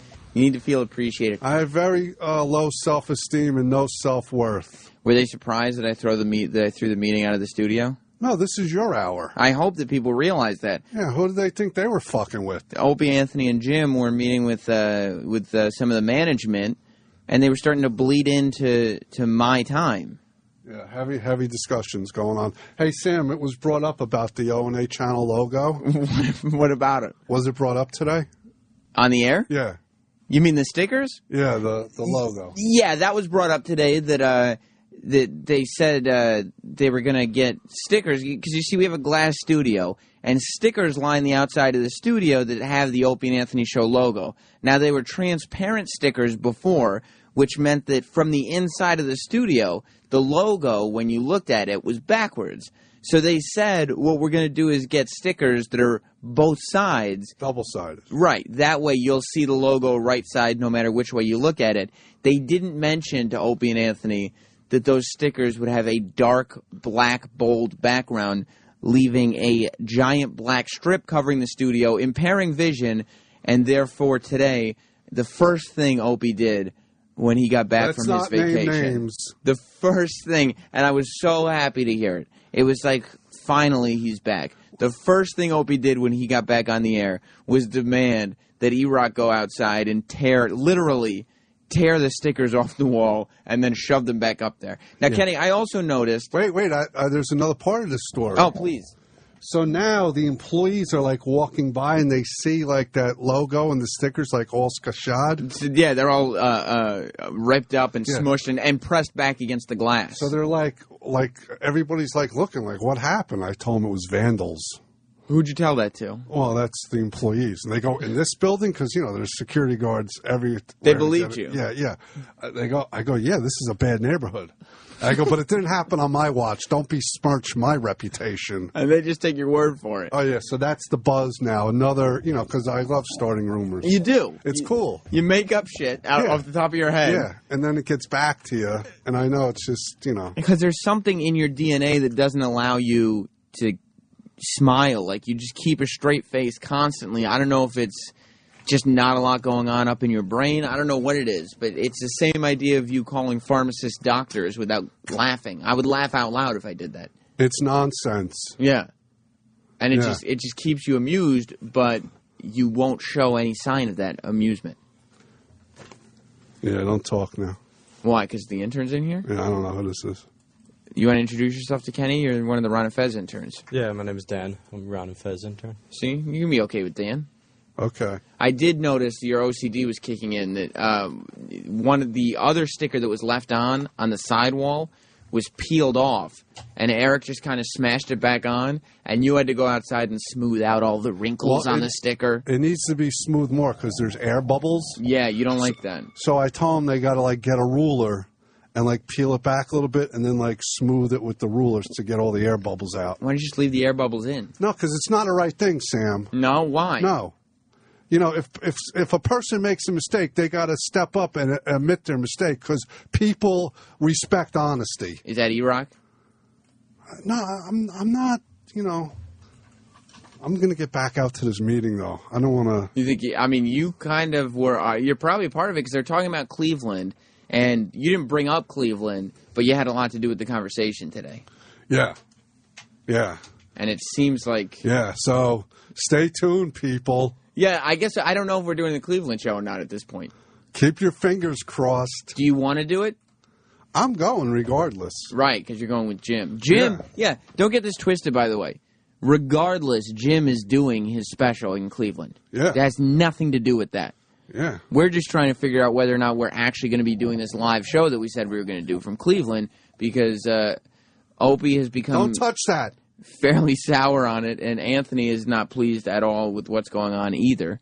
And I know that's what they're talking about now. At least I think it is. That's what they were when I had to kick their asses out of my studio. Yeah, and I'm taking this time to talk on the Busybody Show. I'm filling in for Troy, I guess. Where is Troy? I don't know. He should be in here. Because I thought, I'm like, listen, if you're saying we got to start this, Opie and Anthony are saying we got to start this, and the fans are behind it, maybe it's what this evolves into. I don't know. I don't think it's going to work. And here he is, ladies and gentlemen, the co-host of the Busybody Show with Sam and Troy. It's Troy Kwan. All right, now there's three of us. Let's take a vote. We'll start with you. Troy, do you think this is a good idea? The Busybody Show? Yeah. I don't care. Right. I'm cool either way. I'll say no then. Are you passionate about doing this? No. Okay, neither am I. So I like to just come here, talk some shit on your show, and then get the fuck out. Good is good. Yeah. That's 2-0 then so far. No, you have to take responsibility of your actions. I'll take responsibility for my actions, but I don't need my own show. And you certainly wouldn't call it the Busybody Show. You should get credit where credit is due. What do you mean? Put your name on it and be, Why'd I have to do that? He's not even in here every day. The days that he's in here doing some shit, well, he always ain't gets... with Kelly Ripa anymore. And his name isn't in the show anymore. It's not? No. It's Live with Kelly. And guess what? When a guest host comes in, when Mario Lopez comes in to host with Kelly, it's still just called Live with Kelly. I saw that broad he was married to and cheated on. Allie Landry on their honeymoon. The Doritos girl. Yeah. Yeah, she was here on Thursday. That's hysterical. You like that? Well, I don't like girls. What? What? Got weird in here. Yeah. I had to kick them out of the studio. All the talent and management that's meeting outside. They're still out there arguing about something. I know. I had to tell them to get out of here because these mics were turning on regardless. By the way, big news, which was talked about at the end of the show, the Lonely Virgil Tumblr is officially launched. It's officially good to go. Congratulations. And it's at lonelyvirgil.tumblr.com. Another Sam and Troy production. Of course, there is no E in Tumblr. It's TUMBLR, but people should know that by now. And you're both on Instagram. That's right. Yeah, I mean, Troy Kwan on Instagram. Yeah. You both have Facebook pages. You both have Twitter. But the key is going to be for everybody to get involved with this Lonely Virgil thing. If you see Virgil at a convention near you, take a photo and send it in. Yeah. It's hilarious. And never feel bad for him. Yeah. He knows that nobody's going to go to his tables. Sam's wearing a plaid shirt. Troy's wearing a striped shirt. I'm going to turn off your mic because I can't hang up on you. He does convention after convention. You know what I mean? He's going to be in your town. I went with you to one of those things. Take a picture of him with no one at his table. You went to a convention? Yeah, with you. Which one was that? Chiller Theater? Yeah. Did you have fun? Oh, yeah, your son was there. Yeah. He didn't have. He thought it was lame. No, he didn't understand. He had girls to bang or something. He's 18, you know. He's like, what the fuck am I doing gotta here? Throw some cock around. Your son.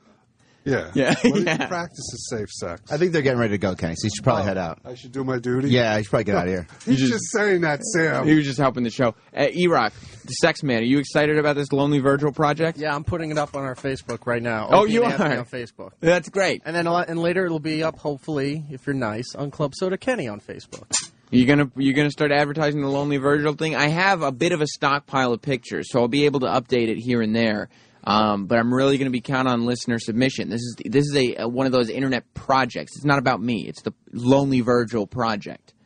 Eric, your house looked very nice, by the way. Thank you, Kenny.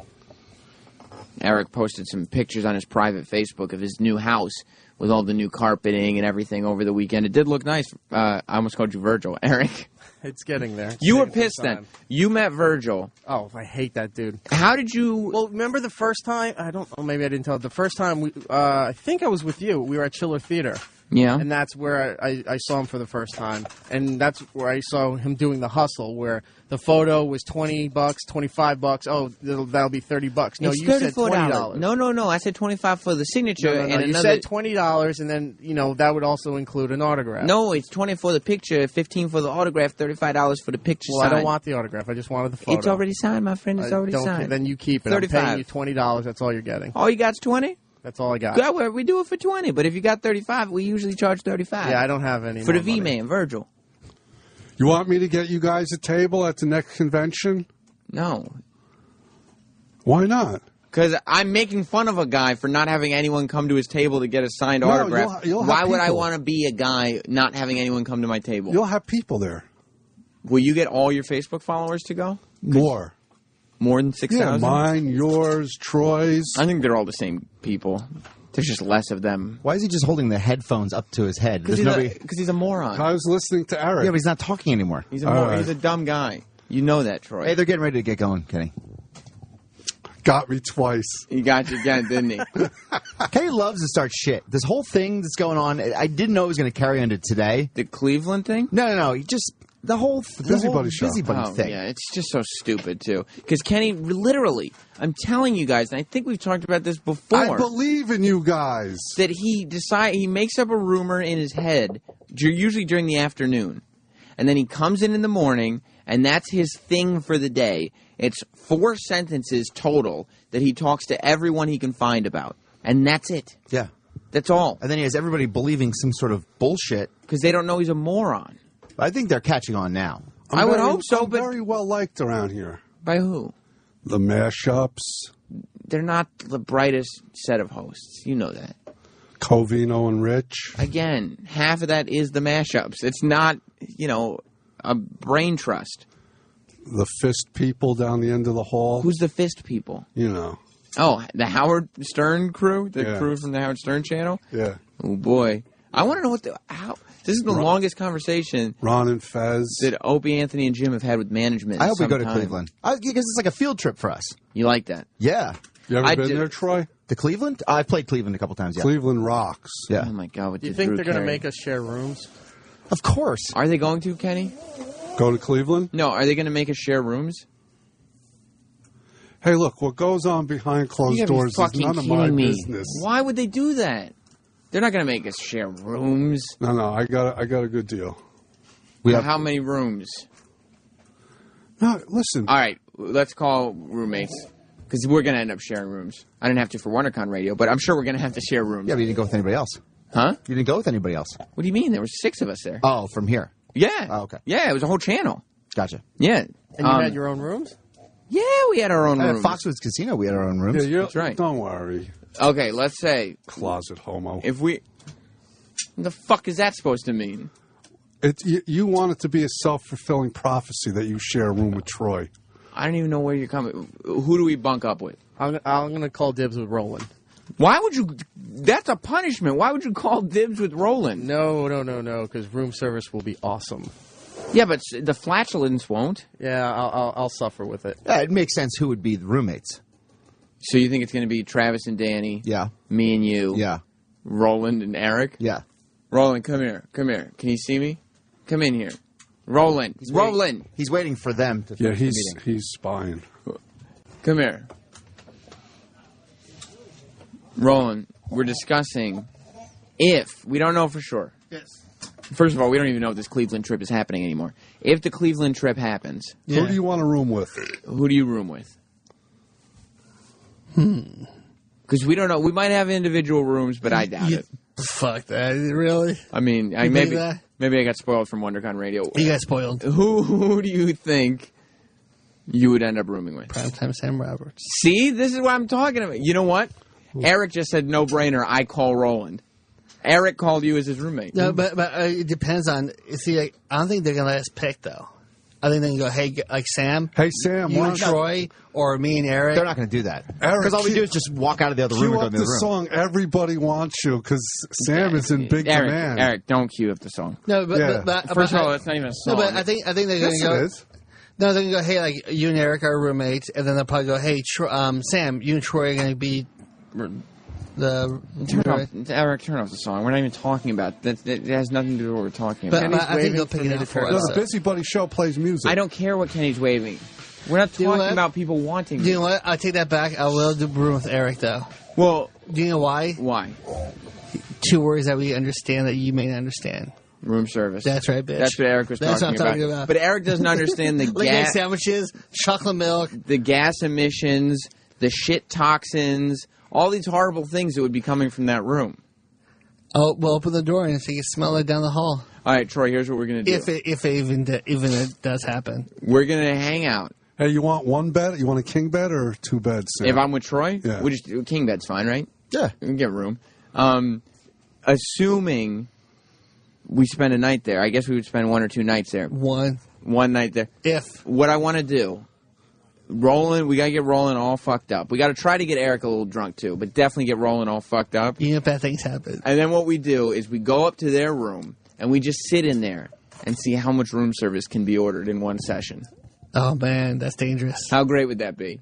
I have a feeling that because remember when we did Foxwoods, the fans were just buying us drinks. I was fucking loaded. Oh, so you're gonna be all fucked up too? Oh, I'm planning on it. All right, I'm gonna try to get you to start molesting E-Rock then. Molesting? Molesting in a drunken state. So I took Trey out for barbecue for the first half of the deal. You didn't get him the handy though. We ate a lot of barbecue. So you couldn't ejaculate after that? Well, I just didn't. I wasn't really ready for a hand job. Yeah, because we eat a lot of barbecue, and I took him to the donut heaven. For those that don't know, Roland was, last I checked, before I left for Anaheim, Roland was in debt to Troy for one barbecue meal and buying him a hand job. Yeah. Not performing one for him. No, going to a massage parlor that performs hand jobs. Yeah, right. And I took care of the barbecue. And I wasn't stingy either. So far, because some people think I'm stingy. No, Roland hooked I don't the fuck think. up. No. You've never been stingy with food. Yeah. And then I went to donuts. Took him to Donut Heaven, Donut Planet. He hooked you up with some donuts too. Hooked me up with some donuts, and I didn't even ask. Who's on the phone?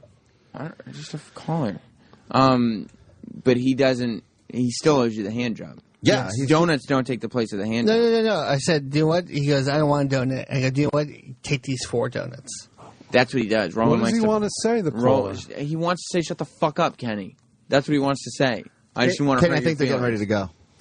Oh, got me again, Sam. That's Troy. That's Troy, man. Come on, take the call. You know what we should do? What? In Cleveland is have one room be the shit room. So we don't all have rooms that smell like shit. Like, if you have to take a shit, you knock on Roland and Eric's door and say, "Can I use your shitter?" You just know the toxins that will become. Look at Kenny go. Uh-huh. Okay, I have to pitch him a guess. Yes, pitch him. Did it look like it ended in a rush. That looked like it ended ugly. Yeah. Roland should not be pitching guests right now. Eric, you know the show. Yeah, but let him go out there because he may hear some stuff that we don't know. But he shouldn't be. He's not going to get any yeses on anyone right now. No, but he also will try to run in an attempt to pitch a guess, but hear everything that's going on. Are we going to Cleveland, Sal? I don't think we're going. You don't think so? Well, that just ended really weird. It was a quick get the end. fuck away. Like, fuck you, I'm out of here. That's the vibe you caught? Yeah. Fuck, man. That sucks, man. I was really excited about that. Yeah? Because Cleveland, I mean, Cleveland's ready to party, I think. I don't know. I mean, what else is going on in Cleveland? I just took a red eye back from Anaheim to do the show, so I'm not really thinking about how much I want to travel again. Yeah, but it's like a month away. I guess that's true. You'll recoup. How long is a flight? I'm recouped. I'm already recouped. Dude, it's got to be like an hour-and-a-half flight. Big deal. All right, so that's not bad. No. And they're ready to fucking rage out there. Who is? We went to Cleveland. Who are we going to see in Cleveland? People, they're just ready to fucking party. There's not a lot going on out there. So Opie and Anthony rolls through. It's time to fucking rage. Are you going to set up a gig or something for that night? I don't know if there's any clubs out there. That's a smart idea. Any bars or any clubs? What you should do, and this is me thinking for you, Troy, is set up a gig of you can come to the O&A thing in the morning or in the afternoon whenever we're doing it, if we're even going out there. And then at night, I'm going to be doing a party, and all the O&A fans come check me out. Yeah, that'd be great. So if anybody knows any bars or clubs in the Cleveland area, get at me. Troy Kwan on Twitter. And celebrity guest DJs get paid pretty well for appearances, don't they? Celebrity guests would, but I mean, I don't know where that fits into this conversation. I don't really think that. But you know what's cool though is the week before I'll be playing with Jason Ellis here in New York City. Is that right? At Rebel. Yeah, at Death Death Die. So I'll be DJing with the Jingleberries again and DJing the after party. How's everybody's brackets doing? I don't know. I tried to log in and I couldn't figure out where I was. All right, let's. Where I'm standing because the host because Ant went home sick and Opie was on vacation, so I don't think the hosts are in the bracket tournament anymore. We're doing that. We were trying to do the O&A brackets. Somebody's still going to win the $1,000. We still got the contest going, so I don't see why we shouldn't check this. Let me check it right now. It's at SiriusXM.com/hoops. It's too late to enter because obviously the Final Four, or not the NCAA tournament already started. I'm going to log in here. I'm not going to say my password on the air though because I'm not going to Rich Voss this thing up and have you screwing up my brackets. All of you out there. If you want to follow along, Troy, did you sign up for the brackets? No, I forgot, dude. What a fucking asshole. Eric, what's your team name? I just found where I'm located. I'm doing horrible. What's your team name so people can follow you? The B Sharps. I love that. It's from the Simpsons reference. Sal, you're not on this thing, are you? Nope. I am the Daniel Bryans, and that's Bryans with a Y. Let me click this thing. So it's the B Sharps, the Daniel Bryans. Who else is in this thing from the staff? Is Troy's not in it, right? No, he's a loser. I think Roland's in it too. Do you know what his team name is? Oh, I think it's Real Dick in the Ass. Somebody took Dick in the Ass. That's fair. How many? Oh my God! What place are you in? Me? It says status and then a number.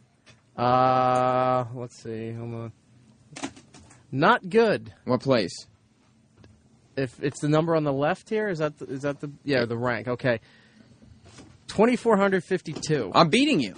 Oh, wow. I'm at 17,704. I'm probably dead last at this. I'm beating you. This is huge. Okay. I got to see my brackets. Because, like, people, like, when we were hanging out doing the WonderCon thing over the weekend, everybody was paying attention to the games because they were following along with their brackets at home. I don't remember which teams I picked in my brackets. So I couldn't follow along at all. Oh, I got a lot of losses here. Yeah, I just pretty much copied Norm Macdonald's brackets that he posted on Twitter. I just did the same exact thing. Well, my problem is my teams were losing early. I can't believe that Syracuse has managed to squeak by all these teams. Syracuse is my one team that's still actually doing all right. Travis, what's your bracket name? Dr. Gay. Dr. Gay, of course. I can't believe that Syracuse is still in this thing.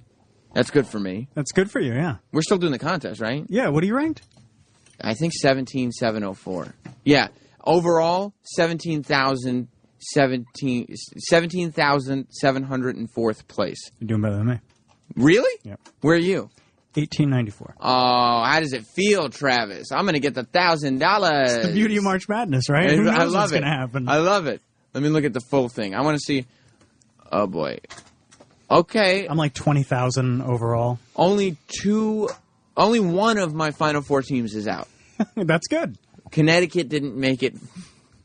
Wow, Connecticut didn't make it far at all. Connecticut didn't make it past the third round, and I had them in the Final Four. Not a great pick. Travis. Yes, Eric. On the right-hand side, it says best possible and has a number. Is that the most I can get out of my total bracket, or that's for as that many? round? That's as many points as you can have total. Okay. At the end of the thing. Yeah. So, like, once you lose a team, it lowers. Sure, yeah. This is all at SiriusXM.com/hoops, but I would hope that you've already entered, because I want to find out which one of you you... haven't, then you can't. No. It's way... that would be so unfair. Troy, the schmuck, forgot to do it. Troy's a busy guy. Yeah, right. Yeah. What's he doing? You know what I was doing? What? I was eating those new Taco Bell Dorito tacos. Oh. I saw his Instagram last night. I was really Have you tried them? No, I don't have a Taco Bell around me. Dude. Really? No, yeah. I got to go. We go to Long Island every Saturday for a thing for my daughter. There's a Taco Bell right there. Might have to have a little Taco Bell breakfast. Yeah. What do you do for your really daughter good. in Long Island? Ballet. Nice. You ever get in on that yourself? No. I think you'd be a hell of a dancer. I'm resisting the urge because Yeah. it's mostly like 2-year-olds. Yeah, and I don't want to make it about me. I want to let her have her thing. Yeah. She gets 1 hour a week, so, you know. Oh, and Roland. I picked UNLV to go pretty far because that's where Roland went. He should have told me they don't play basketball well. Duke. I had Connecticut and Duke. My whole, whatever this is, not West, but whatever that bracket is, that Duke and Connecticut and UNLV, that whole Notre Dame, that whole thing is fucked up for me. That's gone. Yeah, my South bracket is destroyed.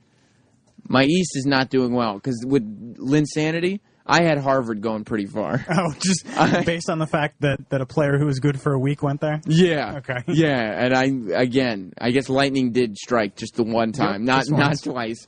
Gonzaga also not the powerhouse I thought they were, which is a shame. Who knew Temple wasn't going to make it anywhere? Because that's fucking up my Midwest brackets. Yeah, that fucked mine up too. And I thought Georgetown was like a famous school. They lost. This is the best sports break I've ever heard on I this thought you channel. can't go wrong with picking Georgetown. Everybody likes Georgetown, right? They're good at football. So how did you pick your brackets? Me? Yeah. You know. You guessed. Lots of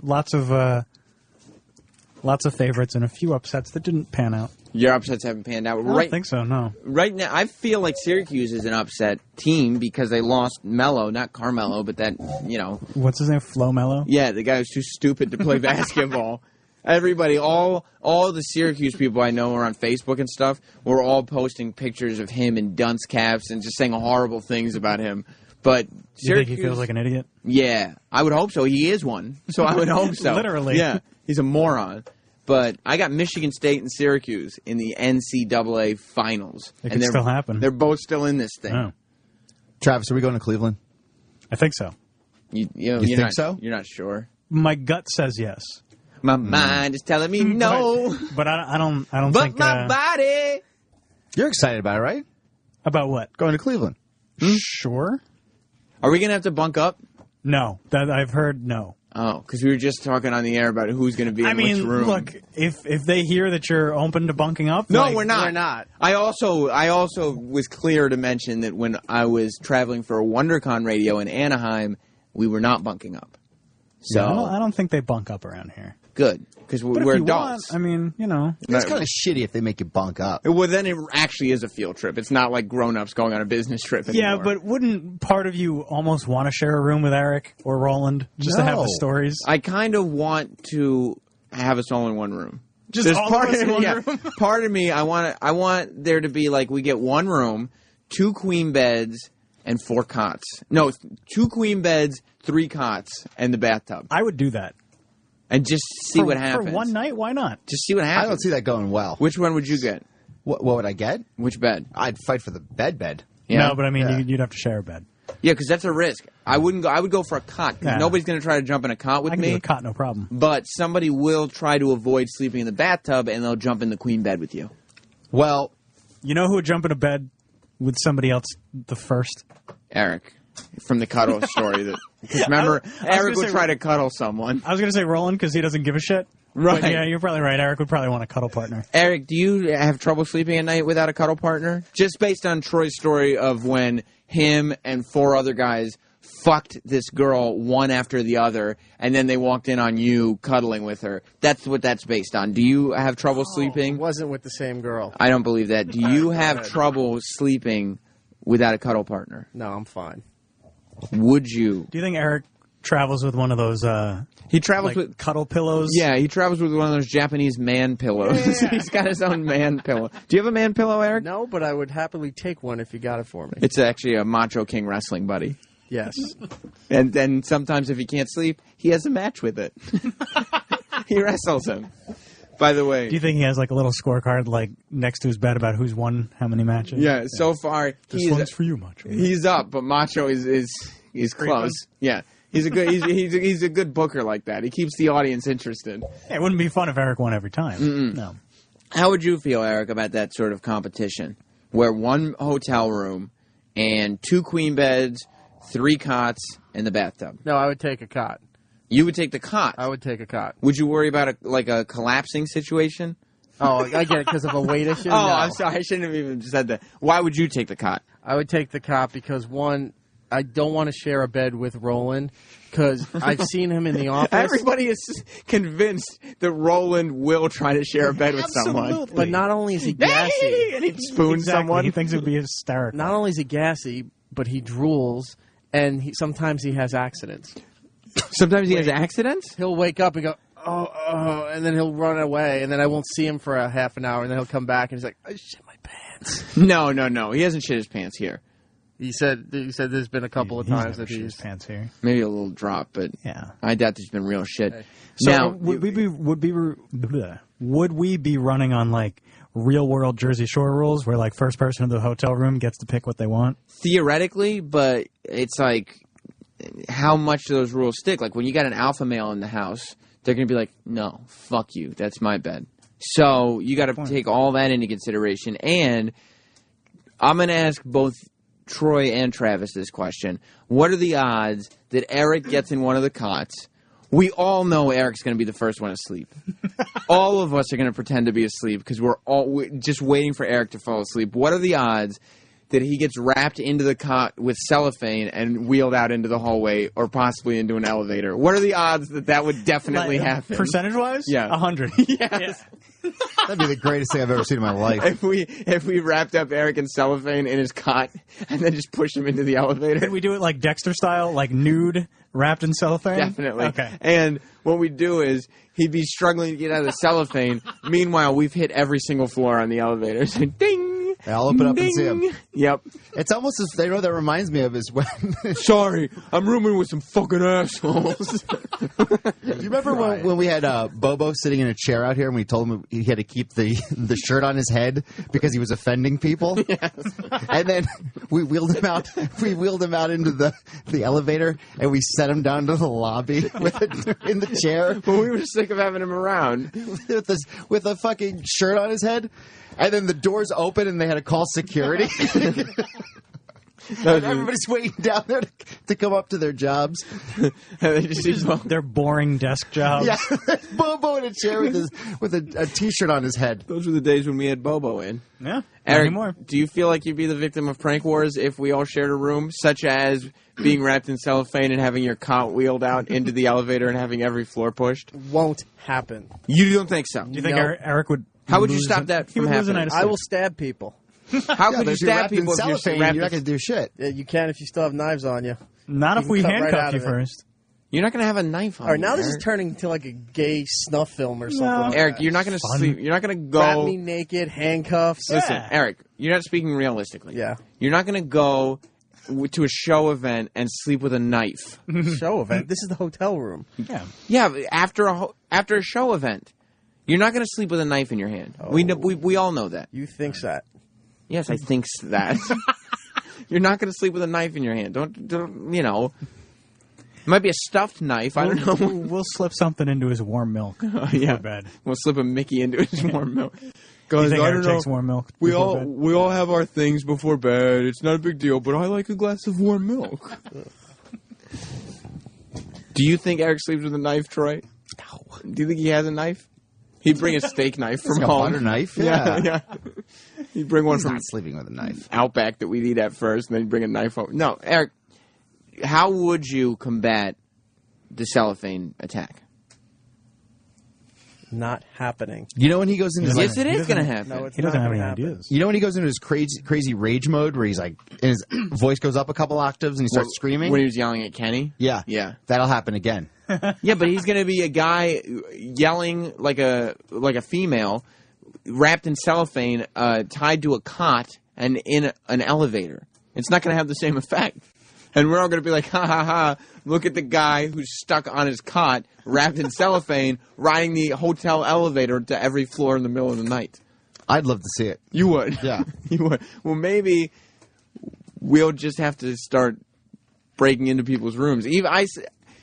Even if we're not bunking, which, by the way, now I feel like we should only have one hotel room for the staff. We should at least have 6 joining rooms. Nobody's going to sleep if that happens. No, and they shouldn't. There should be survival of the fittest. This is survival. I'll go down and sleep by the fucking pool. You will? We'll get you by the pool. We'll get you. Yeah. If you try to, and by the way, that's the worst thing you could possibly do. If you try to avoid this whole thing from happening, all you're going to do is unify everyone against you. That's true. You have to. You're either in this, or you're either you're the windshield, or you're the bug. This is like Hunger Games. Yeah, and you're hungry as shit. Well, come get me, motherfucker. We will. There's a lot of us. Yeah. And we won't tie Eric to his cot at first. We'll get you first instead. You ain't going to do shit. Then after we get you, all that anger, we'll have you get it out by tying up Eric to his cot and then shoving him up the elevator chute. Yeah. You know who would do that in a second? Who? Like who would get Eric into that cot? Roland. Roland would actually like hold him down. Roland would be the guy to Roland make would it happen. sit on Eric to make sure that he can't get up. Roland, you haven't been hearing anything about what we've been talking about, have you? A little bit. We want to. The goal now I'm going is. to train for a month, and whoever touches me will be the living fuck pulp out of. But will you be on Team Prank? Like, will you prank someone else? Well, compadres. You know what I mean? You don't have to be. I think the only way this is going to work, and Eric, maybe you need to start politicking early. Because if there's a common goal. Yeah, there's got to be one victim. Yeah. And then 5 guys. Eric, I'm not saying it has to be you. You could start politicking now to make sure it's not. But I am going. Wasn't the guy who did a prank with a video and that guy killed himself? But that wasn't a prank. That was. That's a major lawsuit. Yeah. My bad. Continue. Secretly filming somebody do something. That was not at all. That was not tying Eric up with cellophane and putting him in an elevator. Oh, you didn't hear about this prank? Yeah. The prank is that Eric, he'll fall asleep first, and he'll be in a cot, and we'll get some cellophane, and we'll tie him to his cot, and then we'll wheel him out to the elevator and send him up to every floor. He's a nice sleeper, though. I mean, That's why we need you to hold him down while we wrap him up. I don't know if I can do that, though, because that's cruel, man. Could we just bring him to the roof and leave him up there? Oh, yeah, like Hangover. Yeah. Yeah. We'll be like, where's Eric? Eric, Hangover's a cool movie. Yeah, those people are famous now. Yeah. Uh-huh. So This isn't Hangover. You can be Could the be. Justin Bartha of this Hangover trip. Okay, who's getting the Tyson tattoo then? That would be Troy, obviously. Troy always does have a very Ed Helms vibe about him. Yeah. I don't know if it's the a cappella training he has or what it is, but it's just very Ed Helms. I am going to go to management after this after show and say we really do want to have one room for the whole staff. Well, here's the problem. Say, look, we heard. To have people to go to Cleveland first. Do you think the Cleveland trip's going to happen? I don't know. That's what I said. I have no idea. You're still optimistic, Travis. I'm optimistic, sure. Okay. Yeah, because he's political. He's a suit? You're a suit? Well, no, because I don't know if I smell bacon. Are you a suit, Travis? No, look at me. I'm wearing a hoodie. Okay, you're a T-shirt then. Yeah.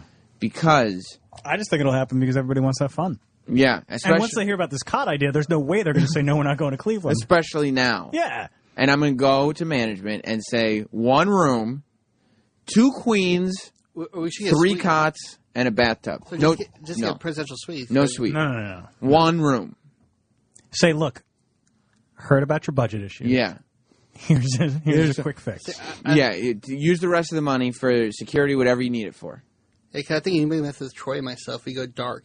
We black out. Evil. We go black out. We black Let's see what happens. You know what I mean? Well, yeah, we'll see what happens. It's going to be ugly. You're not going to threaten me. I'm not threatening you. fucking scared. I'm not threatening you. I'm saying if anybody fucks with me, I'm going to fuck you up. Yeah, really? How are you going to do that when you're tied up in cellophane in the elevator? It's not going to happen. And we fucking lock your scary ass out of the room. I got what happens. Someone will grab his arm, and the other arm will come swinging and pop him. Eventually, I got to get let out of that cellophane, and eventually, I got to come back here, and I know where you live. Well, you're going to have to figure that out. Because we're going to lock you out of the room. Understand that. And that's how we roll. Listen, we'll keep you up to date on what's going on with this tomorrow when the Opie and Anthony show and after Opie and Anthony Live continue. Stay tuned. Y'all crazy. Ron and Fez are coming up next. Goodbye.